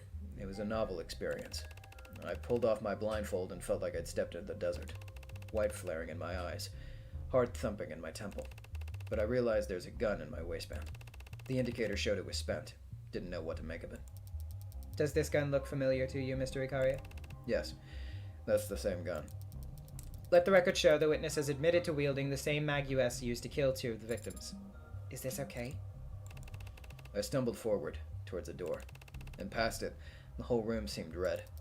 And after that, you don't remember? Anything else you'd like to say to the court, Mr. Ikaria, before we finish? There is one more thing I can recall. I remember holding my sword. So he admits it? You remember holding your sword? Woof, that ain't good. That's very interesting of you to say, Mr. Ikaria. It was on the ground, and it's important to me, so I bent over and picked it up. Do you recall the next thing you did with that sword, Mr. Ikaria? No. The next thing I know, I'm being transported and read my rights. I see. Your Honor, do you feel we need to continue? The questioning? The trial. Ouch. Ready to begin cross-examination at any time, Your Honor. If you insist. Round 1. Fight! Surely we're past round 1 by now. Cut bindings, Yoru, and the Magus. I woke up in that room blindfolded and in pain. Managed to untie my bindings and stumble forward. That's when I noticed a gun sticking out of my waistband. I was alarmed, but the ammo was already spent. When I stepped through the door, everything on the other side was red. All I could think to do was bend down to pick up Yoru off the floor. The next thing I know, I was in an ambulance, having my rights read to me. Sosuke isn't lying about anything, is he? Okay. I did want to get to the end so I could look at the descriptions again. So, just doing due diligence. Let's look at the mag. Sharp arrow mag. Righteous Dank-a-tan. Found on tank's person. Oh yeah, that's right. Found her over a week ago in a routine civilian frisk by officers TC and HR. Report follows. Subject is in possession of firearm is a violation of parole. Firearm shows signs of illegal modification.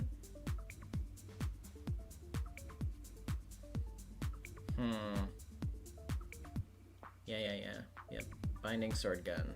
Yeah, okay, so that was the gun. Then let's look at the bindings. Summary forensic DNA analysis conducted by Cyan as follows.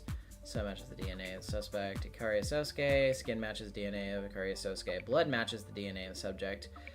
Ikaria Sosuke and Miller.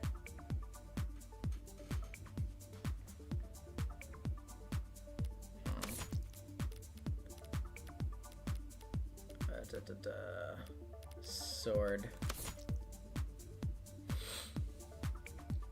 Right hand of Sosuke Ikaria, no other prints found. Blood residue at various points of the blade matches the victims. Chovan, Miller, and Trey. Okay. No, he's just subconsciously glossing over a certain key detail. All the trial prep in the world can't undo multiple concussions, I suppose. Should I tie my bindings and stumble forward? Oh. Yeah.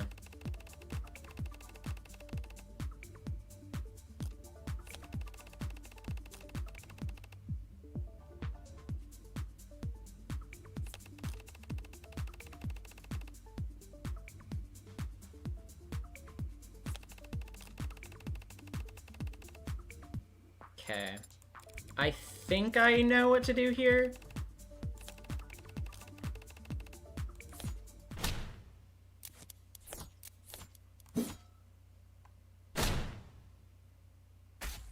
Got it.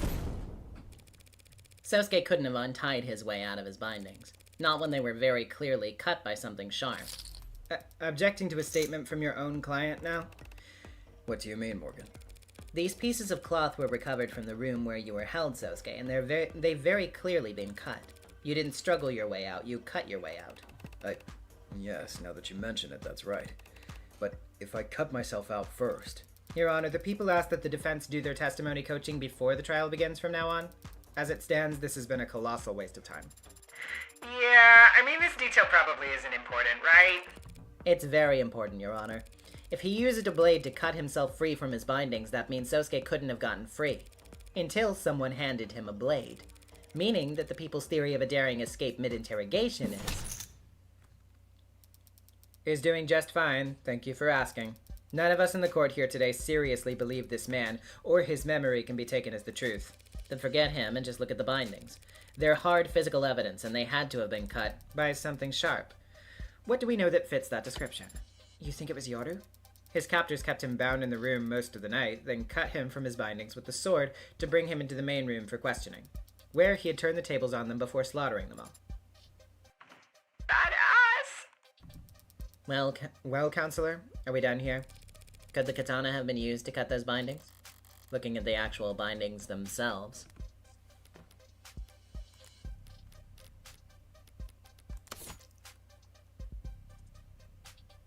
Cut with something sharp. But if we look at Yoru, where's Yoru? Where's Yoru? Where's Yoru? I'm scrolling by it. There it is. Blood residue. Oh, but yeah, okay. But.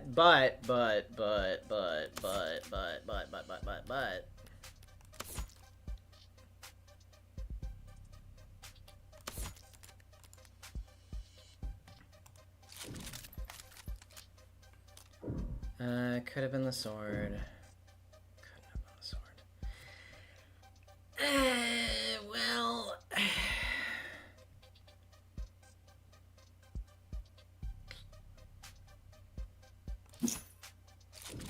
Of course it wasn't the sword that cut those bindings.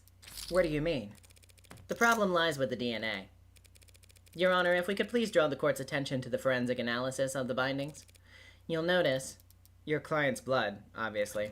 Yes, obviously. But upon closer inspection, you'll also see that blood from Miller was found as well. Okay, I was on the right track. Good. Good. The, poncho guy? Who was stabbed in the throat, as the court may recall. By your client's sword, as is no doubt still fresh in the jury's memory. Well, how can that be, Your Honor? What do you mean? Is it not sharp enough? What a piece of shit. How can Miller's blood have ended up on the bindings that kept my client from leaving the room in which he was held? Unless Miller was killed before my client was ever cut free. That's... Kind of a big deal. Isn't it? I thought so, at least. She's lying. That's not possible. You thought wrong, Counselor. It's true that the katana has blood from Miller's stabbing on it, and I'll admit that it's surprising to see his blood on your client's bindings. Miller's autopsy showed he has no wounds beside the fatal punctures in his neck, so the bindings on my client had to have been intact at the time Miller died. But those bindings didn't need to be cut before your client could kill him. What? If your client's wrists were left bound for questioning, he could have stolen the gun, killed Tankson Creek, then picked up his sword, as he just stated in his testimony, and set to work. You think my client was drugged and beaten before killing 4 men with his wrists bound? Hardly impossible for a man with his talents. And there's no other explanation for why he would have cut his bindings with a sword that, as you insist, must have already been used to kill Miller. No other explanation. Not even if he used something else to break out of confinement. Yeah, the bat. My knife. Oh, well, okay. Let's just raise on this one because we already fucking know, so it's not like I can... What if my client had simply used this to break out? What the hell is that? Way overcooked from what I can tell. It's a murder weapon, Your Honor. One recovered from the scene of the crime. That knife. Yes, that's what I grasped when I first woke up. That's impossible! What she said. There's nothing about a knife found seared to perfection in the ARC's data. Is it overcooked or seared to perfection? This knife was not found inside the building, Your Honor. I retrieved it from the alley immediately beside it. Your android did? Need her to submit video evidence of the entire afternoon to verify it, Doubting Thomas? It's not the android I have trouble taking at her word, Counselor. What forensics have been performed on it? There are no fingerprints remaining, and the DNA present in the blood is too damaged to be of use. But I have identified at least 2 different blood typings, AB negative and B negative, Your Honor. Your Honor, the people are of course interested in forensic analysis of any evidence that seems pertinent to this crime in hand. But this was retrieved from an alleyway dumpster. A soot-filled drum near an alleyway dumpster. An alley in the lower wards. Without strong evidence linking it to the crime, I see no reason to entertain the idea that this is some kind of 4th murder weapon. 3rd murder weapon. What? The VAT was post-mortem. The point still stands. Well, how about it, Morgie?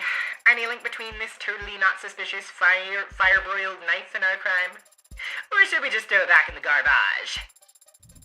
Again, it was a soot-filled drum by the garbage. Of course, I have more to go on than mere proximity, Your Honor. I have proof right here that the knife was what Sosuke used to cut himself free.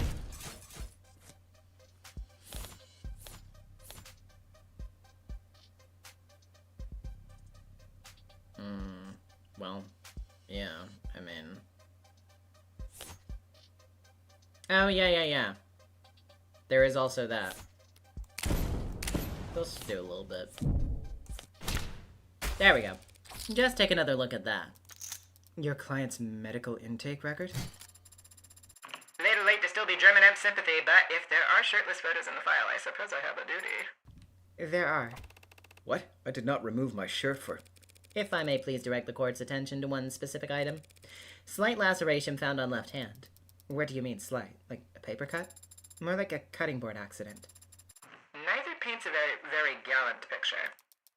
But if he had a cut on his finger when he was first arrested... Then it must have been sustained around the time of his escape. Like when he was using a knife to cut himself out of bindings while blindfolded. Yeah, that makes sense. Even a master swordsman can nick himself on his blade every now and then.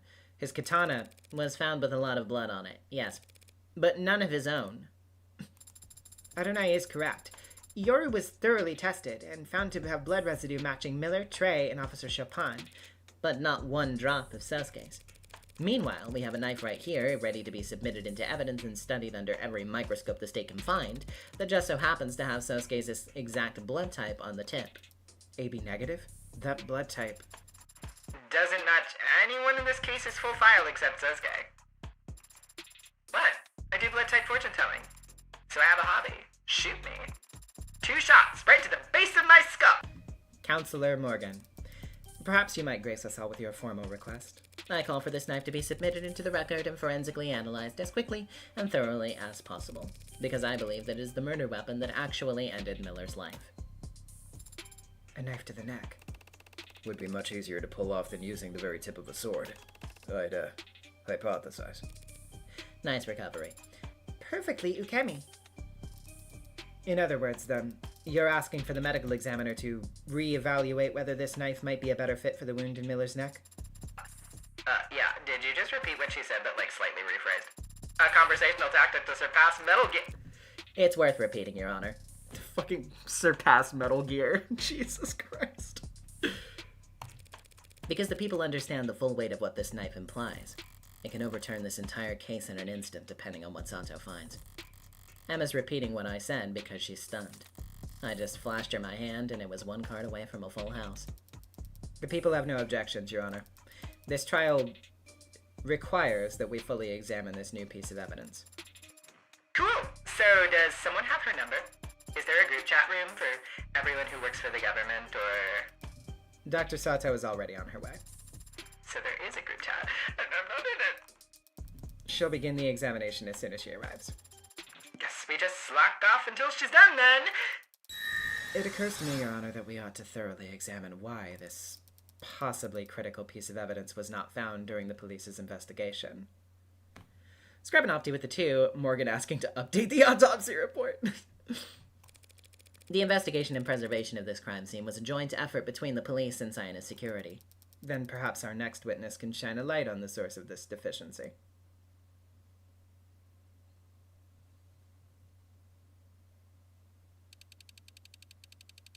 Yeah, I figured it was going to be Han.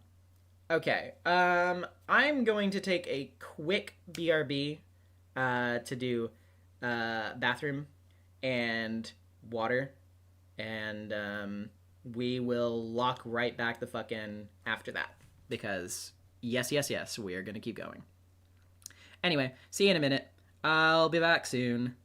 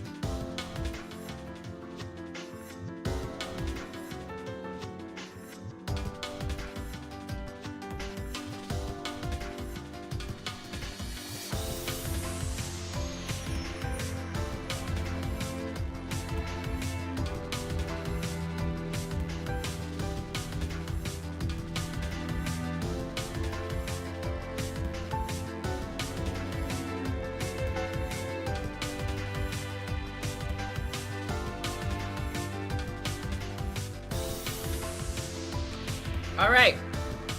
We're back. We return. Let's get to Han's testimony, shall we?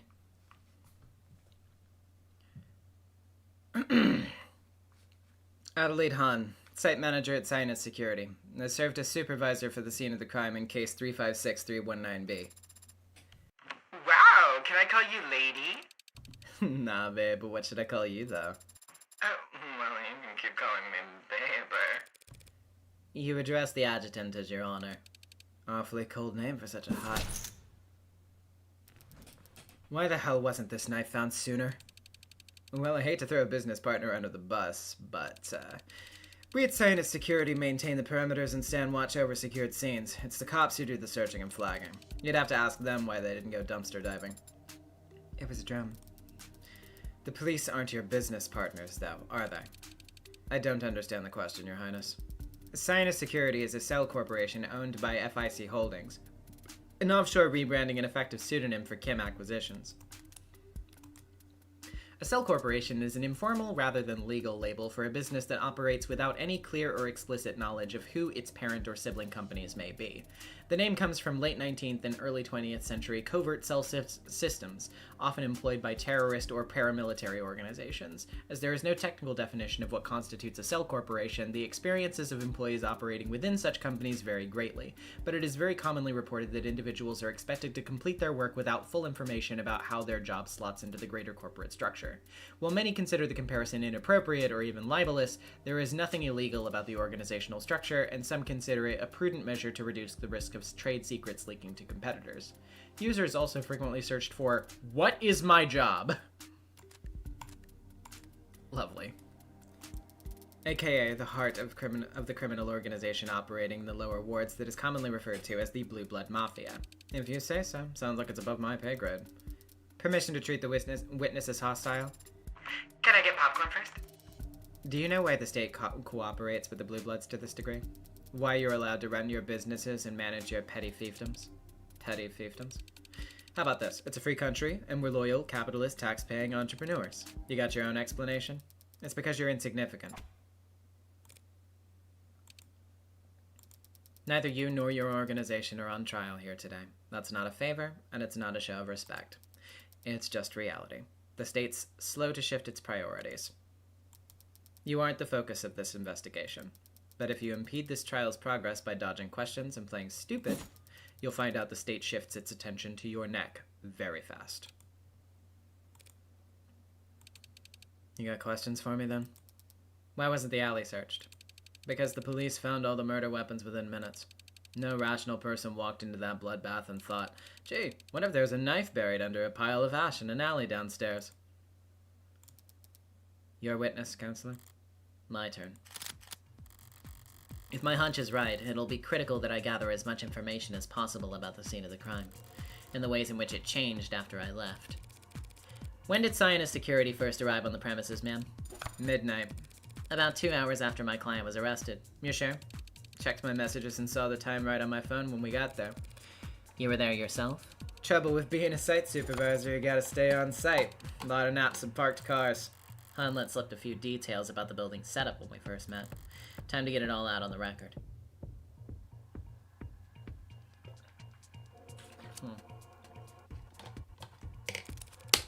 Do you know who owns the building that these crimes took place in?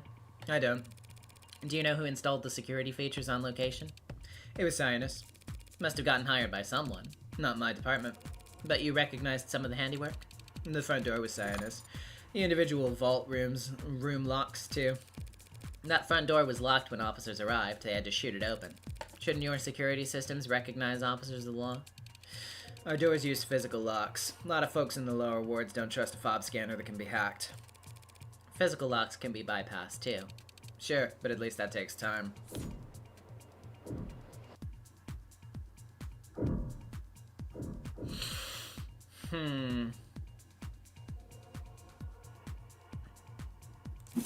Is there any way to unlock that front door without its key?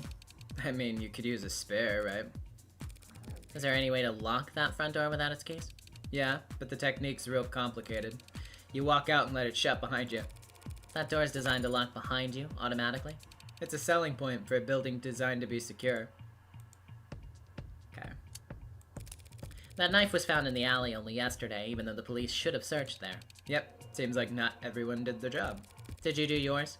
Was the alley monitored around the clock? It was. Any disturbances to the scene in the alley? No, none. Could this knife have been planted there? I'm gonna stay on that one. It was a warm night, I'll bet. You asking me about the weather? Not exactly grade A small talk. Relevance, Your Honor? I was just trying to be polite, but if you insist. Were the windows open in the building when you arrived? There's a lot of windows, not sure. The crime scene in the room directly below it. Were there windows open? Yes, those windows were open when scientists arrived. Strange. Didn't it rain that night? The drizzle was over before 9 p.m. And even if it had been a downpour, it's not a crime to risk getting your windowsills wet. Alright, so the building wasn't completely sealed by the time you got there.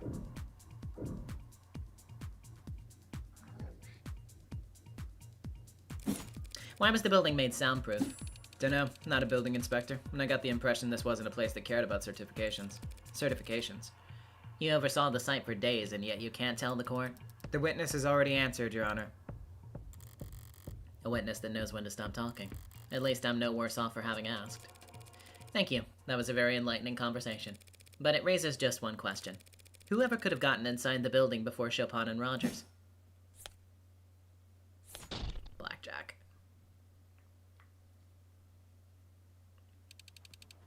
The hell are you talking about? Your Honor, perhaps Counselor Morgan might narrow down her absurd attention-grabbing claim first, so that people can properly eviscerate it. Yeah, what she said. Someone got into the building before Chopin and Rogers did. That's become obvious. What are you talking about? The only way into that building was through the front door. Chopin had to shoot it down. Are you suggesting that he didn't even try turning the handle first?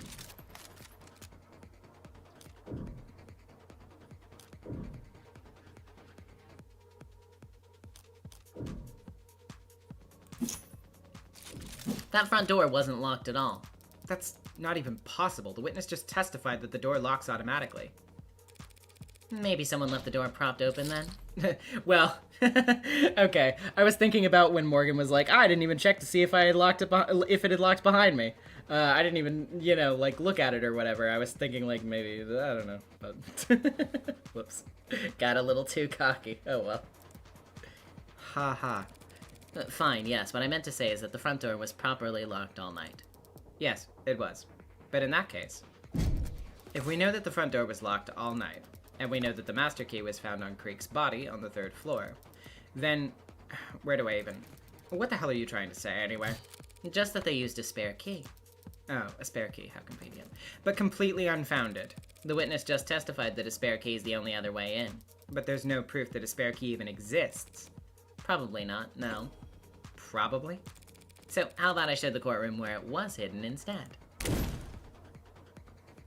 Let's see. Alley drum. Knife underneath its soot. Found in an alley. Dirty rain marks around and signs of being moved.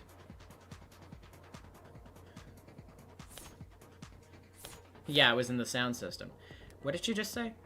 Where it was hidden. So, whoops. Then yeah, I mean, we haven't had anything about the thing being moved, I guess, now that I think about it. Let's turn it up just a little. The dumpster? What is your obsession with presenting evidence found in garbage?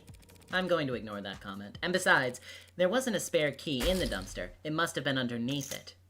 Got it! What? Is that true? Hey, don't look at me. I have no idea what she's talking about. That dumpster had clearly been moved, as indicated by the markings left from the dirty rain in the lower wards. We can all see those marks, Counselor, but it could have been moved at any point after the last time it rained down there. The witness just testified that the last time it rained was 9 p.m. on the night of the murder. So what? Your claim that a spare key to the front door was left underneath the dumpster? Not so dissimilar from leaving a spare key under a potted plant. Or a setting stone. Or a Biwa statue. This isn't anything like either of those examples. Hold on a second.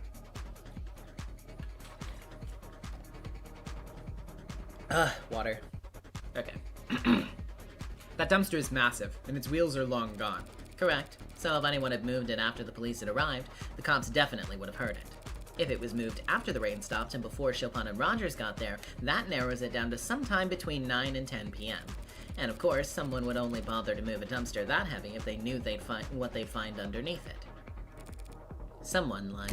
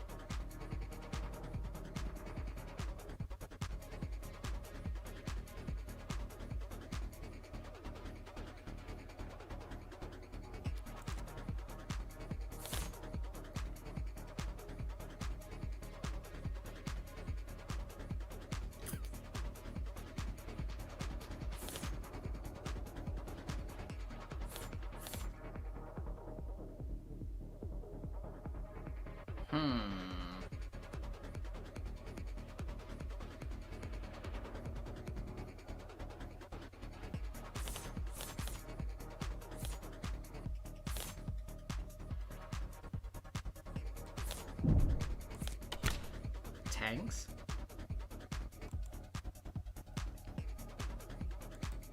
Click, click, click. He's a big guy with modded forearms, who would have been better suited for the job. Tanks died inside the building. Oh.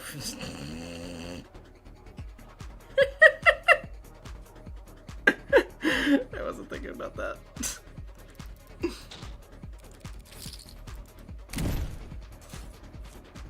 I got too caught up thinking about other shit. Don't listen to me. I'm not smart. That's embarrassing.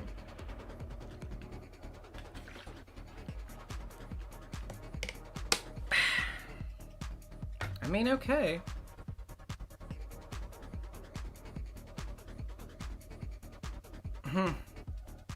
I kind of didn't want to pick that. I kind of didn't want to pick Han, to be honest with you. But okay. It had to be Han, of course. Counselor. Yeah, I was like, I don't know. Sorry. I got caught up out of context of the question and didn't even think about the timeline at that time. If you want to know what I was actually thinking about, I was thinking about the whole thing with like the gun when they found that on him, and then they were like, "Oh, we're gonna pass you up" or whatever. I was thinking like, "Oh, we should look more into that," and I thought that maybe that was like a, you know, oh, let's explore this topic a little bit or whatever, not name the killer. But you know, in any event, it wasn't just me trying to defend my interests, but I do like Miss Han. Or just Han, rather. Sorry. As a known associate of the Blue Blood Mafia and an employee of the security company who installed the front door at the crime scene, she'd have known exactly where to find a spare key. That dumpster also happens to be incredibly heavy, but I don't believe this witness's Mon documentation has been submitted to this court. Could you estimate for us your approximate lifting strength? You lift with your back, not with your arms, lady. Pushing strength, then. Me? I couldn't push over a flower. Fact is, you're just bullshitting. There's no proof for any of what you just said. We could check for your fingerprints on the front door. You'll find them because I've used it plenty of times. It's my job. We could check for your fingerprints on the dumpster. That thing's filthy. You get nothing but partials from a bunch of unlisted and addicts and whoever else stumbling around in that alley. Would we? Dunno. But after you do, I might just recall how I nearly puked when I saw the crime scene, and how I might have stepped out into the alley to catch my breath. Would you believe I rested my hands on that dumpster then? This line of questioning is unproductive, Your Honor. Counselor Morgan cannot substantiate her theory because the fact is, there's nothing strange about Han's prints being on any centimeter of that building. Not when she spent nearly 2 full days patrolling it. True, fingerprints won't be enough. I need something more impactful. And I've got just that thing. What? Oh, hold on just a second.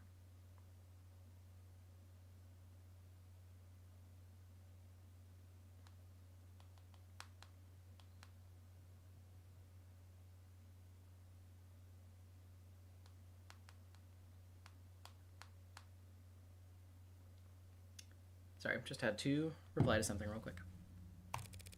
Han was there that night. She was there before the police ever were, and she was there long before Zionists showed up at midnight. And I can prove it right now. How? Exactly. What? I'm gonna prove how she got there before the police did. Oh, yeah. What the hell was that? Adonai, did you really have to do that again? What is happening right now? This is a simple whistle. Every time I press it,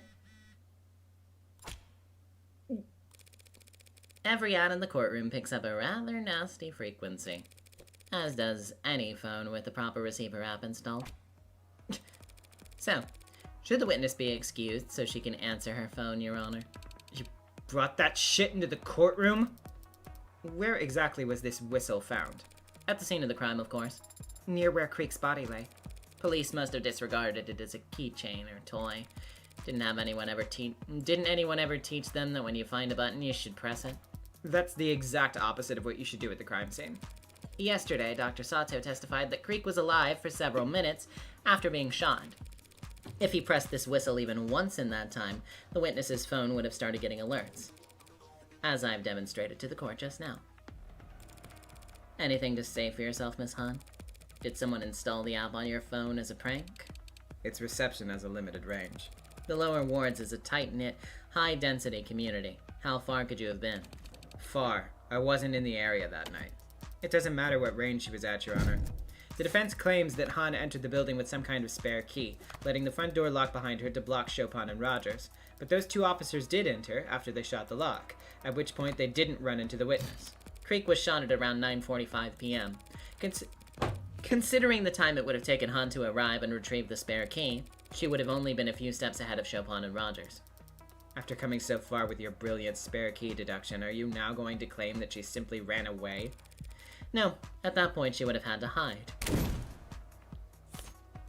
By the front door. Oh, wait, shit though. Shit though! Since they didn't see her, logically we must conclude that she hid in one of the rooms on that floor. That is logical, but is also entirely conjecture. Not this time. Detective London's testimony established the possibility. Remember what good Detective London testified earlier?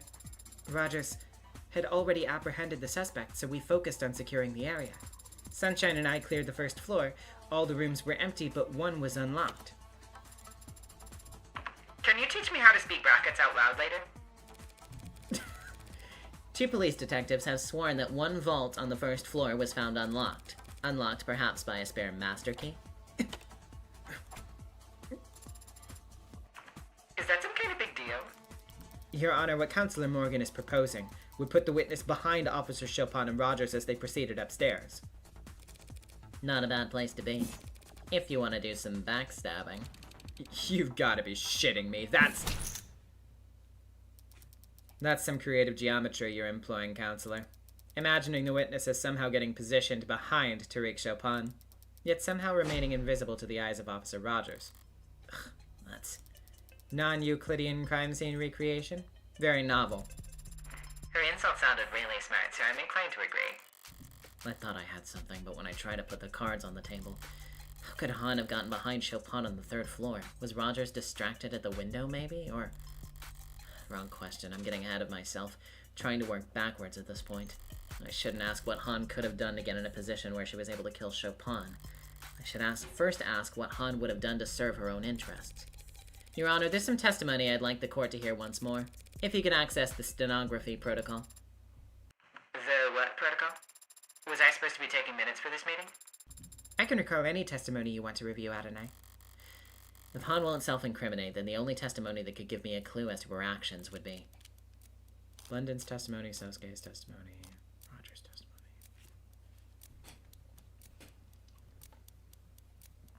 testimony. Same.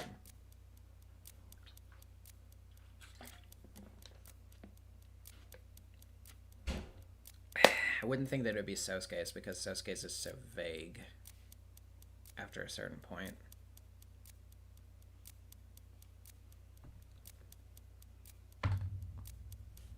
London's we just heard, or like heard reiterated, so Are they all in evidence? I know that some statements were, but I didn't know if all of them were.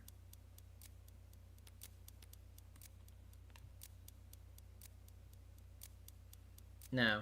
I mean, there's London's testimony, of course. Oh, wait. Rogers already ran the suspects, so we focus on securing them. Well, I mean, yeah.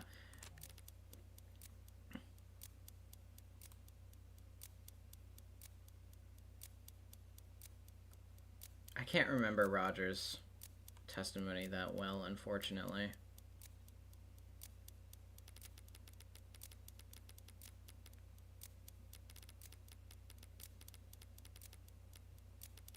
Yeah, it's, yeah, they're not all in there. London's is, but...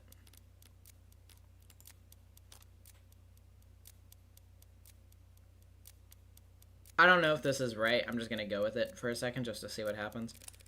Recite Rogers' testimony from yesterday. Okay, got it! I was leaning in the right direction. Start from after they entered the building. What are you fishing for? We heard a loud slam. Chopin gets all deadly serious and insists I stay, and he goes ahead. That's it. That's the sound Rogers heard from the alley, the one that made Chopin want to form a pincher. That must have been when Han... Dumpster. When Han moved the dumpster in order to get the spare key. After the first officers in the scene had already destroyed the... Oh, wait, shit, what am I talking about? Whoopsie whoopsie. The sound the officers heard was that of someone fleeing the scene. Rather. Out the window, down the fire escape. And onto the dumpster.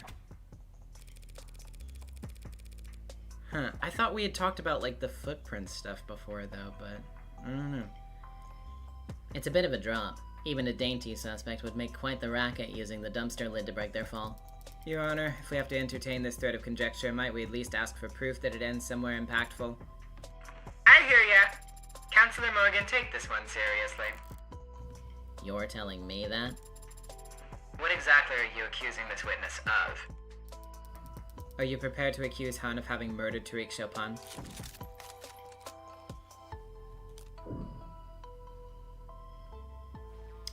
Damn, I don't know, though. Can I accuse Pretty Lady? Can I really? And there's a part of me, there's a part of me in my mystery brain that's wondering if it's like, you know, it's like, you know, oh, don't jump the gun too soon, you've still got game left, you know, but...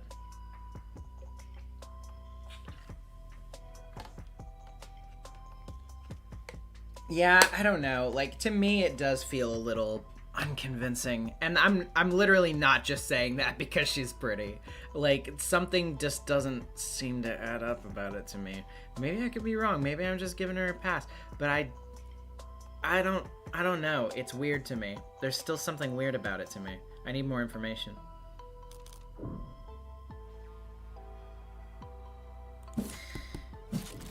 If my theory is right, then it was the sound of Han fleeing the scene that caused the cops to split up. In other words, at the time she left, Chopin was still alive. No, she's been uncooperative, and has lied on the witness stand. But she didn't kill anyone. Okay. Woof, that was anticlimactic. I mean, perjury? Who even cares? Who even cares? Ace Attorney characters like...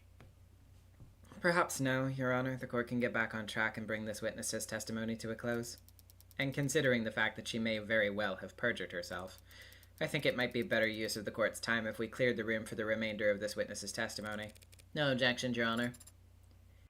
Okie dokie. Bailiffs, clear the gallery and remove the defendant to a holding room. They're forcing us out? What the hell? Hey, tag along, would you? Ritsuke? Can't let someone with a concussion fall asleep, right? I'm certainly not still concussed at this point. See, he's delirious. Trust me. Very well, Adonai. Good luck.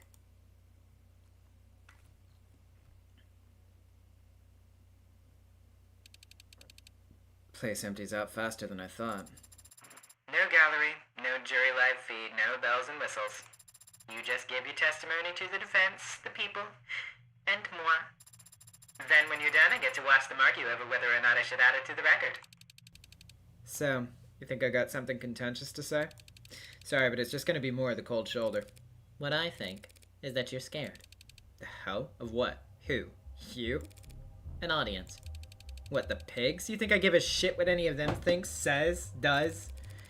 Even if any one of them might leak what you say back to the old guard? What's an old guard? The ruling faction among the Blue Bloods who use the young bloods like this witness as their cannon fodder. Where'd you learn all that? You binge a late dine special? Late dine? Okay. Knowing Emma, she just learned all of this from... Matter of fact, I did. Old guard knows where my loyalties lie.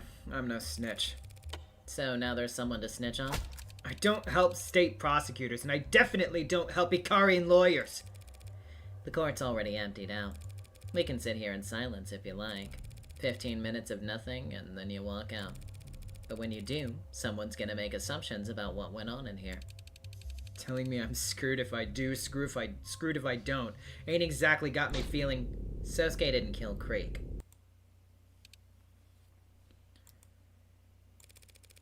Maybe you don't care if an Ikarian dog goes down for a crime he didn't commit, but how do you feel about the person who did put that hole in Creek's chest, toasting to the news of the verdict? Screw this. 9:47 p.m. Night of the murders. I got the alarm on my phone. Knew it was Creek because the whistles all have specific frequencies. You gotta set them in your device if you want to listen for them. Creek had nerves like ice. Strong bluffer. Wouldn't press that button unless he absolutely had to. I ran. It's the fastest that way, on foot. Usually is, in the lower wards. I knew where the spare key was. Helped set up the whole damn place. Doors, keys, soundproofing. Stepped inside and had just gotten my phone light out when those two idiot cops came up, reds and blues but no siren, trying to be some kind of movie shit. Thought they were gonna shoot me. Then I heard Chopin getting ready to break the lock and I knew they were gonna shoot me. Used the spare key on the nearest vault, dipped inside, and prayed they'd just head straight upstairs. Lucky for me, they did. You followed after them? At a distance, but yeah. Saw their boots on stairs, their shoulders around corners. They split on the second floor, one went upstairs, he was quiet, except for that squeak on the fourth step. Creek used that joke that was a valuable security feature. They separated on the second floor without any prompting? Other one was stomping around the second floor, so I was able to keep my distance. Always knew exactly where that one was. Then one shouted down. He shouted, saying that everyone was dead. That must have been Chopin, right before Sosuke snuck up on him. I liked Creek. His boys were alright too. But I did not want to join them in Red Hood's company, so I didn't risk sticking around a second longer. I opened that window on the second floor and jumped for the ground. I was willing to hurt my knees, fall on my ass if I had to, but I ended up smacking the dumpster instead. Guy on the second floor shouted after me, "They're in the alley!" I heard windows slide above me, open above me, footsteps in the fire escape. My knees had stopped shaking and the fog was with me. They never saw me. You're saying you never even set foot on the third floor? Not until I came back hours later as a scientist rep, nah. Where's the spare key now? Bottom of the bay, at the moment. Hell of a throwing arm, as you can see. I ain't gonna help you go snorkel around for it if that's what you're asking. Well then, the people thank you for your testimony. You've cleared up a number of oddities surrounding this case. Though none of the answers you've provided have changed the fundamental facts of what the defendant is accused of. Not quite. She was in and out, counselor. Didn't even set foot upstairs. I know. Not until she came back to secure the scene, right? Out with it, counselor. There's no need for theatrics without the jury or gallery here. I'm still here. I do appreciate the witness being so forthcoming about her first visit to the scene. Now I just need her to explain why she started covering up evidence when she returned. What are you talking about?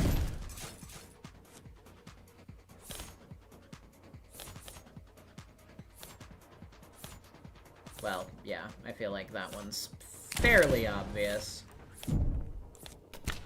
The knife? Who better to remove evidence from a crime scene than a scientist security professional? Scientists arrived after the police established the arcs. We would have captured the knife by then, and then we would have known it. Oh yeah, that's true. Then we would have known it had gone missing. Exactly? Exactly nothing. Then, let's think about this, think over this again.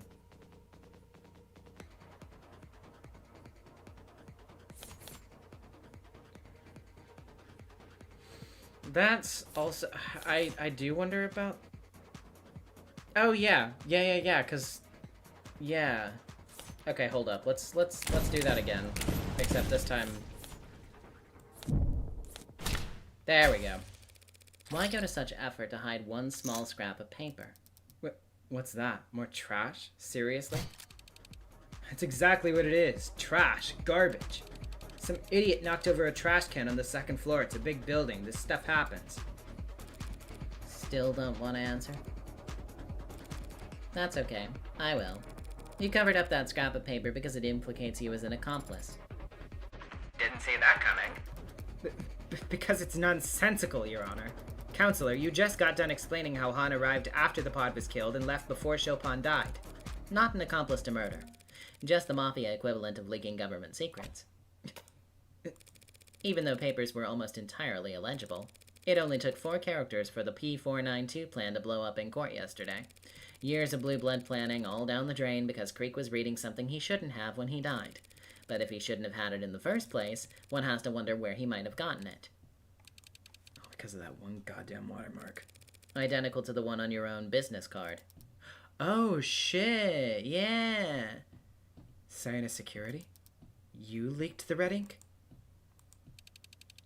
Creek never asked nobody for nothing. Dumbass was a giver.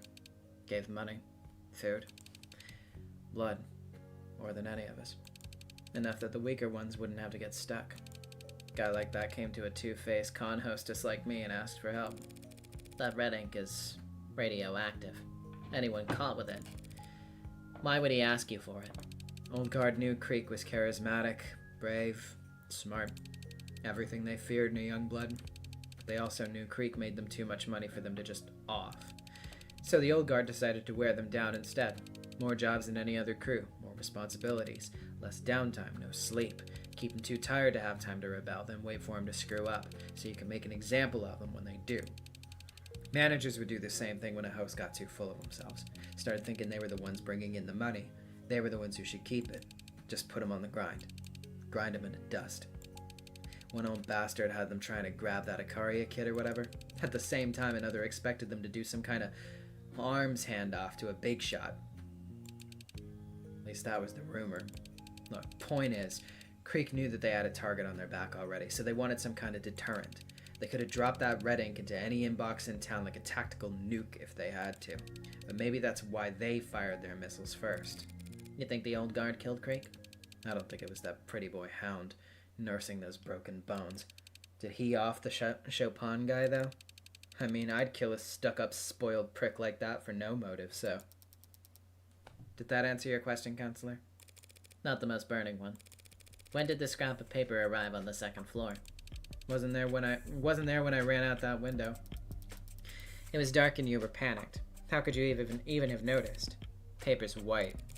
If you had seen it, would you have taken it? You kidding? Yeah, of course I would have taken it. Would have eaten the damn paper to make sure. Why didn't you simply eat the damn paper later when you did see it? Removing an item from an ARC scan building would set off any number of red flags, and the first thing that would happen is that they'd wind the clock back to see what it was. That's what I did. Looked back to see how the hell I missed it, but the damn thing was in every pick the ARCs had, right from the beginning. Knocking over trash to hide it was the best I could do. Low reward survival tactics. Hide in numbers. If the scrap wasn't on the second floor when you left, but it was on the ARCs from the start, that means Reyes' body cam saw it by the second floor windowsill, the one that connected to the fire escape. Your Honor, I believe we're done with this witness, even though all we've managed to establish is that someone went from the third floor to the second floor without taking the stairwell. Someone circled around. You got all of that from one paper? Am I stupid? Just because those papers originated on the third floor, if that scrap was found by the windowsill, someone could have taken the fire escape. Exactly. Could have. Someone could have. But obviously they didn't because they would have run right into Dr. Sato! She has some evidence, or DNA, or whatever. Maybe even an updated autopsy report, if you even care. Should we let her in? Your Honor, you're the one overseeing the trial, so... So I can cry if I want to. Open her up and kick the flirt out. Hey, Miss Morgan. That Ikarian dog didn't kill Craig's pot. No, he didn't. You gonna find out who did? Not your job, huh? Guess I deserve that. Finding Creek's killer's not technically my job either, hun. But if they're brought before me, I can promise I won't hold anything back. Appreciate the sentiment. But I'm not gonna hold my breath. And I won't tell any of the other Youngbloods to hold theirs.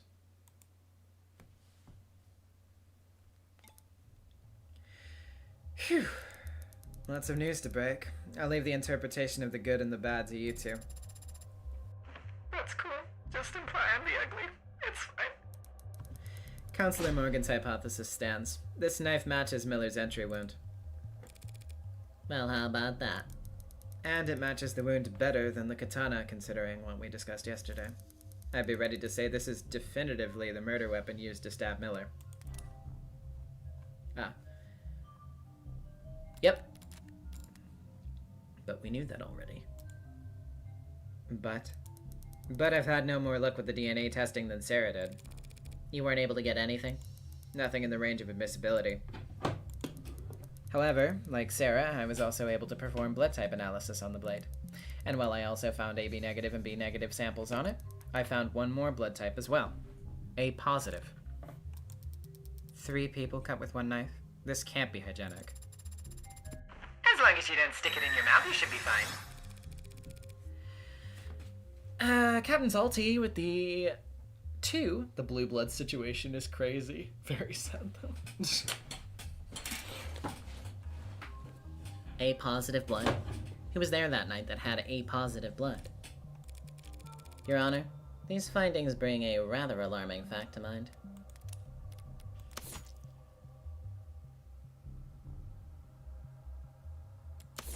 Hold on.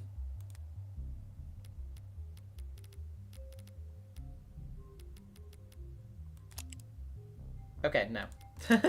For a second, I was like, it's not Morgan.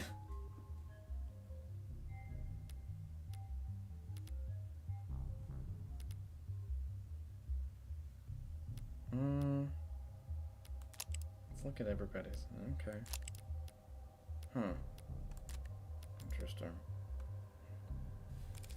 If Dr. Sato believes that Miller was most likely stabbed by this knife and not the katana, that means that this knife was also the source of Miller's blood on Sosuke's bindings. So either my client killed 4 men while cycling between a gun, a sword, a bat, and now a knife with his wrists tied together, all before ever stopping to cut his bindings, or he was still in captivity when the Blue Bloods were killed. But wait, that almost sounds like... An alibi for 4 of the 5 murders. That is not an alibi, Your Honor.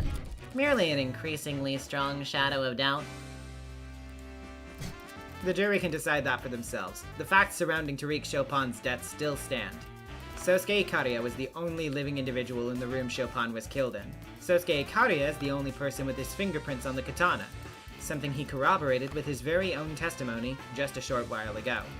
And the defense's theorized fleeing suspect has already been revealed as incapable of committing any of these crimes. Yes, but unfortunately for the people's case against my client, there is evidence that completely overturns our understanding of how Chopin died.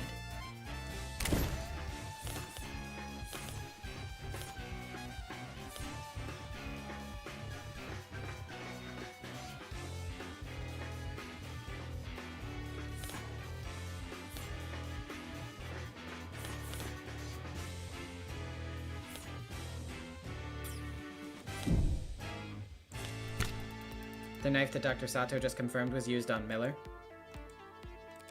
Very likely used to kill Miller, yes. But definitely used to kill Chopin. Mm-hmm. What? What are you going on about? Blood typing. Chopin's the only victim with A-positive blood. Even my client Sosuke has AB-negative blood.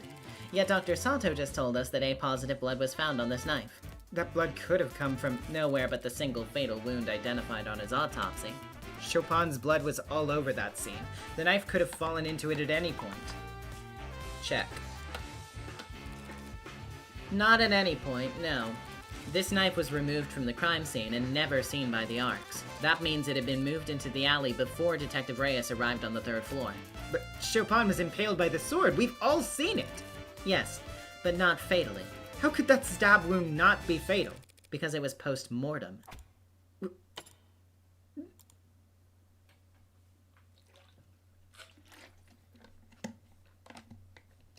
Fuck.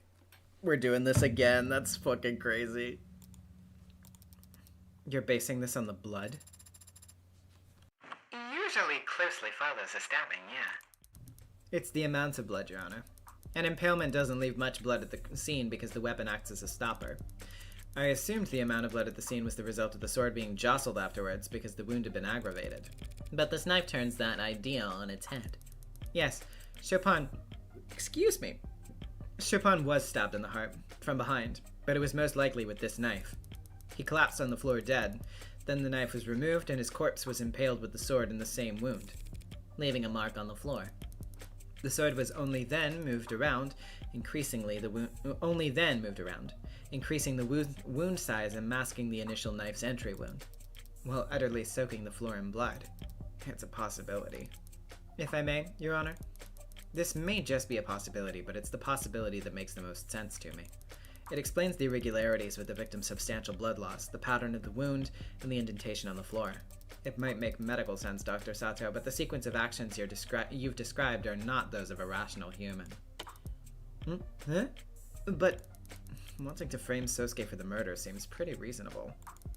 And stabbing the corpse with his katana would be the best way to do that.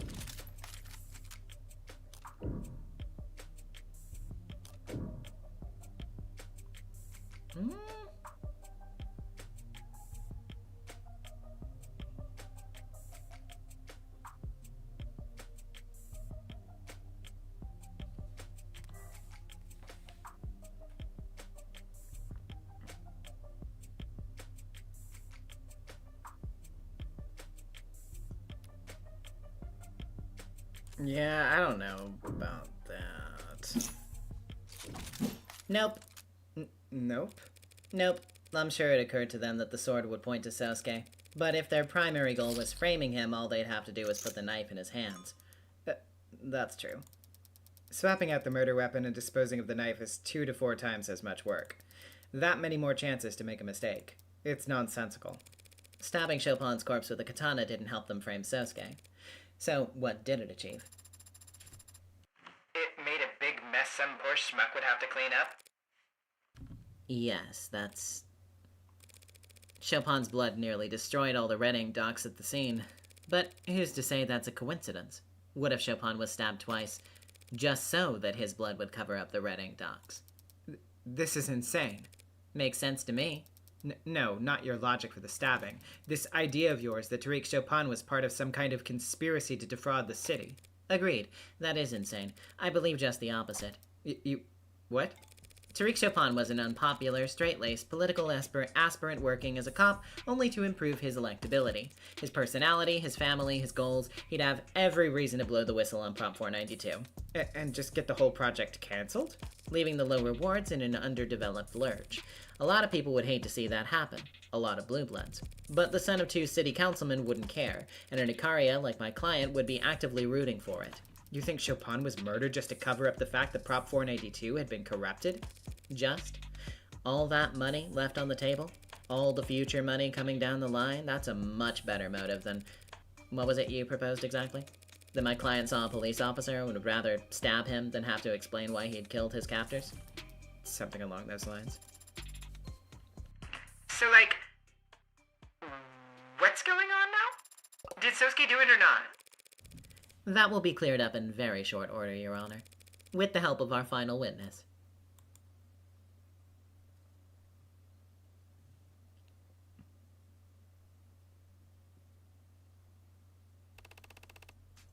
So Yoru wasn't even really used to framing.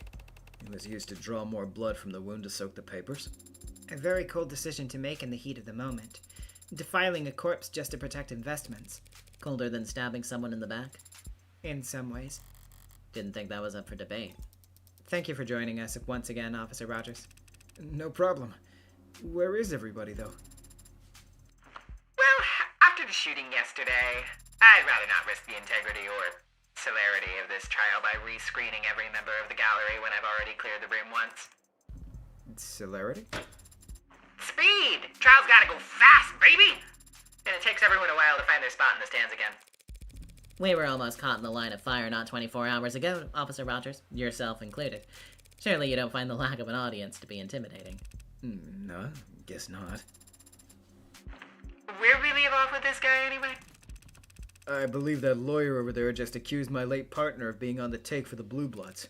I was merely exploring a possibility raised by the witness's sworn statement, Your Honor, that he never heard any gunshots in the area himself. And I stand by that. Good. Does the defense have questions for this witness, Your Honor? Or should we all continue to glare at one another for the rest of the day? Tempting, but I guess we'd better not. Your Honor, we ask that the witness testify once more about how he and his partner arrived on the scene. Yeah, no problem. I'll repeat it as many times as you like. I'm gonna have to call you on that. The whistle. Oh, it's just the... Okay. Gunshots. For the nearest known orbit hotspot, and for the moment dead quiet. Door was locked. Checked the alley but didn't see another way in.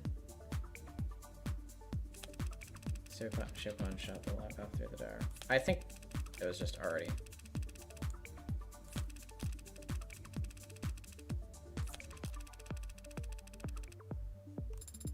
Yeah. Okay. I think it was just.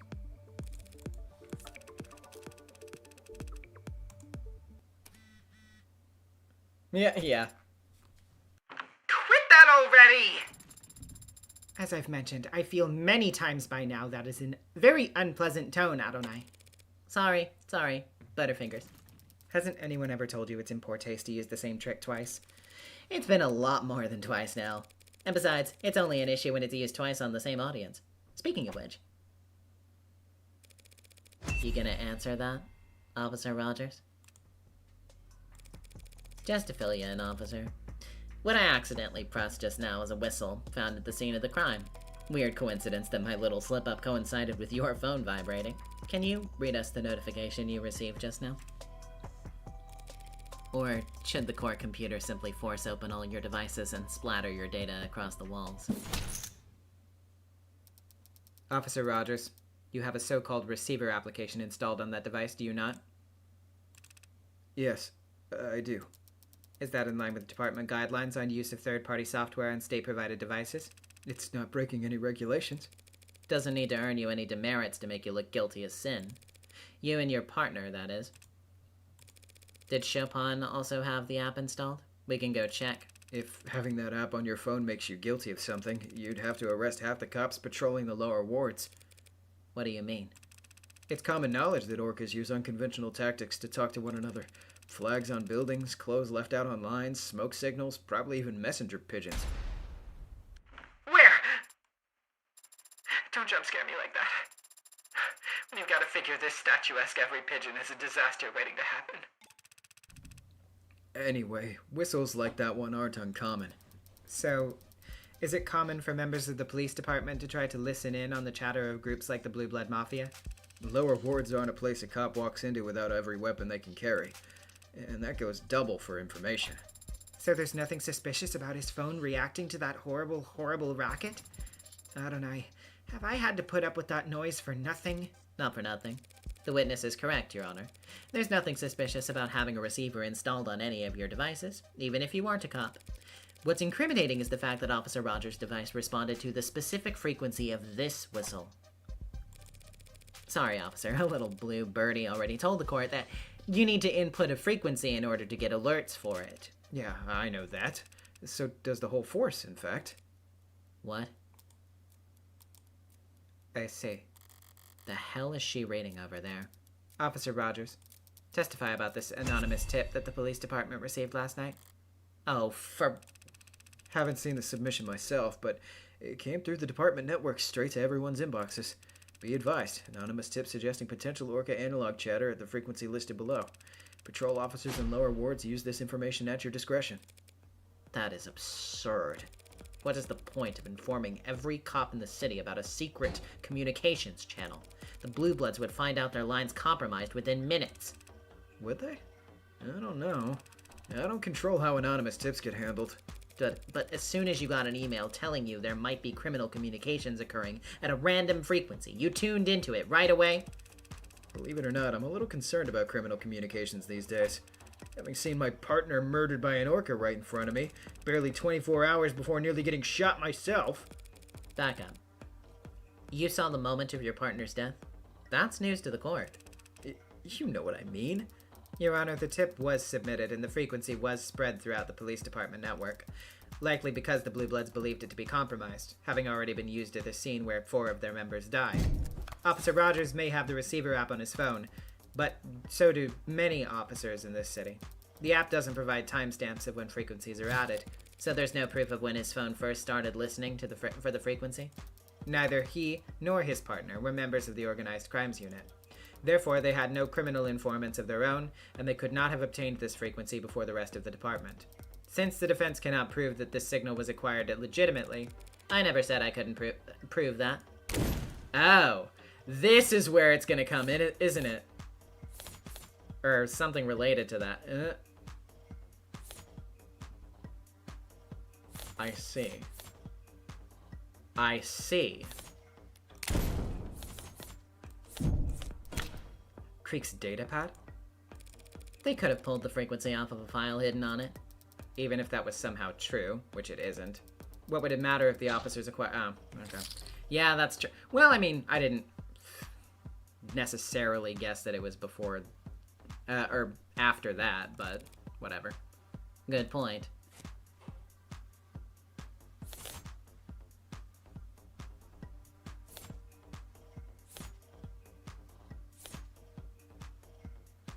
Oh, wait, why did I fucking... Duh, I thought it was related to that. Why didn't I even look at that? I didn't even fucking register that that was the one with that description.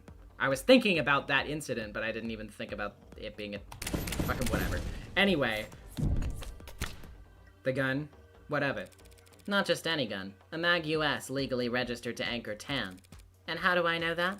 Because this gun was identified and scanned over a week ago, when Tanks was briefly detained by some well-meaning officers on patrol.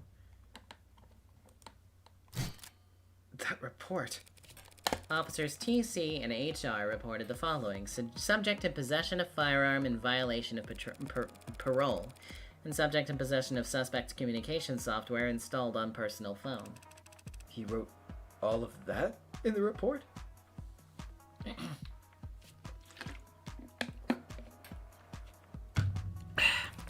You and your partner found the emergency frequency for Creek's pod over a week ago by skimming Tanks' phone, and sat on it until last night when you kindly dropped it off in the tip box. The hell are you even saying? Why would we frisk a perp, get good intel, and keep it to ourselves? For the same reason your partner might report a generic shots heard over the police network when he already knew exactly where to look. The same reason he'd be ecstatic at finding documents on Prop 492 at the site of an Orca bloodbath. You wanted your gold stars. You wanted to be the first on the scene at the site of a Blue Blood massacre. Counsel is badgering, Your Honor, and losing her meager thread of logic in the process. The previous witness testified that there was, in fact, a silent alarm that night. A silent alarm that needs to be actively pressed. It could only have gone out before Creek's heart stopped. Said witness responded to the alarm by traveling on foot, and yet arrived well before Rogers and Chopin. The lower wards are maze-like. She could have been closer. That whistle has a limited range over which it can be received. You propose that Officer Rogers and Chopin were within that limited range at 9:45 p.m., yes? Obviously you do, or else they would have never received the frequency at all. So if person H is on foot and individual R is in a police car, and they both receive a signal at the same time, and a train leaves Appletown at 3 p.m. That seems like an irrelevant factor. All the court need consider is this. How could Officer Rogers and Chopin have possibly arrived later than someone traveling on foot if all three were within that range? Can't believe I told my geometry teacher that none of this would ever be useful. This isn't geometry, damn it. It's just logic. The fact is, they did arrive later than Han. If I'm right about the motivation for Chopin's actions that night, if he was sitting in his police car and suddenly got a notification telling him some blue bloods were having a life-or-death emergency, how would he react in that moment? It would seem the defense does not have evidence available to address this contradiction, Your Honor. Evidence explaining exactly how Chopin proceeded to the crime scene? I have that evidence, or I don't. Evidence explaining exactly how Chopin proceeded to the crime scene.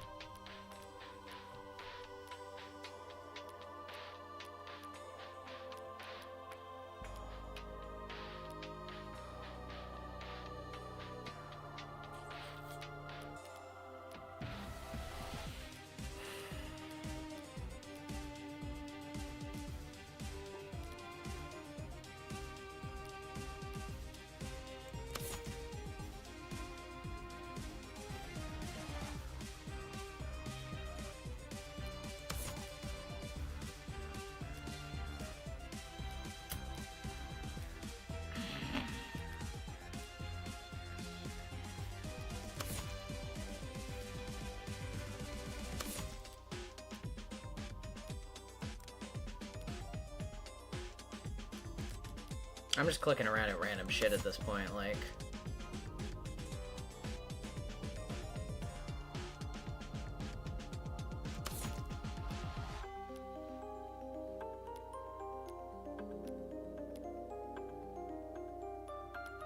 But I can't fucking think of anything in particular.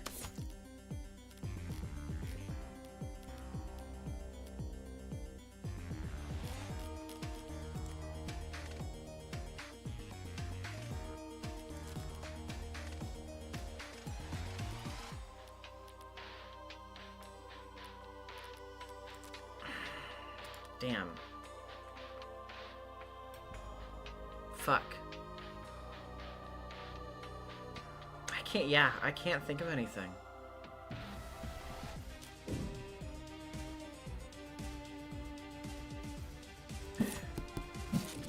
Regretfully, Your Honor, we do not have such evidence in our possession. But fortunately, Your Honor, we live in a surveillance police state.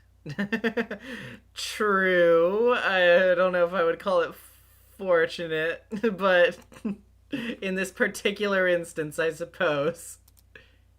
Pardon? And that makes it pretty easy to surveil police officers. The officers' patrol car, their cell phones, traffic cameras, and optics data. I could request any of it. Hell. Your Honor, I formally subpoena all of it. What? What? Can she do that? I'm not sure. I'm still learning. Reyes' drunken swipe at my front door reminded me exactly how much power the police have. Oh, yeah! True! But it was her dutiful checking in that made me realize just how hard it is to lose a cop in this city. Whatever it takes to answer this question for the court. After Officer Chopin reported that he heard shots fired at 9:45 p.m., exactly how long did he and his partner do donuts in the parking lot before actually driving off to the scene? Yeah. Kind of a big ask from the defense, but it's entirely doable. Do the people object? The people, of course, object to any data collection effort that would be a waste of taxpayers' money or violation of their privacy. So we would prefer that the range of this request be narrowed somewhat. Narrowed, perhaps, from everything to something. Happy to do that, Your Honor. I promise not to act like a kid in a candy shop when browsing through. If you do this, if you subpoena that data, you'll just see me driving like a lethargic moron. Officer Rogers, he seems different. Hardly recognize him. Agree, but I recognize his type. Soldier. Your Honor, what the defense is suggesting is largely accurate. Pardon? That's a first. Though there are some corrections I feel I should make at this time. No objections here. Officer Chopin is the one who discovered the frequency when we apprehended Anchor Tan. He entered it into both our receiver apps at that time without my knowledge. It wasn't until the night in question that he chose to inform me of the intel he had obtained, and how he plans on acting on it. At 9:45 p.m. we received a signal. Before I could react, he put out a notice on the police network that he had heard gunshots. At this time, he told me to drive towards Blue Blood territory. As he started to explain to me what he believed he would find, I chose to take a suboptimal route. Dora Maybell. Wow, I just woke up over in Europe while you're still live, even if I'll be catching up from the 5-hour mark. That calls for a celebration. Enjoy the last stretch. Thank you. I appreciate it. Yeah, I mean, I guess it kind of looks like we're just getting through all this. I'm just too locked in. Sorry. But thank you, I appreciate that. I spent several minutes in traffic as he berated me for my sense of direction. So you both knew that the silent alarm would lead you to some kind of blue blood emergency. But only you realized that meant you should take your time getting there. Logically, the silent alarm is triggered during a confrontation, not afterwards. Kirby with the 5. He's a soldier. Now it makes sense why he wakes up at 5:30 a.m. Yeah, true. I had no desire to walk into the crossfire of an Orca gunfight without backup. You could have had backup, easily.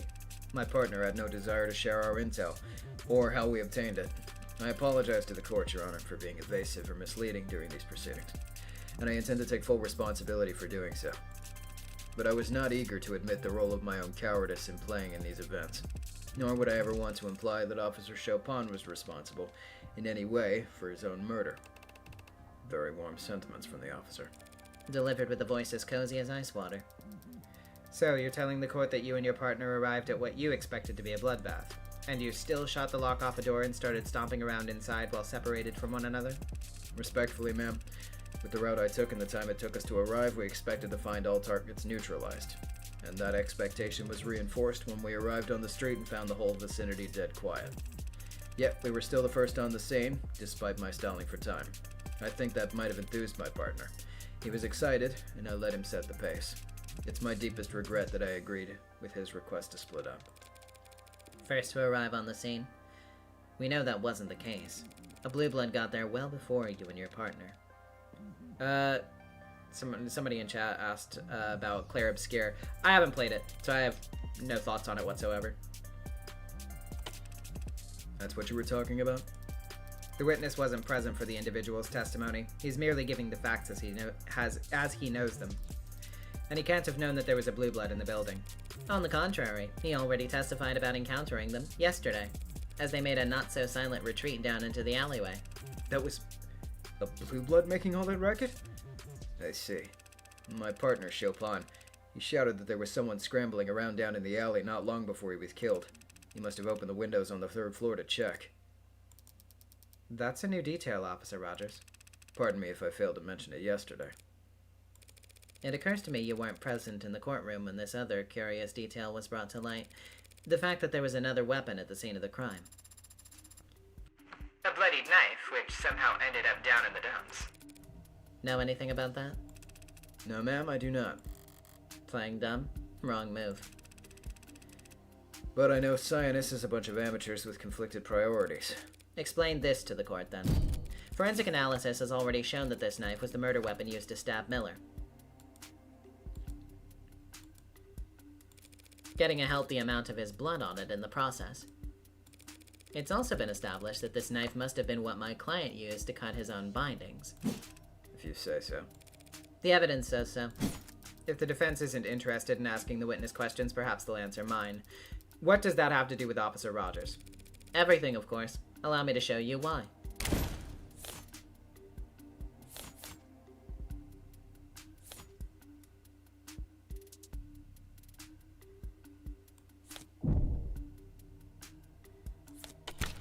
We know for a fact that Sosuke had to use that knife to cut his bonds, and Detective London has testified that Officer Rogers apprehended Sosuke alone. So why can't the officer who apprehended the man last known to be using this knife tell us how it ended up in the alley? That's a question well worth asking the witness. I have no idea what you're talking about. When I found your client, he had the Mag US and he had the sword. The sword he'd stuck through my partner. This knife you're talking about? Where'd you find it? In the trash. Drum. Down in the alley? Well, then some crime scene tech idiot must have thrown it out thinking it was bio-waste. Or some scientist lackey tossed it as a prank.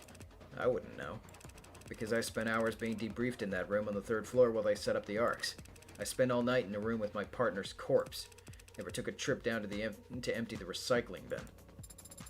We know the knife was with Sosuke at one point, and we know it ended up down in the alley later. So it stands to reason that someone had to walk it downstairs and out of the building. If Rogers never left that room all night, then someone else must have moved it.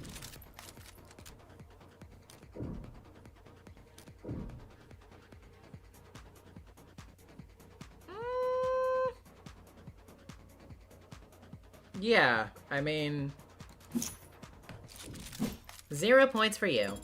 0 points again? All that processing power and you can't manage to think in 3D? It doesn't matter if Officer Rogers stayed in that room all night, Your Honor. Yeah, that's exactly what I was thinking. All anyone needed to do to dispose of the knife was step out onto the fire escape and... drop the knife down into the barrel waiting below. No need to leave the 3rd floor. No need to leave the crime scene at all, Officer Rogers. What kind of trick shot bullshit are you talking about? That is a long drop, Your Honor. A straight drop. Gravity is convenient like that. The target was a small drum in a dark alley. Said drum was burning when the police arrived. The target would have been plainly lit and... I've taken both of your arguments into consideration. After much deliberation, I've come to the conclusion that the proposed method of removing the knife from the 3rd floor is not actually that hard to do, assuming a modicum of hand-eye coordination and a basic understanding of Newtonian physics. Well, obviously. Couldn't anyone have managed that? Practiced martial artists who are masters of every muscle in their body, individuals like yourself, and me, might find it hard to relate. But there are some of you who would struggle with the task. Yourself and I. Wait, hand-eye coordination? Eloquently put, Your Honor. So, you must agree that someone with hand-eye coordination so bad that they hold the record for worst marksmanship in the entire police department, someone with such poor aim that they opted to physically assault a target rather than shoot them, someone like that might find it impossible to pull that off? Fuck.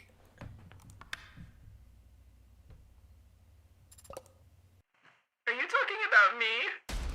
She's talking about me, Your Honor. And while I find her tone unflattering, none of what she said is false. Apologies. Dropping the knife from the fire escape didn't occur to me as a possibility. It just must be that for me personally, such a method of compromising a crime scene is not only unthinkable, it's impossible. Of all the stupid details to come back and bite me in the ass, the piss poor aim that London mentioned? Is it possible that Officer Rogers faked his poor aim at the academy? It's easy to not hit your target. But why would he intentionally flunk a shooting test years ago to give himself such a strange alibi here today? He didn't flunk his test. He got the very lowest score you could possibly get while still being certified. Good lord, he'd have to be trying to... If his goal was to receive the exact minimum number of points needed to pass, his margin of error would actually be much smaller than anyone simply doing their best. But then, what about when he first saw me? It's true that any other cop who saw me standing over their dead partner would have just unloaded. Acute Dominator with the 5. It's so cool that Morgan's check uses poker imagery and Emma's uses chess imagery. Yeah, it's very fun. It's a very good detail. Instead, he ran up and hit me. He's not actually that bad of a shot. Why am I still alive? That's the story Rogers has been telling so far, that he instinctually didn't bother to fire. His gun wasn't discharged and Sosuke's got the bruises, so we accepted that line of reasoning. But if I assume he's more dangerous than he's led us to believe, why wouldn't he have just shot Sosuke when he had the chance? He could have told his fellow officers whatever story he liked afterwards, and we wouldn't even be having this trial. I feared for my life, that's all he needed to say. Under what circumstances would it have been impossible for him to claim that? Your Honor, I'm reminded just now that my client and the witness were in a physical altercation. I apprehended a murder suspect, yes. Surely you aren't suggesting I used unreasonable force? Captain Salty with the 2. Rogers is genuinely quite interesting to me right now. Yeah, I think he's definitely become a lot more compelling post-transformation. I mean, I love a goofy guy and all, but this is very interesting. If anything, you used unreasonably little. Not bad at all, but I imagine things happened fairly fast. Isn't it possible that a knife on Sosuke's person may have been knocked away into a corner during that moment? What are you? It may have. I can't say that I would have necessarily noticed something clattering onto the floor while I was trying to cuff a violent perv. Perhaps, Your Honor, the witness ought to testify about everything he recalls from the moment he confronted my client. Jogging his memory might be the only way we can address these gaps in our knowledge. No objections. Then let's hear it. Good versus evil, man versus machine, cop versus robber. I'm not a machine. Or a robber. Don't worry, Sosuke. If need be, Adonai would go through a whole trial just to prove you're a machine. What kind of joke is that? Yoru, fire escape, Sosuke's medical records. Okay. The blue blood fled down the fire escape into the alley. I poked my head out the second floor window. But then, I heard a sickening thump from above, on the 3rd floor where I knew my partner was. Reflexively, I drew my service weapon and rushed up the stairs, where I saw the defendant standing over my partner's dead body. I was shocked, but he was clearly injured, and the sword was stuck, so before I knew it, I was running at him. He turned to me with dull shock just as I whipped my pistol butt into his forehead. He collapsed after that, and the room was a mess. My blood was pumping. I think I noticed earlier. If he dropped the knife at that time, I wouldn't have noticed it. Despite his change in posture, he's still telling the same story. Hold on a second.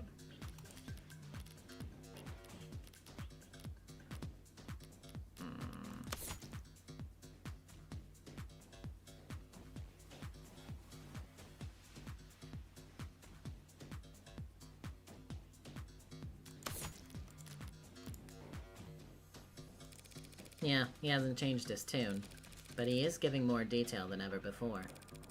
And one of those details is about to bite him in the ass.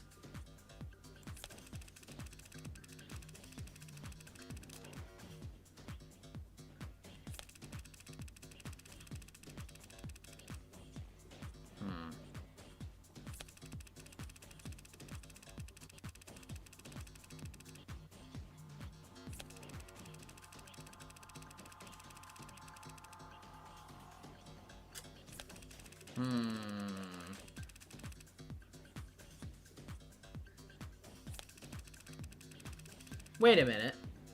Actually, I might have been wrong about what I was suspicious about just a second ago. I have to check something again.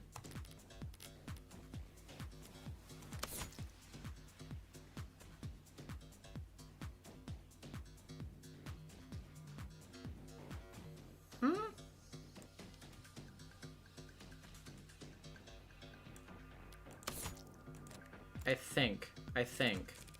Maybe I'm wrong, but I think.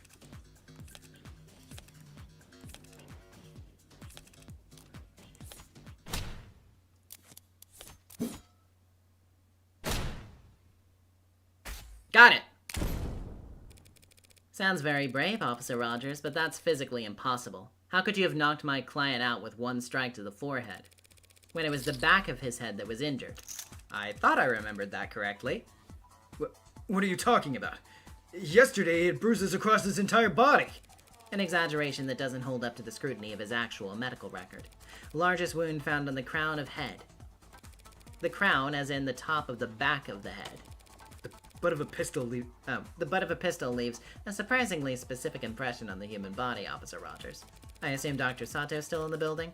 Perhaps we should call her back and have her examine my client on the stand? Sosuke, you'll have to remove your shirt. To get my head checked? That would be a waste of time, Your Honor. Counselor Morgan has taken advantage of some rather vague wording in the medical record to make her argument. Largest wound. But the fact is, the defendant was covered in various bruises all over his body when he was taken into custody, including on the front of his skull. She's not wrong. I still remember every ache. It's entirely possible that when Officer Rogers struck the It's entirely possible that... Jesus Christ. every voice but the one I'm actually supposed to do. My brain is so mixed up right now. It's entirely possible that when Officer Rogers struck the defendant on the forehead, the blow was glancing, but still hard enough to knock the defendant backwards. And had he fallen backwards hard, he very easily could have sustained a large wound to the crown of his head at the moment he hit the ground. Respectfully, Your Honor, that's Ultimately not something either the people nor the defense are experts on. But even if we were, neither of us could examine wounds that are no longer visible. Sosuke's injuries. They've mostly healed as of this morning. hope that injection helped you sleep really well last night, Sosuke. Your Honor, as I see it, either we could extend this trial indefinitely, with both the people in the defense flying an X-ray specialist and contusion analysts to argue back and forth about fracture lines, or we could accept that events more or less took place as the witness described. He hit the defendant on the head, and then the defendant fell backwards onto the floor. If the head wound's open to interpretation, then Medical data can support Roger's story. Medical data doesn't support Roger's story. I feel like just narratively it might be better to just kind of... We'll see. forget expert witnesses. Let's all just look at the medical data with our own two peepers. Peepers? Officer Rogers claims that Sosuke was hit on the forehead and fell backwards, but what would he have fallen onto? In that room? Probably blood and guts. Yuck. You're exactly right. All kinds of firsts happening in this courtroom today. He would have gotten blood all across his back, but that's not how he looked when he was arrested. The medical reports clearly states that he had no blood on the front of his body, telling us that Sosuke could only have fallen forward. And what of it? Maybe he did. Maybe he turned his head weird while trying to dodge. Things happen fast. Don't try to bullshit a bullshitter. Fast enough that you may have, in fact, actually struck my client from behind. Yeah, maybe. Took him by surprise when he was no threat to you. What? No. Easy target to knock out at that point. Makes sense why you wouldn't use lethal force in that scenario. No, he was... The guy's got nearly a full head on me. True. True. I don't deny it. Which makes it highly unlikely the witness could have simply hit him on the crown.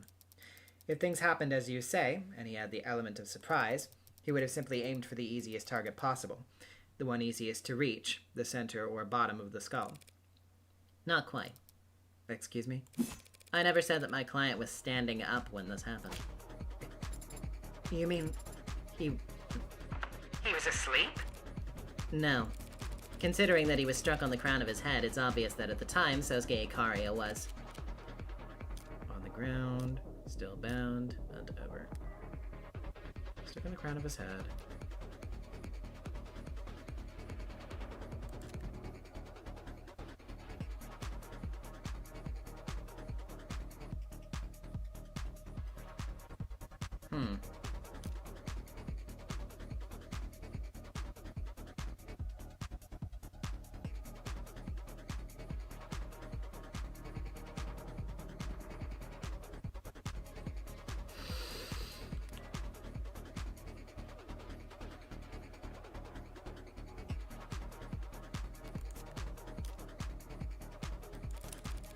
My client must have been bent over.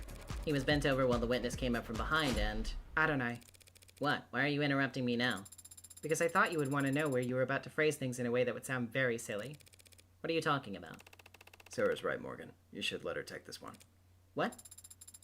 It was when Sosuke bent over to pick up Yoru. That's when Officer Rogers struck Sosuke on his crown. As I've said, the one thing I do remember besides walking out there was picking up my sword. Picking it up off the ground. Having your android argue the weaker points for you now, Counselor? Not exactly the bravest tactic. Tactics are for freshening your breath. No. Morgan, no. That's not what they're called. What could you claim is weak about the argument? Positioning. If your client really had walked out of that holding room and then was immediately hit from behind, where could his assailant have possibly been standing? Sosuke had to get back out of his bindings first and then push open the door. And he wouldn't have been concerned with keeping quiet as he went. There would have been plenty of time for someone to hear him rummaging around in there, and figure out where they could hide. In the corner of the room, here. In the corner of the room, here. That doesn't work.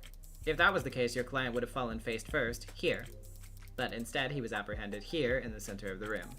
Hey, makes sense to me. Looks like he dropped a sack of potatoes by the door, sure. But he was dragged to the center of the room. Would explain the streaks of blood, as we can see were discovered on the floor. So those weren't left by him gliding his feet in order to move silently? I was hoping to learn that technique. So I've been informed, by the way, about, like, 10-ish minutes ago that, like, there's maybe, like, generally guessing about 2 hours left of this. I don't know if that's for sure how long it would take me to get through it, but to be completely honest, I'm so, like, in at this point, and also I feel like that would just make another stream really short, and I don't want to work another fucking week for it.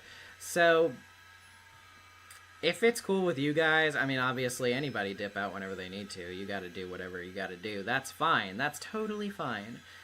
I think I'm all in. So, I mean, shit, I ain't got nothing fucking else to do tonight, so. Your Honor, I fear the defense may not realize the weight of the implication that her statement carries. If, as she claims, Sosuke Ikaria was knocked unconscious by Officer Rogers the moment he walked out into the room, Then my client never had any opportunity to stab Tariq Chopin in the back. And the only remaining individual who could have possibly killed him Would be me. Yes. Any thoughts on that, officer?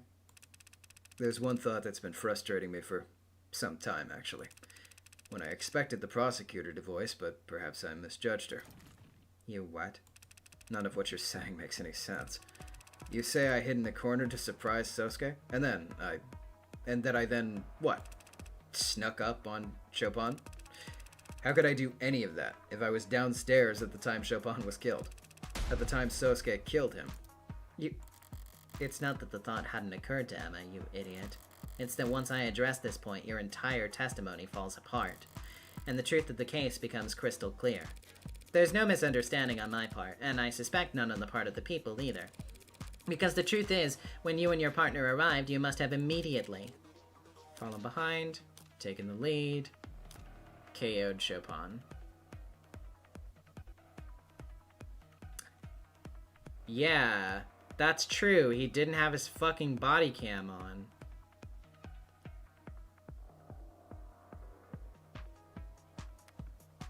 But let's look at, oh no, not articles. Let's look at our evidence again real quick, because there's a couple things I want to check just to be sure about.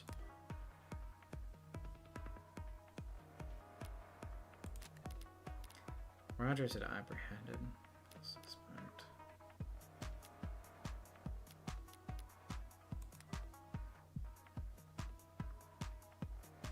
Death was instantaneous.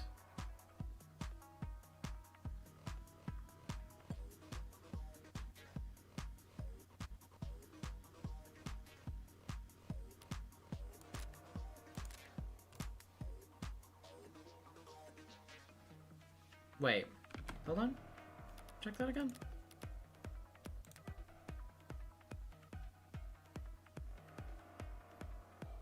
Yeah, so it doesn't mention anything about any other injuries, so I don't think that it was that he was knocked out.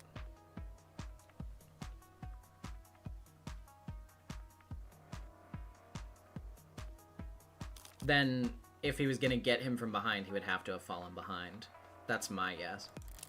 If Rogers fell behind while Chopin charged up ahead the stairs, then things happened exactly as Rogers claims, and Sosuke is the only one who was alive and alone with Chopin. No, when they first entered the building— oh yeah, that's true though. You were the one who took point, not your partner. Excuse me? Chopin shot open the lock, sure, I believe that. He was the one all gung-ho about coming there anyway. But after entering, you went ahead of him, while he covered you. What? You already told us you wanted to stall, wait for backup. If Chopin charged forward, you couldn't slow him down. Ah, that's true. But if you went first, you could go as slowly as you liked, and Chopin would be forced to match your pace. You were the one who cleared the room and shouted down that everyone was dead. Told you, I testified. So did your blue blood tail. Testified all about how you and your partner separated on the second floor. Objection. Mischaracterization of testimony. The witness the defense is referring to did encounter 2 officers, but the witness never identified either of them.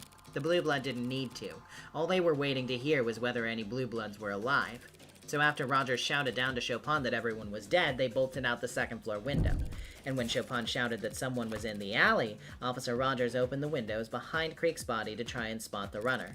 Then he ran down the fire escape to try and follow them, only to give up when he saw there was no ladder to get down with. It's entirely possible that Chopin yelled that someone was in the alley from the 3rd floor. The scene of the crime is soundproof, remember? No one in that room would notice a commotion in the alley unless they'd already opened the windows to check it. So since Chopin yelled about it, he had to have been the officer who stayed on the 2nd floor. This blue blood rat of yours just misheard. Or they're lying. There's no proof for any of this. Yes, there is, officer. Let's see.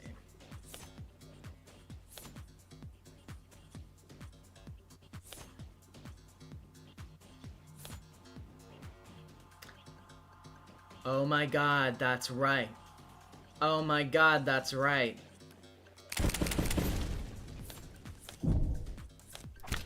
That scrap of paper was found by the 2nd floor windowsill. But it's not just any scrap of paper. It matches the Redding documents that were found where the pod died. And it happens to have a partial boot print on it. Proving that someone stomped from the crime scene down the fire escape and into the 2nd floor. That doesn't prove anything. Your own client could have left that boot print. My client was arrested barefoot, remember? You should. You did the arresting. Then maybe Chopin... If Chopin was the one who brought the scrap down from the 3rd floor, that would put him behind you. Meaning you couldn't have walked in on him being attacked by Sosuke. Counselor, even if we accept that Rogers was on the 3rd floor and then moved down to the 2nd, the sequence you're describing ends with both officers reunited on the 2nd floor, with neither of them dead.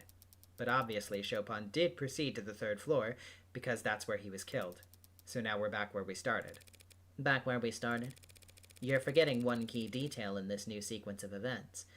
At the time the officers reunited on the 2nd floor, my client was already unconscious. Meaning the only person who had a chance to kill Officer Chopin was, in fact. None of this shit matters! This lawyer's trying to accuse me of killing my partner? It doesn't make any goddamn sense! Why would I do something like that? Depends. What? Depends where you live. Not uptown, I assume? What's it to you? Single bedroom? Yeah, whatever. Not great. Excuse me? And having to ride around all day with some insufferable, spoiled, rich stick in the mud. Knowing the whole time that your job, your whole goddamn police department, it was all just a bullet point on his resume. Counsel's badgering the witness in lieu of making an actual argument. Apologies, Your Honor, I'll state the motive plainly. Prop 492 was corrupt. Blue Bloods and worse would profit off it, at the city's expense. But it would also bring economic relief and badly needed repairs to the lower wards. It might also stop the canopy from, just falling down and crushing everyone who lives there. But a climber like Chopin wouldn't care about any of that. Every photo I've ever seen of the guy, he's had a big stern frown. But I'll bet he was grinning ear to ear when he found that red ink. Must have made you sick to your stomach. So you killed him, and then you bled him like a pig to try and destroy the documents he'd have plastered all over town. You're crazy! That's not possible!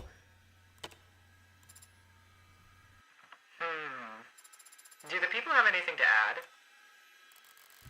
Emma hates losing, but she's not stupid. She must be getting sick of having to cover for this. Officer Rogers, you were the one who entered the 3rd floor first, weren't you? What is she doing? Yes.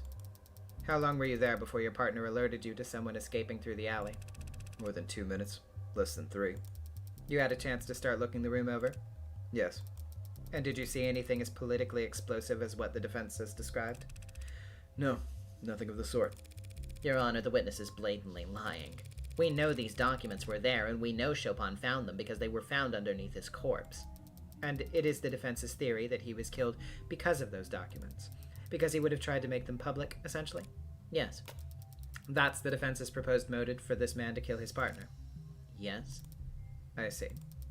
But why would he be prepared to kill his partner for reading documents left out on a desk, when he had over 2 minutes to simply get rid of them beforehand? Good point. A damn good question, Your Honor. Do we have an answer for it?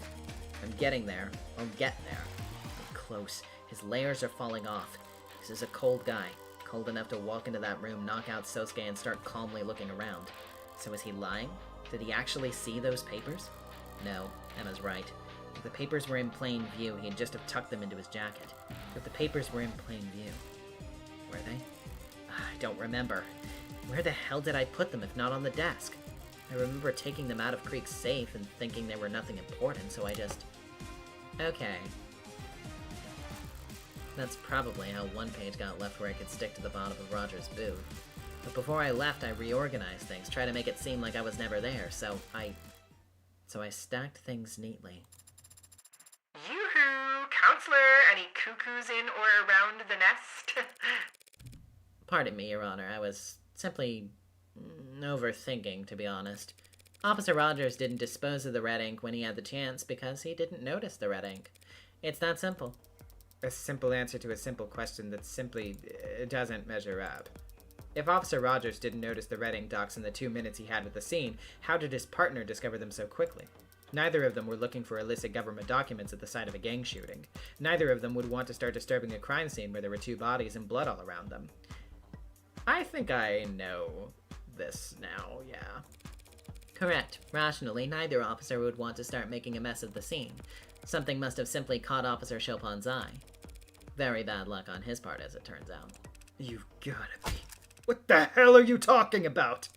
What could it have been? Sounds like a tough question to answer, but there aren't as many possibilities to sift through as you'd think, Your Honor. Because it would have had to be something that caught Officer Chopin's eye, yet not that of his partner. In other words, something at the scene that Officer Rogers wouldn't recognize. Your Honor, this is pointless. If the officers knew that this was the site of orca violence from the silent alarm, and there was blood and corpses all over the damn place, and if the red ink docs were not in plain sight amidst all that carnage, what could possibly have drawn Officer Chopin's attention to them? If I need to retrace Chopin's steps specifically, was there anything in the evidence record that he left a trace on? Yep, you're making it real obvious for me. Just making sure that I'm looking at everything. Yep. When Rogers first entered the crime scene, he must have seen Creek's data pad resting on top of some papers. You think the red ink documents were beneath the data pad at the time? That might explain why Rogers didn't notice them, but that's only half an answer. Then how's this? It wasn't the data pad that drew Chopin's attention, Your Honor. It was the dark card that was stuck inside of it. The dark card? Seems like little more than a fancy credit card to you, or I. But if you're rich enough, it's an unmistakable sign of powerful forces at play. Exactly the kind of thing that would put a gleam in the eyes of the politically ambitious Officer Chopin. Right up until the moment he saw the bombshell hidden underneath the datapad. Your Honor, this speculation... Chopin's prints were discovered on the datapad, Your Honor. We know he must have picked it up. And the datapad was found by the police on the desk, so we know he must have put it down. I'm merely proposing that he didn't put it back down in the exact same spot. Just because this dark card happened... Hey, seriously. What the hell have you two been talking about? What the shit is a dark card? Cryptographically anonymous wallet card that rich people use to buy illegal drugs and gifts for their mistresses. Not common knowledge, unless you ran in circles as high up as city council. Oh. Yeah, you're right. I didn't know that. Never heard of that. Assumed you were being literal. It is a dark card. Yeah, to be honest, wouldn't surprise me. Chopin going around picking up whatever he wanted at the crime scene without even radioing in first. Sounds about right. Bare hands, mouth breathing. Guy was big on following the rules, just wasn't that good at remembering any of them. Not me, though. I remember every rule. Follow them, too.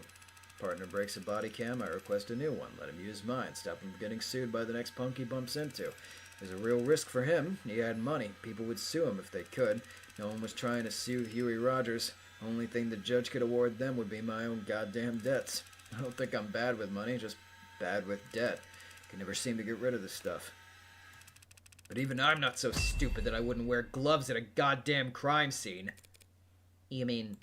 Obviously, counselor. From the minute we pulled up to that building until I was relieved from duty and sent home the next morning, I was wearing gloves. 3 stories in an alleyway, and I can swear on my parents' graves that I didn't contaminate 1 millimeter of it. Didn't put my greasy fingerprints on the windows, the doors, the murder weapons. You'd never know I was even there. So you can say I did this or claim I did that, but the city's only ever going to hear that some Ikarian bastard killed a bunch of blue blood punks and that Tariq Chopin died a hero trying to save the day. Right. Adonai, is that true? Is that possible? After all this, is it possible that... But the jury, surely they can see... The jury will see what the adjutant decides they need to see in order to properly render this verdict. If the adjutant comes to the conclusion that a witness or a line of questioning would only serve to confuse the jury... 80! Your Honor, the jury... Give me a second to think here, girl. I'm trying to build consensus and basically everyone is mad. So maybe the adjutant rules in our favor, and maybe the jury sees things our way. But there are no guarantees. After all that, it just... Comes down to a gamble. Always does. Yeah. But you still get a chance to sculpt your hand. And I can do a lot better than this pile of shit. Just have to take my licks first. Your Honor, I disagree. About what exactly?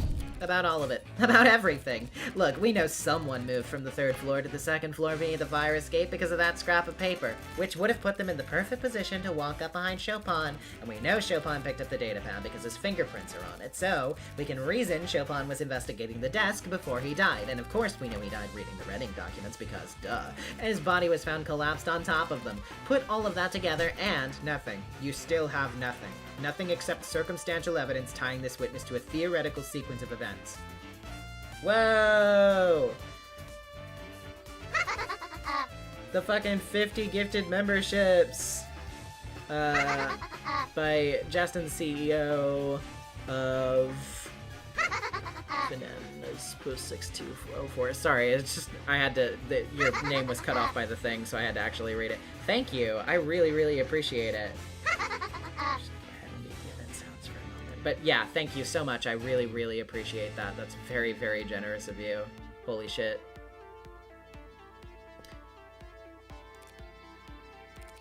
Emma, did you get hit in the head too? What? We have Officer Rogers' fingerprints on the murder weapon. What? They'll never go all in unless they think your hand is crap. Put on a show. That's fucking awesome. His prints were on the pistol he used to bludgeon my client, of course. What? What are you... No, they aren't. As he said, he was wearing gloves. Also, that gun was never fired. What are you talking about? Now that you mention it, yeah. Shoot, did I get my notes mixed up? Wait, what? Oh, huh. It's like cycling through. That's interesting. That's fun. Huh.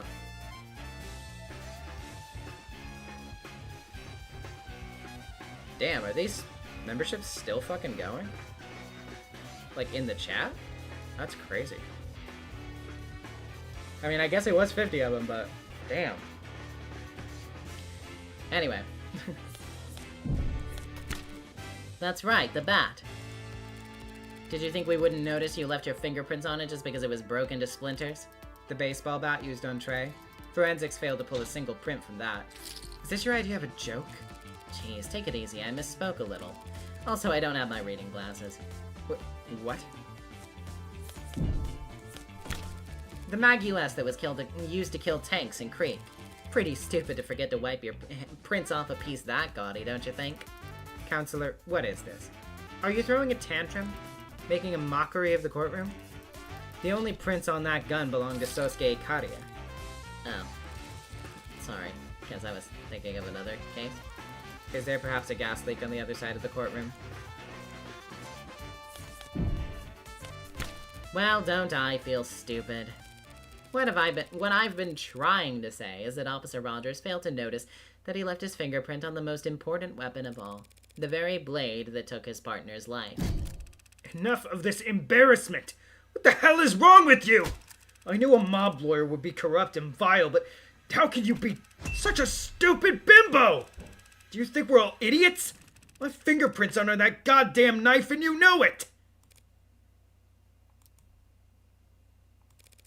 My mistake.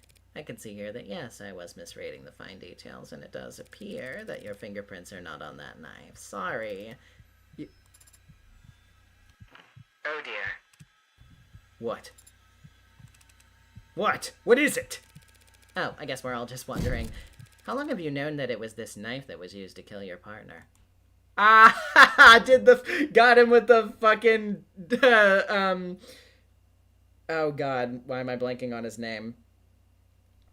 Yeah, got him with the Tigray pull. Got him with the fucking Tigray trick.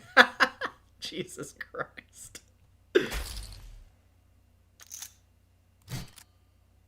What? Confused. So were these two. Because like you, neither of them were in the courtroom when Dr. Sato updated her autopsy report. So, I knew that Chopin was killed with a knife. The people knew that Chopin was killed with a knife. But how did you know that? There must have been 50 cops in here when that doctor... Far fewer than 50, actually. More like 0. We had already emptied the courtroom by then. A courtesy we extended to a blue blood witness. For some blue blood rat, you crazy harpy! Trying to trick me at the last second? You think I walked in here prepared? No, of course not.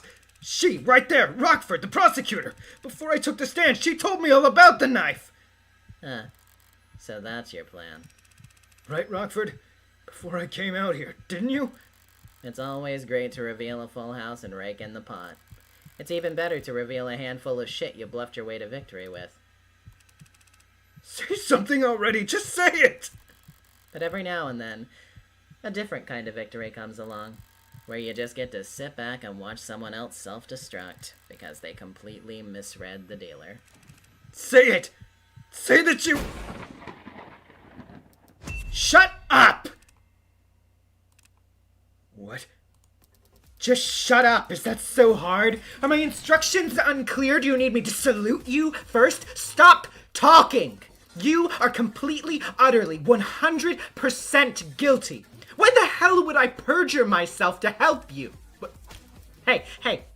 Start counting, because from this second on, every word that comes out of your mouth adds directly to the number of years you're going to rot in jail. Unless those words are your confession. He's the Hound of Ikaria. He murders for the mob. We could put him away. They don't want to put him away.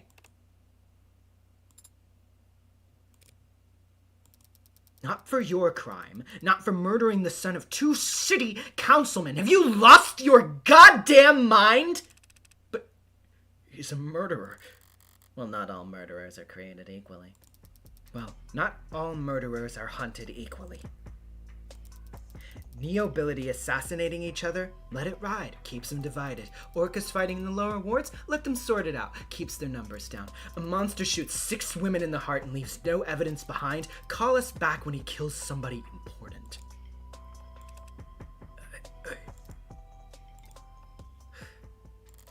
Strange. Once she's properly infuriated, there's usually no stopping her.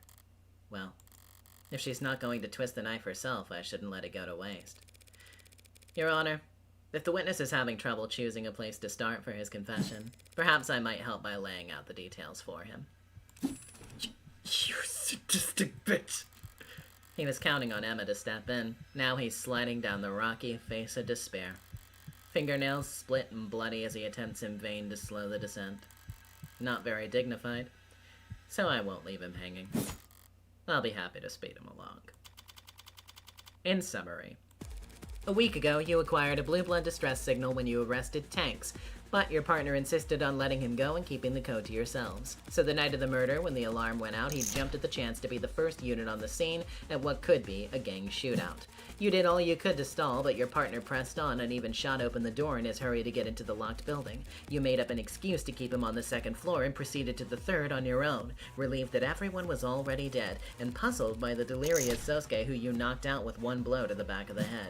But by calling down your partner to convince him, you were already too late. You alerted an orca hiding downstairs, and when they fled out the window and down into the alley, you opened the windows of the crime scene to give chase. While you were scanning the alley from the second floor fire escape, your partner proceeded upstairs, where he just as stunned as you were, but intrigued by the presence of a dark card you'd never recognize, he knew that it pointed towards the involvement of powerful parties.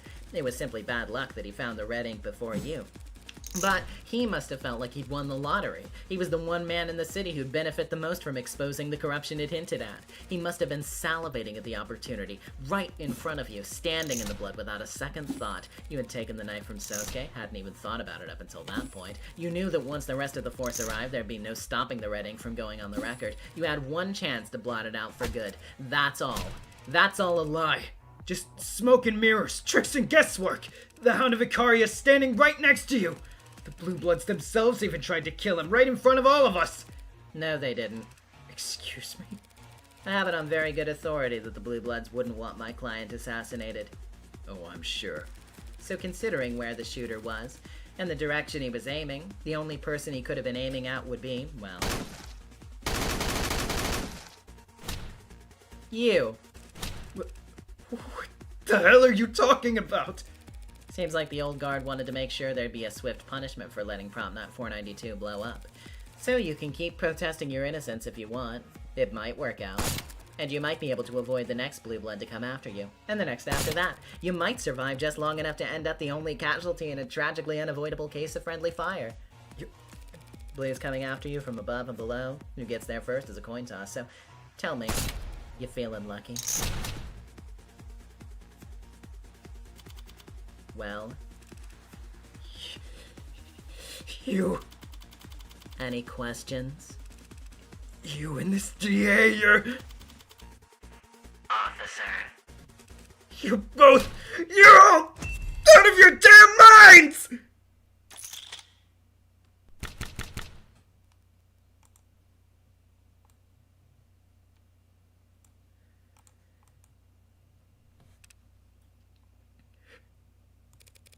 Do you work for the Blue Bloods? Never thought of it that way. Even back when I was a kid, I thought they were just another institution. Like a neighborhood watch. People looking out for each other.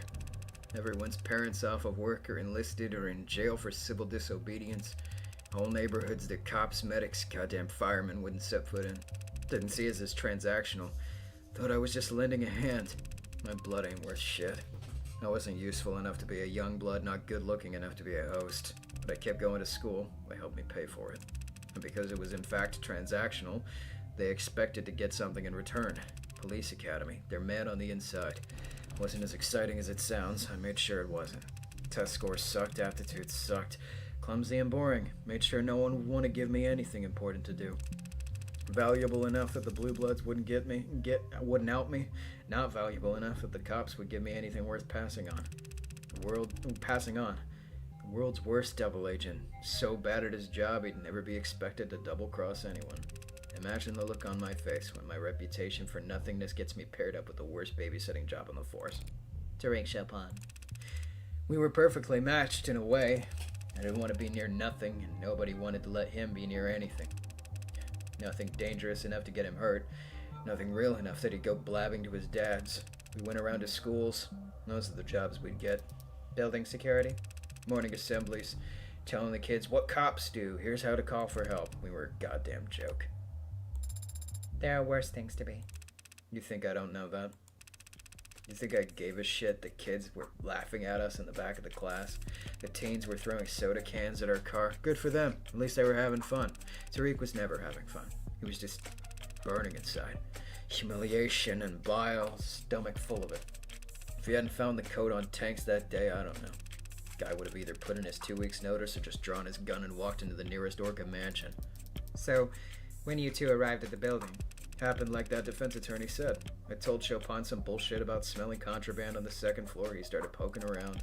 I went straight to the third floor because that's where the bosses would hang out back when I was a kid.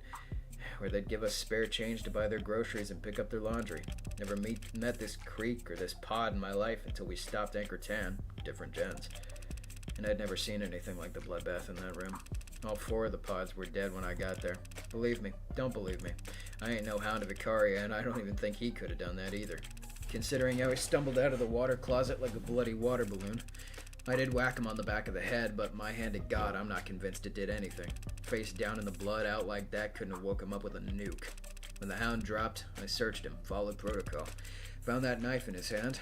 Called down, said everyone was dead. The blue blood bolted. Tariq called after them, and yeah, I opened the window to try and follow. I guess Tariq didn't know the ladder was out, figured I would have chased him down, but because by the time I stepped back inside, he was upstairs. And I walked up those steps expecting him to be puking, crying, shaking, I don't know. Instead, he starts yelling down, happy, ecstatic. He can't believe this, scoop of the century, and I realize I know what he's talking about. Your blue blood superiors let you know about Prop 492? Lots of people knew the deal with Prop 492. Even non-blooded civvies. Nothing wrong with any of that so long as it stayed a rumor. So long as the state didn't know where the pillars were going to be built. It was a nice thing, believe it or not. People in the lower wards whispering about big money coming in. A little excitement to look forward to. Tariq was excited too. All he could see was forward, barely reading the words in front of his eyes. Not giving a shit about anything besides that, behind him. Not caring about what he was trampling over. I didn't plan on doing anything, if that matters, if you care. I was moving slow, but I wasn't trying to hide. After taking it off the Hound, I still had that knife. That goddamn knife in my hand.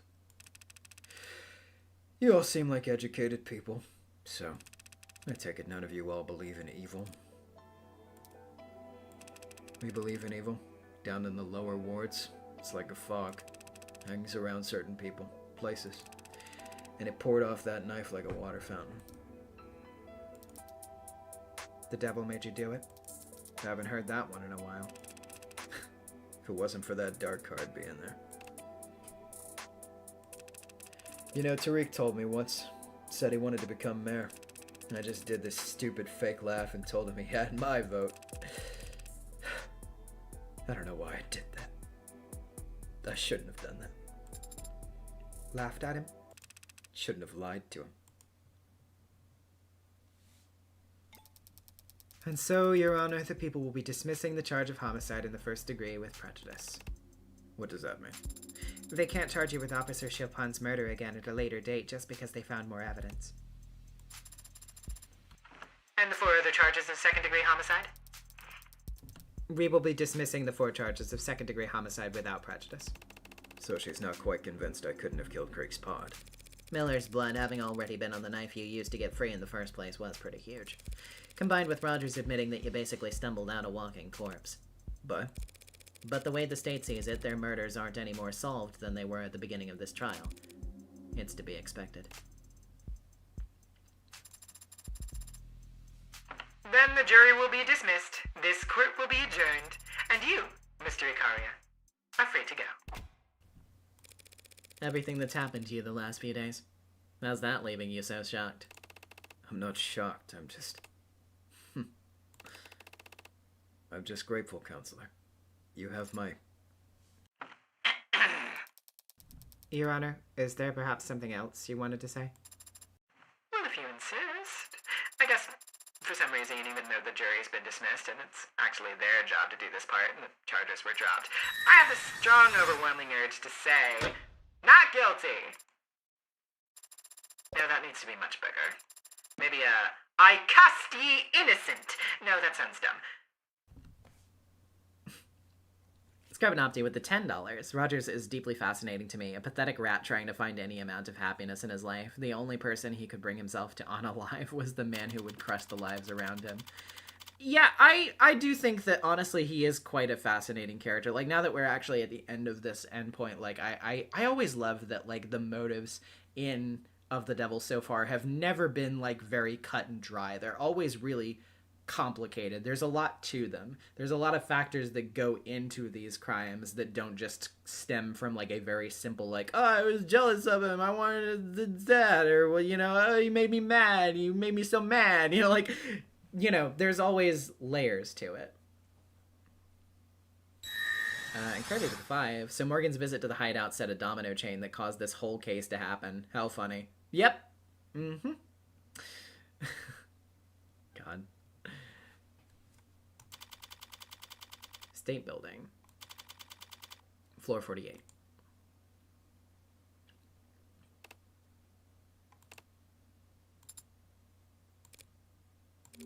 So, how do you plan on celebrating?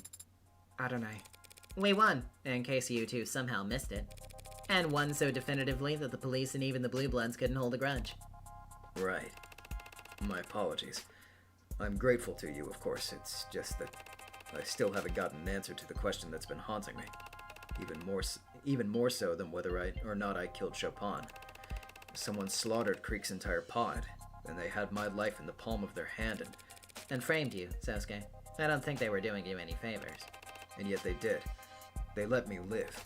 It feels strange, owing everything to someone so unknowable. Well, you'll have plenty of time to think on it, spending the rest of your life hiding your head in the sand, ignoring the vast riches that sit untapped in a savings account across the sea. Adonai, he's made his stance quite clear. I don't intend to hide, Morgan. The Blue Bloods can try whatever they like, and they can find me standing right where I've always stood, protecting my family. Seems there's someone who'd like to speak with you about just that. Sosuke. Mako, young master! Please forgive me, young master. I've failed you, repeatedly. I'll accept any punishment. Very well. 108 years of manual labor. Oh. Yeah, that is merciful as I expected. At least you picked a good number. 100 and... Of course, young master. You'll need to spend that sentence serving as my head of security, so that I know you're actually doing it. Captain Salty with the 5. When I'm in a be the most nuanced guilty killer competition and my opponents are Rogers and Young. Yeah. And that means you won't be able to do other jobs anymore, even ones that the elders ask you to do, even delivering messages. But it's a punishment handed down by the heir to the noble House Ikaria, Sosuke, who could possibly overrule it. As you say. I'll start right away, if you don't mind. That's probably wise. Grandfather's outside in the motorcade, and he's had nothing but criticisms for the current formation. The chairman is here? He came here? Probably just happened to be on his way to the airport. He is, Counselor Morgan. Surprisingly astute of you. Though he is leaving quite early, if he just wants to get to the airport. None of our private planes are even fueled. Seems to be a universal truth that old people like to get to the airport early. That sounds very wise, Sarah of House Paralegal. Who are you quoting? Then if you'll excuse me for a moment, Counselor. Yeah, feel free to... Take Sarah with you. Pardon? If you don't let her look at your tattoo now, I'll never hear the end of it. Yes, well, that's... Right then, I'll, find a corner in which to lift up my shirt. Congratulations, Counselor. You succeeded on all fronts. Thanks. Not satisfied. Makoto seems to be in a good mood. If you ask him for a bonus now. Shouldn't I just negotiate with my employer directly? You're the one who hired me, aren't you? Ah. At the very least, you're the one who put my name forward to Makoto. It's easy to see, looking back. You're the only one who's acted in Sosuke's interest this entire time. Who isn't a child. And? What of it? Why me? Why does it matter? Because I value my privacy. I want to know why a woman with your resources would put an ant like me under her magnifying glass. Such cruel metaphors you employ. Someone who values their privacy that much should, in the future, avoid directly confronting the board of multinational corporations. Noble's board of directors? You were... Not among them myself, but When one woman shifts the opinion of a room that's stagnant even by a millimeter, word gets around. My, you really are a shy little girl. Not putting the genie back in the bottle, but I won't recommend you to anyone else if it bothers you that much. Thanks. Though you can be pretty shy yourself, letting Makoto take all the credit. Why the subterfuge? I've already overextended myself in this matter. A woman from my side of the house, intruding upon the IFG's business. I don't mind that I'll have to rip out fingernails in front of the elders as recompense. Hey! Gee, ripping out fingernails, huh? I wonder. Anyway. But I thought I might spare myself the additional pinky or so. You're being literal, aren't you? Disobedience always has a cost. Especially in old families. Yeah, okay, yeah, they're definitely referencing that then. Especially for daughters. But not flinching as you pay the toll carries its own kind of power, don't you think? Maybe I'm just trying to dress up my cowardice as dignity. Disobedience used to come naturally to me. It gets harder the older you get. Harder to believe your independence wasn't just immaturity. That's why I'm glad Makoto is such a good boy. I don't want him to feel any guilt later in life. Yes, Makoto certainly takes his responsibility seriously. Can't imagine where he gets it from. I was such a hellraiser. He must get it from his father. I suppose it's an interesting mark below Sosuke's eye. Looks like a mole, but it seems to be hereditary. Does Makoto know Sosuke is his father? Oh. Does Sosuke? I'd be very disappointed in Sosuke's intelligence if he didn't. That's why Sosuke left the family to join the military, wasn't it? Why he asked to become the Hound when he came back. Self-imposed exile for interfering in your arranged marriage. Interfering. We were younger then, but we still knew what we were doing. We knew that there was no stopping the marriage. If we didn't cover up the pregnancy, others would. Or just eliminate the problem themselves. Sosuke left before the bridal shower. A sudden enlistment, certainly, but I don't blame him for not wanting to be there on guard duty as I married another man. If Makoto is Sosuke's son, though, that means he carries his blood. If he stands to inherit from both his father and mother, his worth— I understand this is going to be hard for you to believe, coming from a woman like me, but Makoto is already worth enough. He has his health, he has his mother, and his father will always be close by. Every moment we've shared as a family is worth its weight in gold. And as you've now seen, when given the opportunity to choose between Makoto and the Blue Blood fortune, Sosuke chose the former. You, all of you. You could have it all. Why don't you want it all? We already have it. I see. You don't understand, do you? I hope you do, someday. Let's get back to something I fully understand then. Bargaining. Oh, changing the subject real quick, aren't you, Morgan? Fuck me, dude. Oh, man. One blood test from Makoto could split your precious house right down the middle. Your husband will be infuriated, assuming he has a pulse, and whatever connections you married him for will burn up in seconds. So unless you guarantee me that I'm free to turn down any job... Don't make unnecessary threats, counselor. It makes you look weak. Take it from someone with experience. You're always free to leave the house. But if you find yourself slinking back, don't be too hard on yourself about it. It's just what the house does. Now, would you excuse me? Sosuke seems to have satisfied your companion's curiosity for the time being, and it's very rare for him to have any time to himself.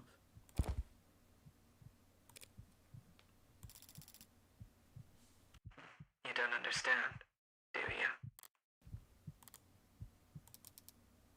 Counselor Morgan, Emma. What's that look for? So that's 2 wins for me now, isn't it? After Rogers went nuts and perjured himself all over the place, you're calling that shitstorm a win? It definitely wasn't a loss. You're ridiculous. Thanks, by the way, for letting things play out as long as they did.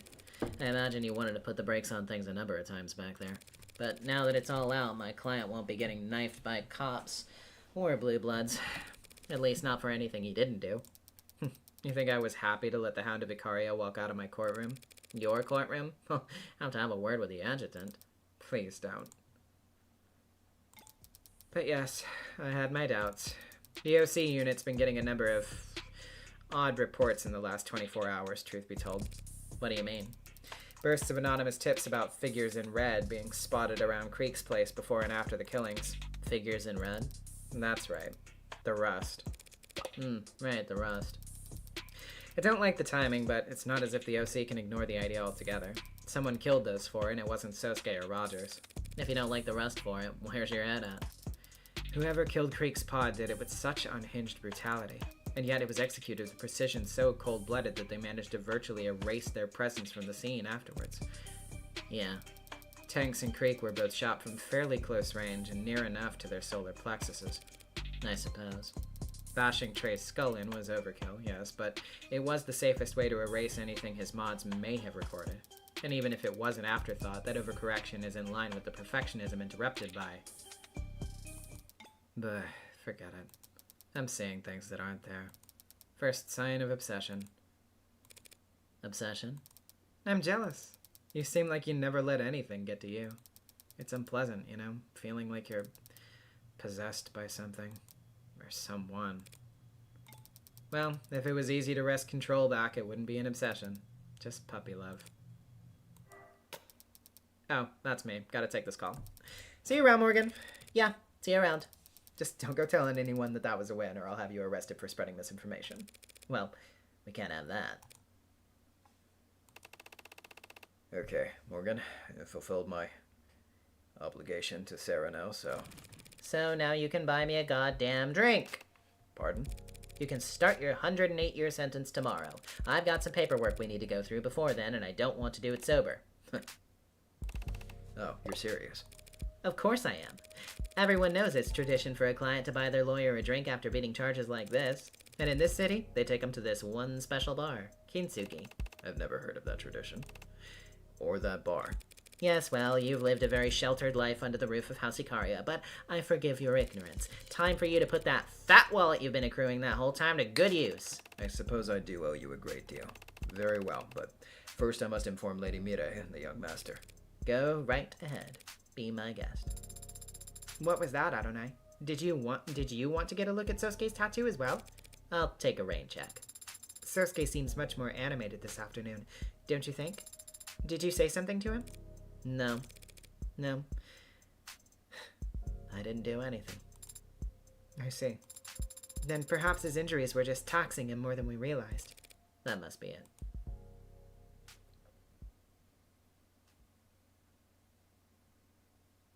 It had been threatening to rain all day. Gray skies spanning a slate blue world.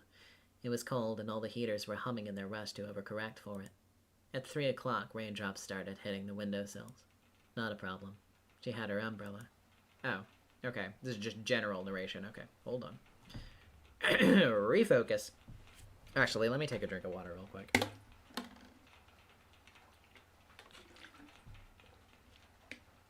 Tell me this thing isn't leaking. Right? Hopefully not. Okay, I don't think so. I might be getting paranoid. Anyway. At 3:15, the adults started leaning back in their chairs. Watches and phones were being checked. They were preparing to leave. At 3:24, another topic is brought up. The gathering resigns themselves to a continuation.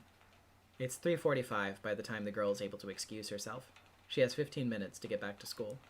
Hardly impossible on foot, if she hurried, but she could have asked to be driven there. For some reason, the thought never crossed her mind. She hesitates at the door. She had left her umbrella behind, back upstairs. It's not like her to be so absent-minded. The smart thing to do would be to go back up and get it. It's 3:49. At 3:51, she's jogging, a non-committal yet still undignified rush. When she sees the time on her phone roll over to 3:52, she starts to run. She hates running. A small part of her considers sending a text. She'd never been the one to text first. Come to think of it, she'd never been the one to text second. She only had one number in her phone's contacts, after all. At 3:56, the school gates are in sight. Her eyes had been straining to see them. She wasn't looking down. Her knee stung in a shallow, sharp way. The palms of her hands were embedded with specks of gravel where she caught herself. Rain-diluted blood ran faintly down her leg as she dripped water onto the mundanely tiled roof of the tiled floors of the hallway. At 3:59, she pauses to at least catch her breath before sliding the door open. If her heart hadn't been beating so loudly in her ears, she would have easily heard the voices behind it.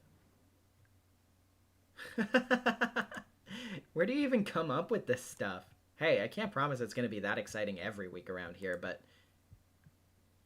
Oh. Ev, what are you... I thought you had a family thing? Oh shit, are you okay? What happened? You're soaked and... I thought... Who are all... We're the Mystery Club. Name pending, I hope. I was told the name could change. You're right, Ev. I just went around to people on campus and tried being friendly, being myself, and people started signing up. Shit, that was Morgan talking the whole time. Fuck. Oh my god. But forget that, your knee. It's fine.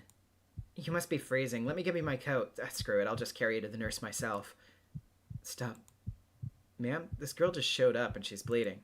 What? Bleeding? Everyone stand back. Where is she? Who? What's her name? I don't know. I don't think I've seen her before. You, girl, come with me. I'm taking you to the infirmary. Ma'am, she's cold. That's very nice of you, but it's not sanitary to share uniforms. Stay here and wait for the floors to be cleaned. Ev, Don't worry about it. I can walk on my own.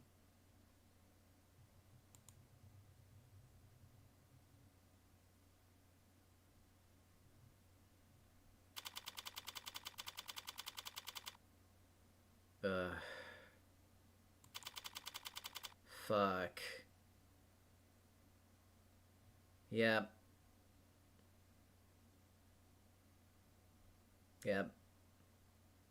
She was never like you. Fuck.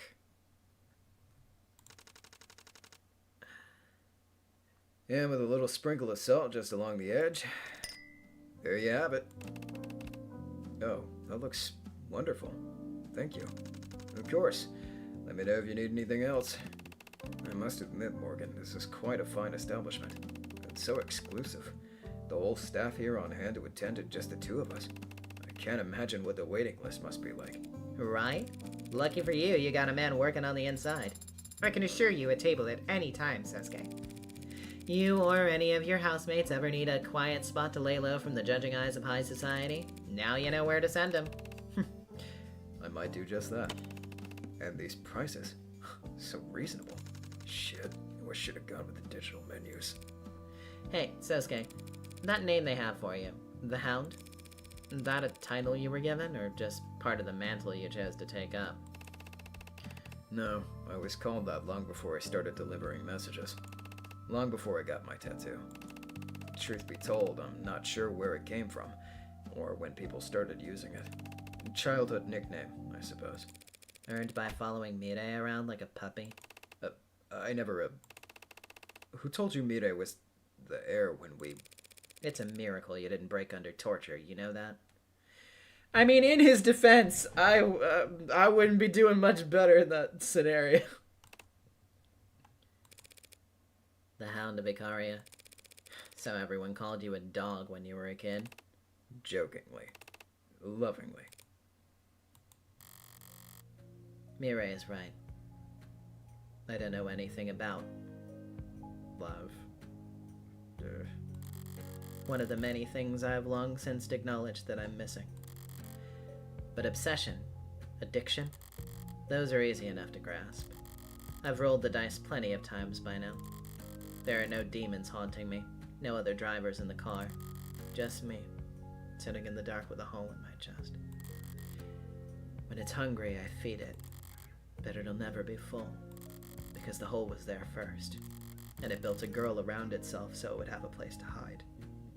Oh, fuck, that got me, oh, that actually hit me like a fucking tactical nuke, dude. I don't know why that actually got me so fucking bad.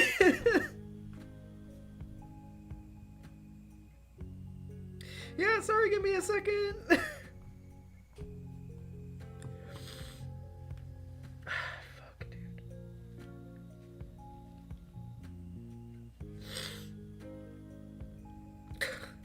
Jesus.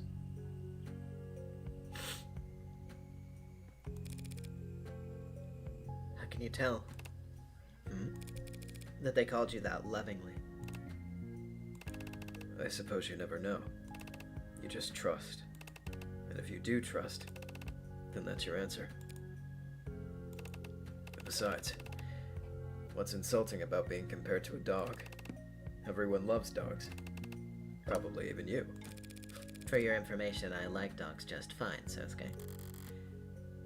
But I could never live as one. Everyone's already collared in this world. Tagged, labeled, classified, and put in a box. But even so, I refuse to sit at the end of someone's leash. Better to remain a stray.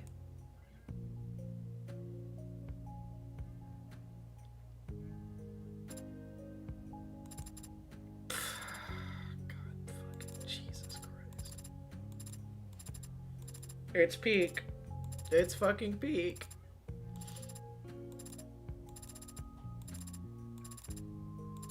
Actually, just put it on auto for a second. Oh, that goes really slow. Iconic laser, 6794 with the 4. 4 for 4 letters Morgan has, but doesn't know. If.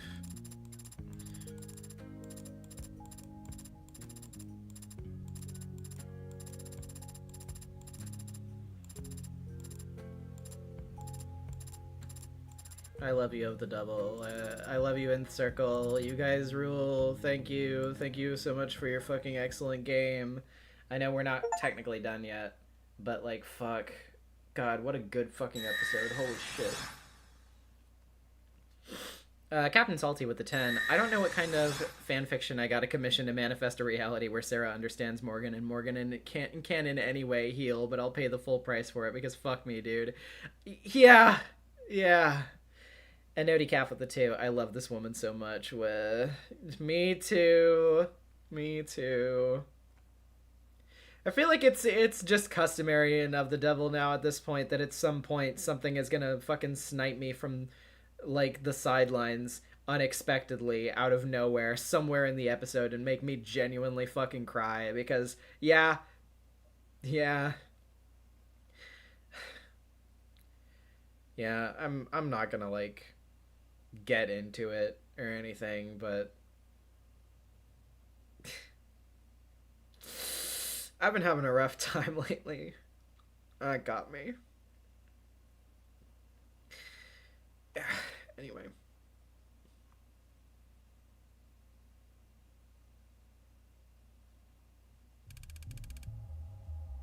Oh shit, it's the kid. I wasn't looking out for anything in particular. The rest give me and the others food and stuff for telling them where the blues go and who they talk to. My shoes have been feeling too small, and the blue guys in that building have been really busy lately. I thought if I hung around there, I might see something the rest would give me new shoes for. But I never saw anything worth anything. So you gave up? No. I got scared. What scared you? You won't believe me. No one believes me. Everyone says I'm a liar. Everyone says I'm a liar too. Are you? I can't remember. You see, somebody took something that belonged to me. I don't feel right without it. But I think you could help me find— Oh shit. Oh no. Oh no. What'd you lose? My face. The fucking huntsman, oh my god. I saw the red hood. Except she was a lady, not a girl, and she didn't have her hood up. I didn't get a good look at her face, but she was all red. Red hair. What's this? Gold. Thanks. But are you sure? I wasn't any help. You've been a huge help. Now I know to look for red hair. I've tracked more elusive prey with less. Quoting scripture. Oh, the devil quoting scripture. Jesus fucking Christ. Oh my god, it's peak. It's fucking peak. Oh my god, Morgan, you are in a heap of fucking shit right now. You are in so much goddamn trouble, girl. This is gonna be so fucking bad for you. Scrub and Opti at the 5, so the Huntsman is the Phantom from Ace Attorney, right? I mean, I don't know. We'll see.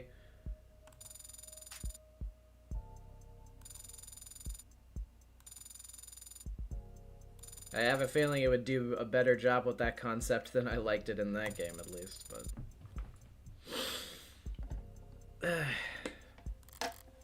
Congratulations, you finished episode 2 with 246 credit. Your high score for episode 2 is currently 246. You unlock concept art and bonus scenarios based on this score. You also have a total of 307 remaining store credit to spend on phone charms and case colors based on the highest credit with which you finished this episode. Okay, well, then let's go to the bonus scenarios.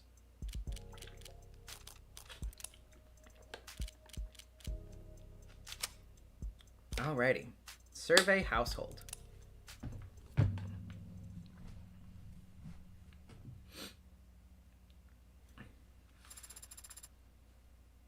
Icaria.vid. Begin playback. Why rubbing alcohol specifically?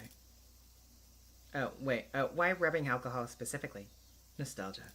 Reminds me of days spent bandaging scratched knees and blistered knuckles. You did that for Makoto? No. Some other boy who was always overexerting himself. I like the smell of blood for the same reason. Oh. An antiseptic. And scalpels. The boy was always so hardy. He made for the perfect test subject. Test subject? I still think about finishing my medical degree sometimes. But I feel like my hobby would lose some of its therapeutic value if I did. What hobby's that? Poison making. What's with that reaction? By the way, the cicada noises in the back. You made it sound very intimidating just now. I was trying to make it sound exciting. If I tell people I'm interested in herbal remedies, they all think I'm a dreadful bore. Or worse, that I'm going to try and sell them candles. Understandable fear to have. Well said. Very well said indeed. You have a much finer appreciation for these things than your so-called superior, you know. I make countless immaculately thought-out references to Hegel and Ozymandias, and that red woman stares at me as if I'm quoting comic books at her. Comic books can be good too. Comics are for children. Are you a child? What about graphic novels? What is a graphic novel? One Piece, for example. Oh, One Piece! Who's your favorite? One Piece? One Piece? Why list King Arthur alongside those other historical figures? Arthur was based on multiple historical figures, I'll have you know. But even his exploits are not factual. It still stands that he united a divided people and defended his homeland from barbarism. He also met fairies and wizards and fought dragons. I know. Impressive, wouldn't you say? Very much so. The Once and Future King was one of the first books I read all on my own. That's quite impressive. The vocabulary was, I'll admit, difficult at times, but I was reading a version with handwritten annotations, so I managed just fine. There was writing in the margins, like a hand-me-down? Hand-me-downs are for peasants who can't afford anything better. Was it given to you by an older family member? Yes, but it was not handed down to me, you see. Oh. And I went on to annotate it further myself, so that I might someday pass it on to some other reader. So tell me, does that sound like a hand-me-down to you?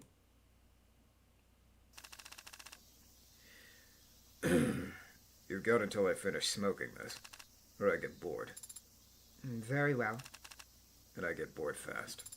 Oh, well, if our time is limited, perhaps we should focus on a topic of singular importance, such as athletics. And just like that, I knew he was gassed, lowered my frame, and flipped him out of the ring in one motion. An overwhelming, trampling victory. Best kind there is. I can imagine. Oh, you done any wrestling? Any MMA yourself, little copper? Not physically, no. It's difficult to find partners who are a good match for my build. Sounds like an excuse. You sure you're not just scared?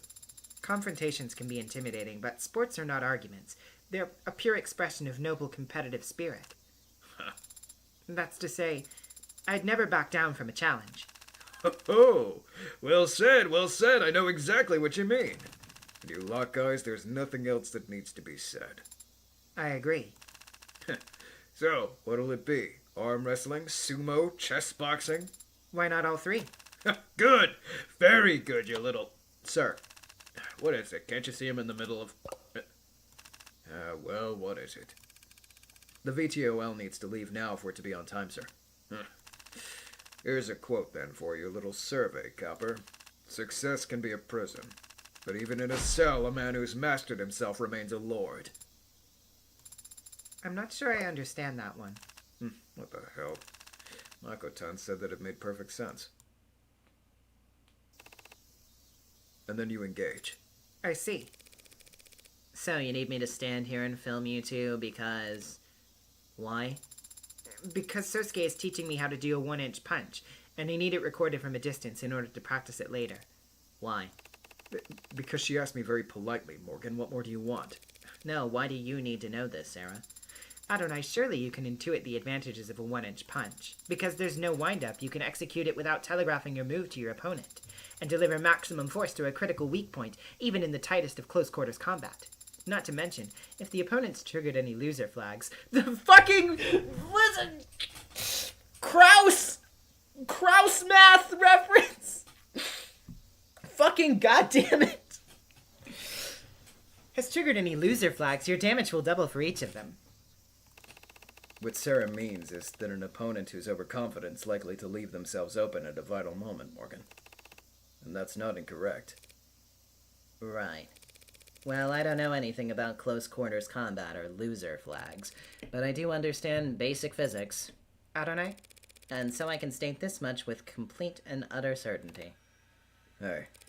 When performed by the same person, Hey! all else being equal, Stop! a 1-inch punch will never be more effective than just throwing a normal one. That can't be true. Why would you... Am I wrong? You didn't have to say it like that. There was no need for you to say it like that. How am I the bad guy here? The fact that you can even say that is... Oh, it's not like any rules about human martial arts apply to androids in the first place, right? That is true. See? Perfect ukemi. The fucking red text, too. God damn it. Survey workplace.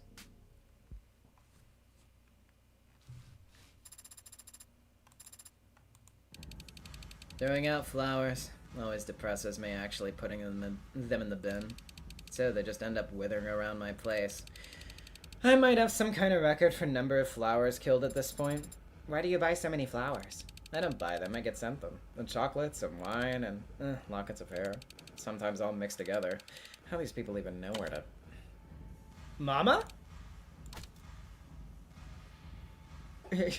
What? You give anybody my address? The hell kind of question is that?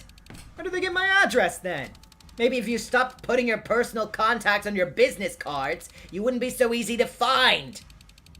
So now if a woman's friendly, she deserves to get stalked? Not very forward of you, Mama.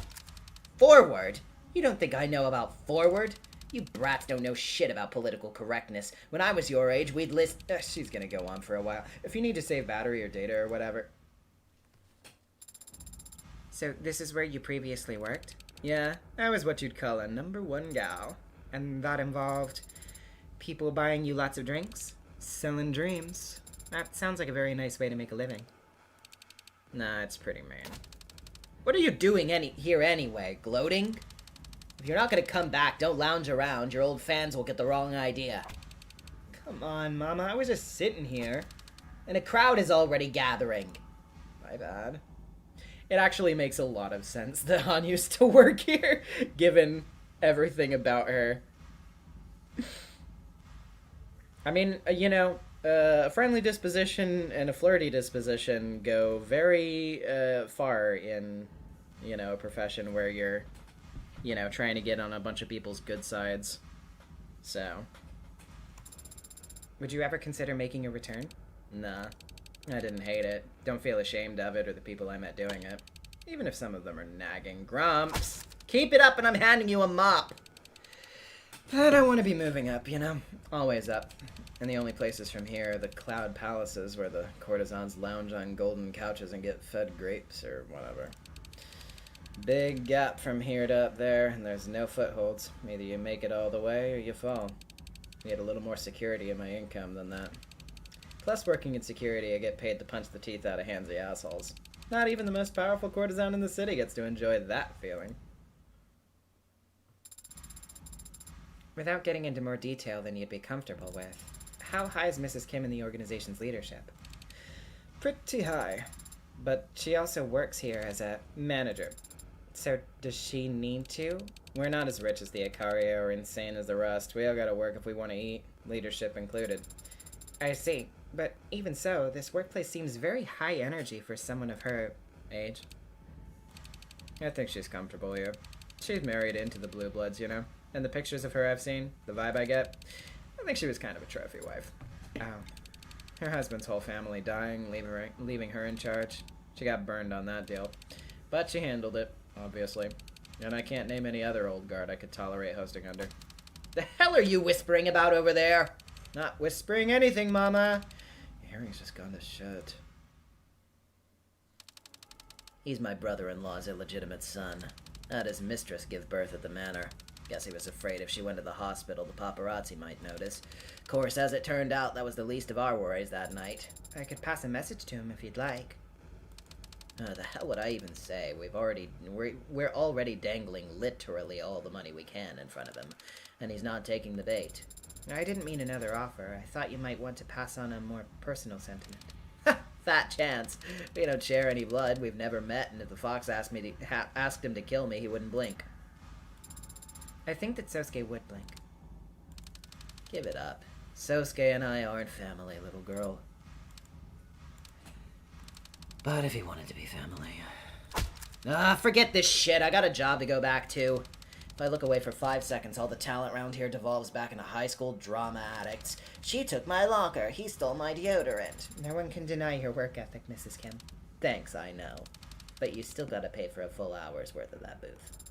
Would Adonai be upset if I put it under her name?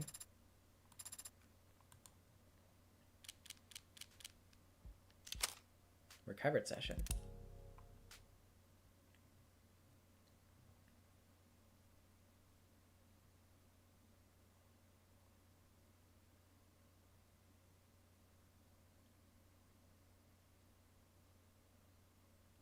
Taking a moment to load this one, huh? Session 013. Alright, it's recording. Oh, okay. For a second I saw the pink text and I thought Emma, but no. It's these guys.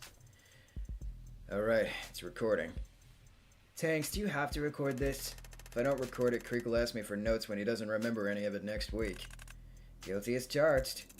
Do you have to video record it? It's fine, Miller. It's fine, Miller. Also, I don't know how to do it, so it's just audio. What's up, Trey? Eyes bothering you again? Are they flickering? Nah, but you're staring a hole in the wall. Oh, I was just thinking, like, are we cyberpunk? Oh, wait. That was fucking, yeah, that was Creek. Sorry. Shades of Blues. I think we qualify, yeah, but we can go get you some felonies if you're feeling... No, I mean, like, culturally, is this cyberpunk? What do you mean? Just dice and paper. Easy entertainment that can't be bugged or tracked. Perfect way to fight Big Brother, don't you think? Yeah, but... we could do some cards or something, too.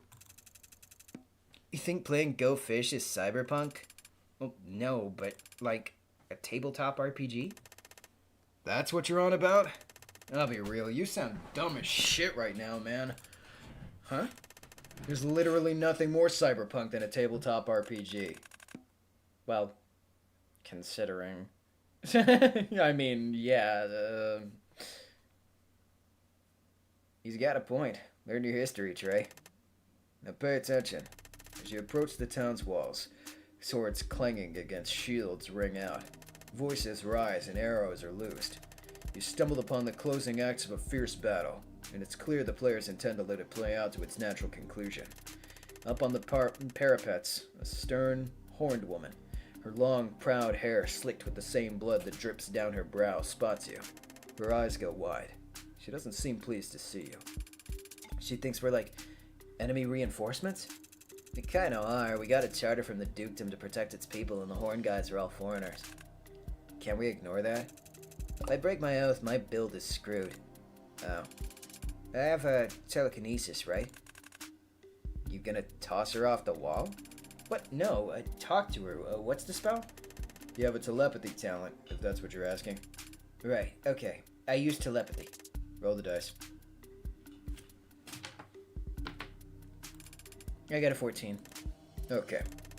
Skimming the surface of her mind, you see visions of allies cut down and civilians fired upon. Her skull's teeming with rage and despair at this brazen defilement of the rules of war. Oh, shit. This is a Hornling village and she's under attack. Tough luck, you got an oath. Yeah, but if I ignore this plight of the innocent, my build is screwed. Paladins have it rough. Well, can we get inside? The woman's injured, but not beaten. Within a few paces of her lies the lever that opens the gate. She eyes you and readjusts her grip on her club. She's seriously considering destroying the device to prevent you from entering. Can she hear me? Yeah. Okay. I use persuasion. We're cool, lady. 19. Every time. How do I even? Taken aback by your earnest appeal, she spots a glimmer of hope in your arrival, and betting on that hope, she throws open the gates for you. Creek, do you have a different dice than the rest of us? What did we come here for again? Rumors of a powerful necromantic tome in the area drew you towards the supposed final resting place of Elsbeth, the Never-Dying. Okay, persuasion. I asked the lady where Elsbeth's tomb is. 20. That's not even... While she's at first taken aback by your abrupt change of topic, your clever wording subtly hints at the idea that Elsbeth's crypt might have a weapon powerful enough to drive off her village's raiders for good. The elders used to frighten us with tales of Elsbeth's might. Oh no, wait. Hold on. Tank should be doing a voice. The elders used to frighten us with tales of Elsbeth's might to get us to behave. I remember my Nan would tell us that she'd rise up from under the town church if we didn't do our chores. Okay, so the dungeon is in the church? But of course, the church is locked down and full of our women and children, along with the sick and the elderly. We'd never risk their safety by opening the church doors while this battle yet rages. Well, yeah, but I could just pick the lock, right? Come on, you always do this. Do what? You always luck your way out of the battles and then we get beaten up for 15 turns. I come back to revive you, don't I? I don't think you've even lost HP yet. I'm playing smart, avoiding conflict. Avoiding all the scenarios I set up, too. All right. I'll just, throw a knife at one of the raiders. 19. Seriously? The knife, hits him, right in his eye, and he dies instantly, dropping the keg of burn gel he was rushing towards the nearest fortification. Wait, that's me. That's my guy right near here. He dropped a bomb? I have 3 charges of Valorous Interception. I can shield you. So the Hornlings in this village are legal citizens? I thought they were all foreign to this land? This village is lorded over by vampires, though, remember?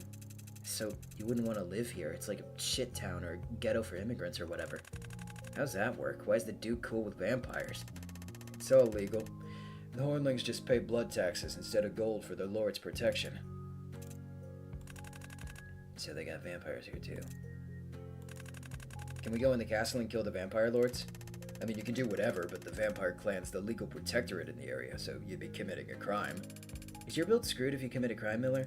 I think it's, like, the right thing to do. It doesn't bring any oaths. So is killing the vampire lords the right thing to do? Kind of subjective. Oof. Not what you want to hear from your good guy. Well, I'm not a good guy, I'm only playing as one. So, Tanks, if we charge into the castle, it's probably filled with traps and guards and shit, right?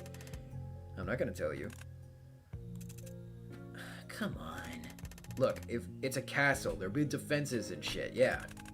I'm game. Hornlings seem cool. Let's go kill some landlords. After the fight we just went through? We just rested. Yeah, but you just did like 5 nat 20s in one encounter. I think you might be burning through all your luck. I'm happy to burn through all my luck if it means getting to kill some bloodsuckers with your boys. With you boys. Thanks, Creek. But also, you are literally out of change of fortune charges. We just rested. It was a short rest, though. Damn. Reality's cruel.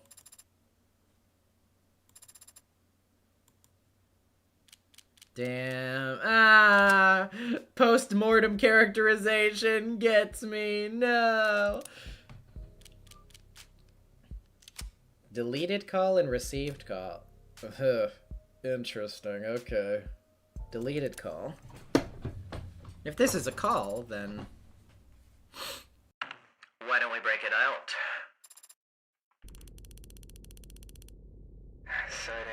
Sighting. Witness statement. Anonymous report. Oh, wait. This isn't the call part, is it? Is it? I don't think so. No. Okay, emergency call from a burner. So, yeah. Sighting.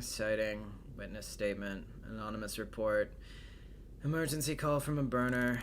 What is all this? Why are all these tips getting reported all of a sudden after the trial is over? It smells, right? What do you mean? All this new info coming in surrounding Creek's pod, and all of it pointing towards the rust, for some reason. You don't buy it? Of course I don't buy it. So you think the Ikaria are trying to point fingers at the rust after Sosuke's been proven innocent? Well, no, that doesn't make much sense. But someone is trying to pull something. And the Blue Bloods are the victims, and you eliminate the Ikaria, that just leaves the rust. But why would they want to misdirect attention onto themselves? I don't know.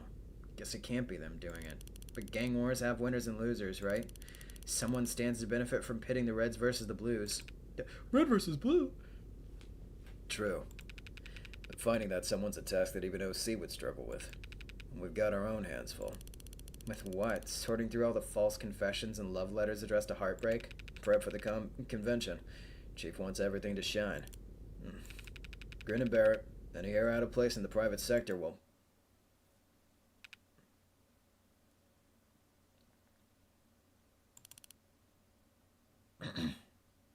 Phone call? Yeah, it's a family thing. Would you excuse me? No, it's fine. I just need some air anyway.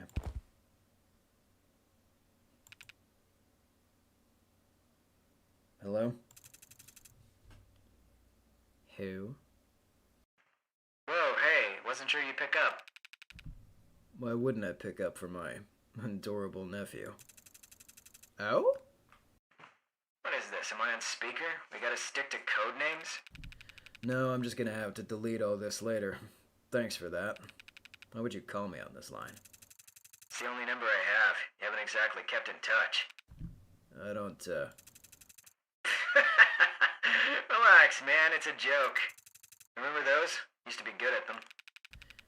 Yeah, I remember. Never took anything seriously. Only way to live. I hope you don't mean that. Do I hear a teaching moment coming on? It's like riding a bike for you. Why call me now? Take a guess. Oh, you can't. You're serious? You're the one trying to take credit for Creek's pod? Waste not, want not. No one else seemed interested in it. Hey, nephew. Yes, sir. What the fuck are you thinking? The Blue Bloods will drown you. You think you have numbers? Well, they have unity. A lot less unity than they did a week ago. Creek was a flickering light bulb of low-quality hope for the Youngbloods. I extinguished that, and the old guard haven't even tried to retaliate. If I were a Youngblood, I'd start feeling pretty damn disposable right about now. You want to start a civil war, that's on your head. But taking credit for kills you didn't earn sounds like a pretty dumb way to spark it. Fake it if you ever want to make it. Don't worry, the Youngbloods will start seeing some very real casualties soon enough. Don't do this. This is... Do you even have permission from... Now that's low. You of all people threatening to tell Mom? Because I'm taking initiative? Because I'm stirring a pot that's stone cold? You want to act your age, urge caution, pray 3 times a day to the status quo? Go right ahead. I'm gonna move.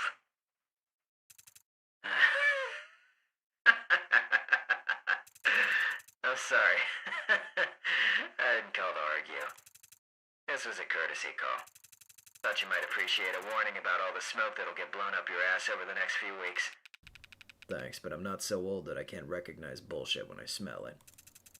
That's good. Glad to hear you're still sharp. Besides, I'm not in OC anyway. You went back to arson? You're not still in homicide, are you? Thought that was like sabbatical. No. That sucks, because I've met all the guys who are in OC, and I don't like any of them. Sounds like they're doing their jobs, then. Sure. Hey, listen, I didn't mean to drop contact. Don't worry about it. You picked up when I called. That's all anyone can ever do, right? Bare minimum. Yeah, well, not like I can not like I can invite you over for dinner. I guess not. Don't do anything that'll get you killed. Damn, you're full of good advice today. Got the fortune cookies afraid for their job security. I mean it. Don't do anything that will get you killed. There it is, the double emphasis. What'd you used to always say? Redundancy, right? I remember. Believe it or not, I took every lesson to heart.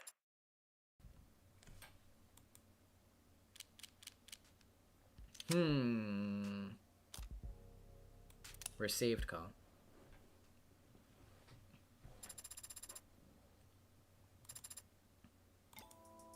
Hi.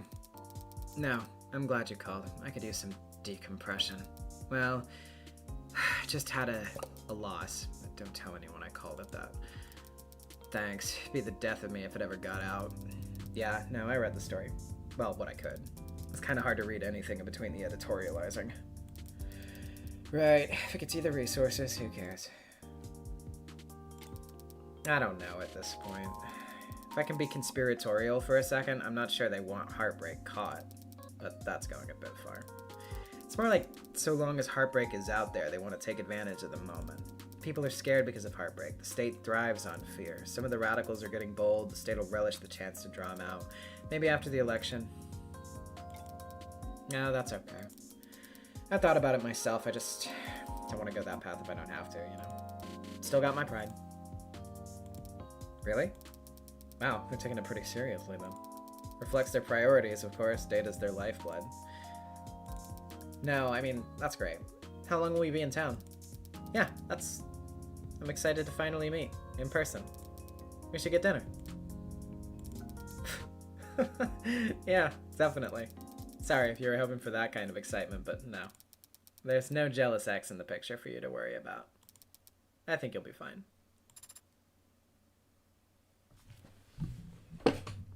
Uh-oh.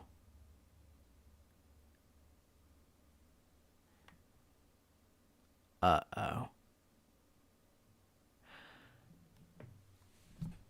Oh no. Oh no.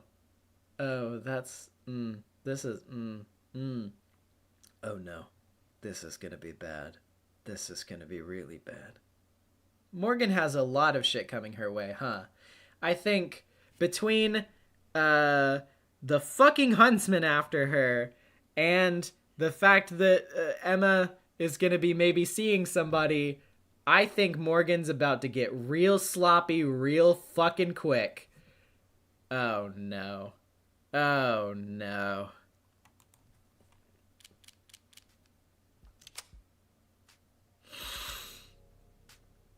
Oh, jeez. Yep, I already wishlisted episode 3. I sure did. Let's look at our gallery. Yeah, we already saw this stuff from episode 1. Or, well, from episode 0 and episode 1, I mean. Did I actually look at the episode 1 stuff? I can't remember if I did.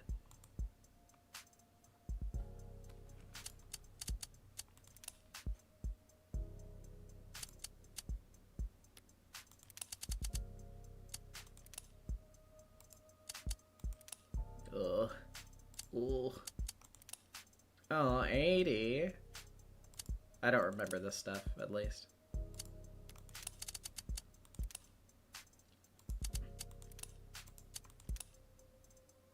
Ah, yes. They call her Hetero Jessica. Some good youngs. Yep. Oh, David. Oh, David.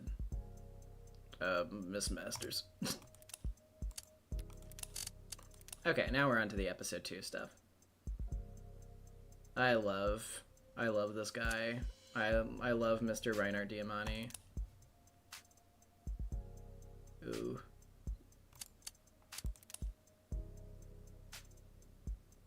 The shark gun. Wait, what did Creek's thing say? Oh, it just says Creek. Maid, man. She is so fucking obnoxious. Love them. Oh, Mireille, Miss Mireille, oh, Miss Mireille.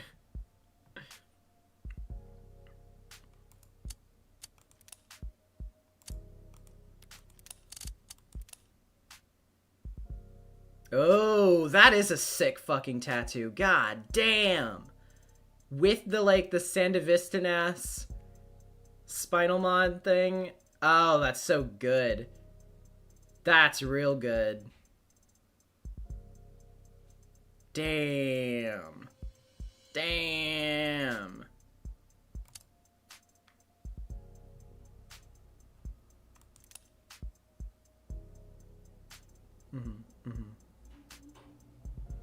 Good Han. I do love Han. Mr. Rogers.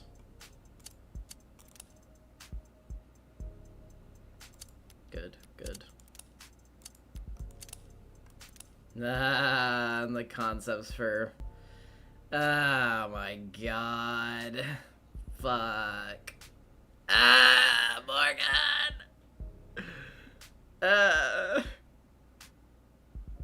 Damn.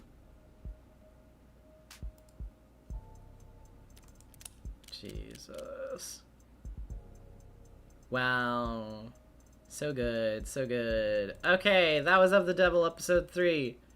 Episode 3. Of episode 2. Wishlist episode 3, Jesus. Can you tell that I'm... Woo! I'm gonna look for the art. I'm gonna look at art tag real quick and make sure that there's not anything in there. Okay, I don't see anything on Tumblr and Blue Sky. 2 streams, you're hooked. Yeah. Yep. Billy Bob Bobbing with 8259 with the $10. Thank you for the great streams. I enjoyed reliving this episode again with your incredible voice acting. Can't wait for episode 3. Me either. Thank you. I appreciate it. Oh, I'm so fucking excited. I'm so fucking excited for more. Man, I can't wait to sink my teeth into that shit. Let's check the stream art channel on. Yeah. Okay. Here we go.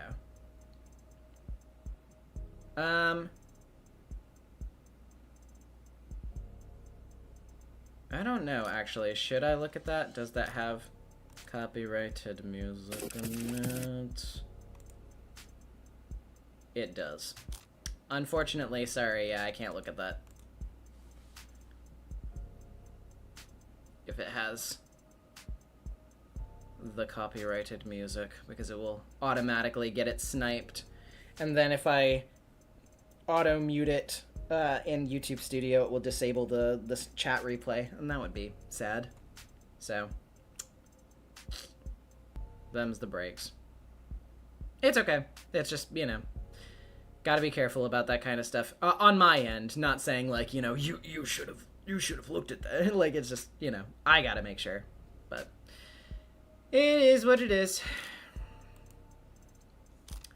But anyway, I guess that's everything then, because yeah, it doesn't appear as though any art was submitted otherwise. But yeah, I guess then we'll peel on out of here. Thank you so much for watching, everybody. As always, I had a fantastic time with this over 7-hour stream. Jesus Christ, I really locked in for this one. Make sure to support Of the Devil, support Nth Circle. This is a fucking fantastic game, and I scream it from the rooftops at every opportunity I get. If you haven't bought it already, please support them on Steam. Get the soundtrack stuff that's on Bandcamp. The fucking fantastic music in this game. Do literally whatever. I very much look forward to episode 3 in 2026. Yeah.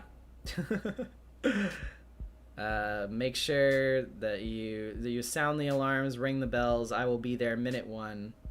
I will be seated. Oh yeah, good point. If you buy anything on Bandcamp on Friday, that's when the most profit goes to the actual composer. So if you are thinking about buying any of the music on Bandcamp, consider buying it on a Friday. Anyway, I also have a stream this Friday. We're starting Fade Up again on Friday. I should have said that too. I'm all over the place. I'm so sorry. We're settling back into the rhythm. I need to go. I need to go immediately. Okay, thank you everybody for watching. I'll see you later. Bye.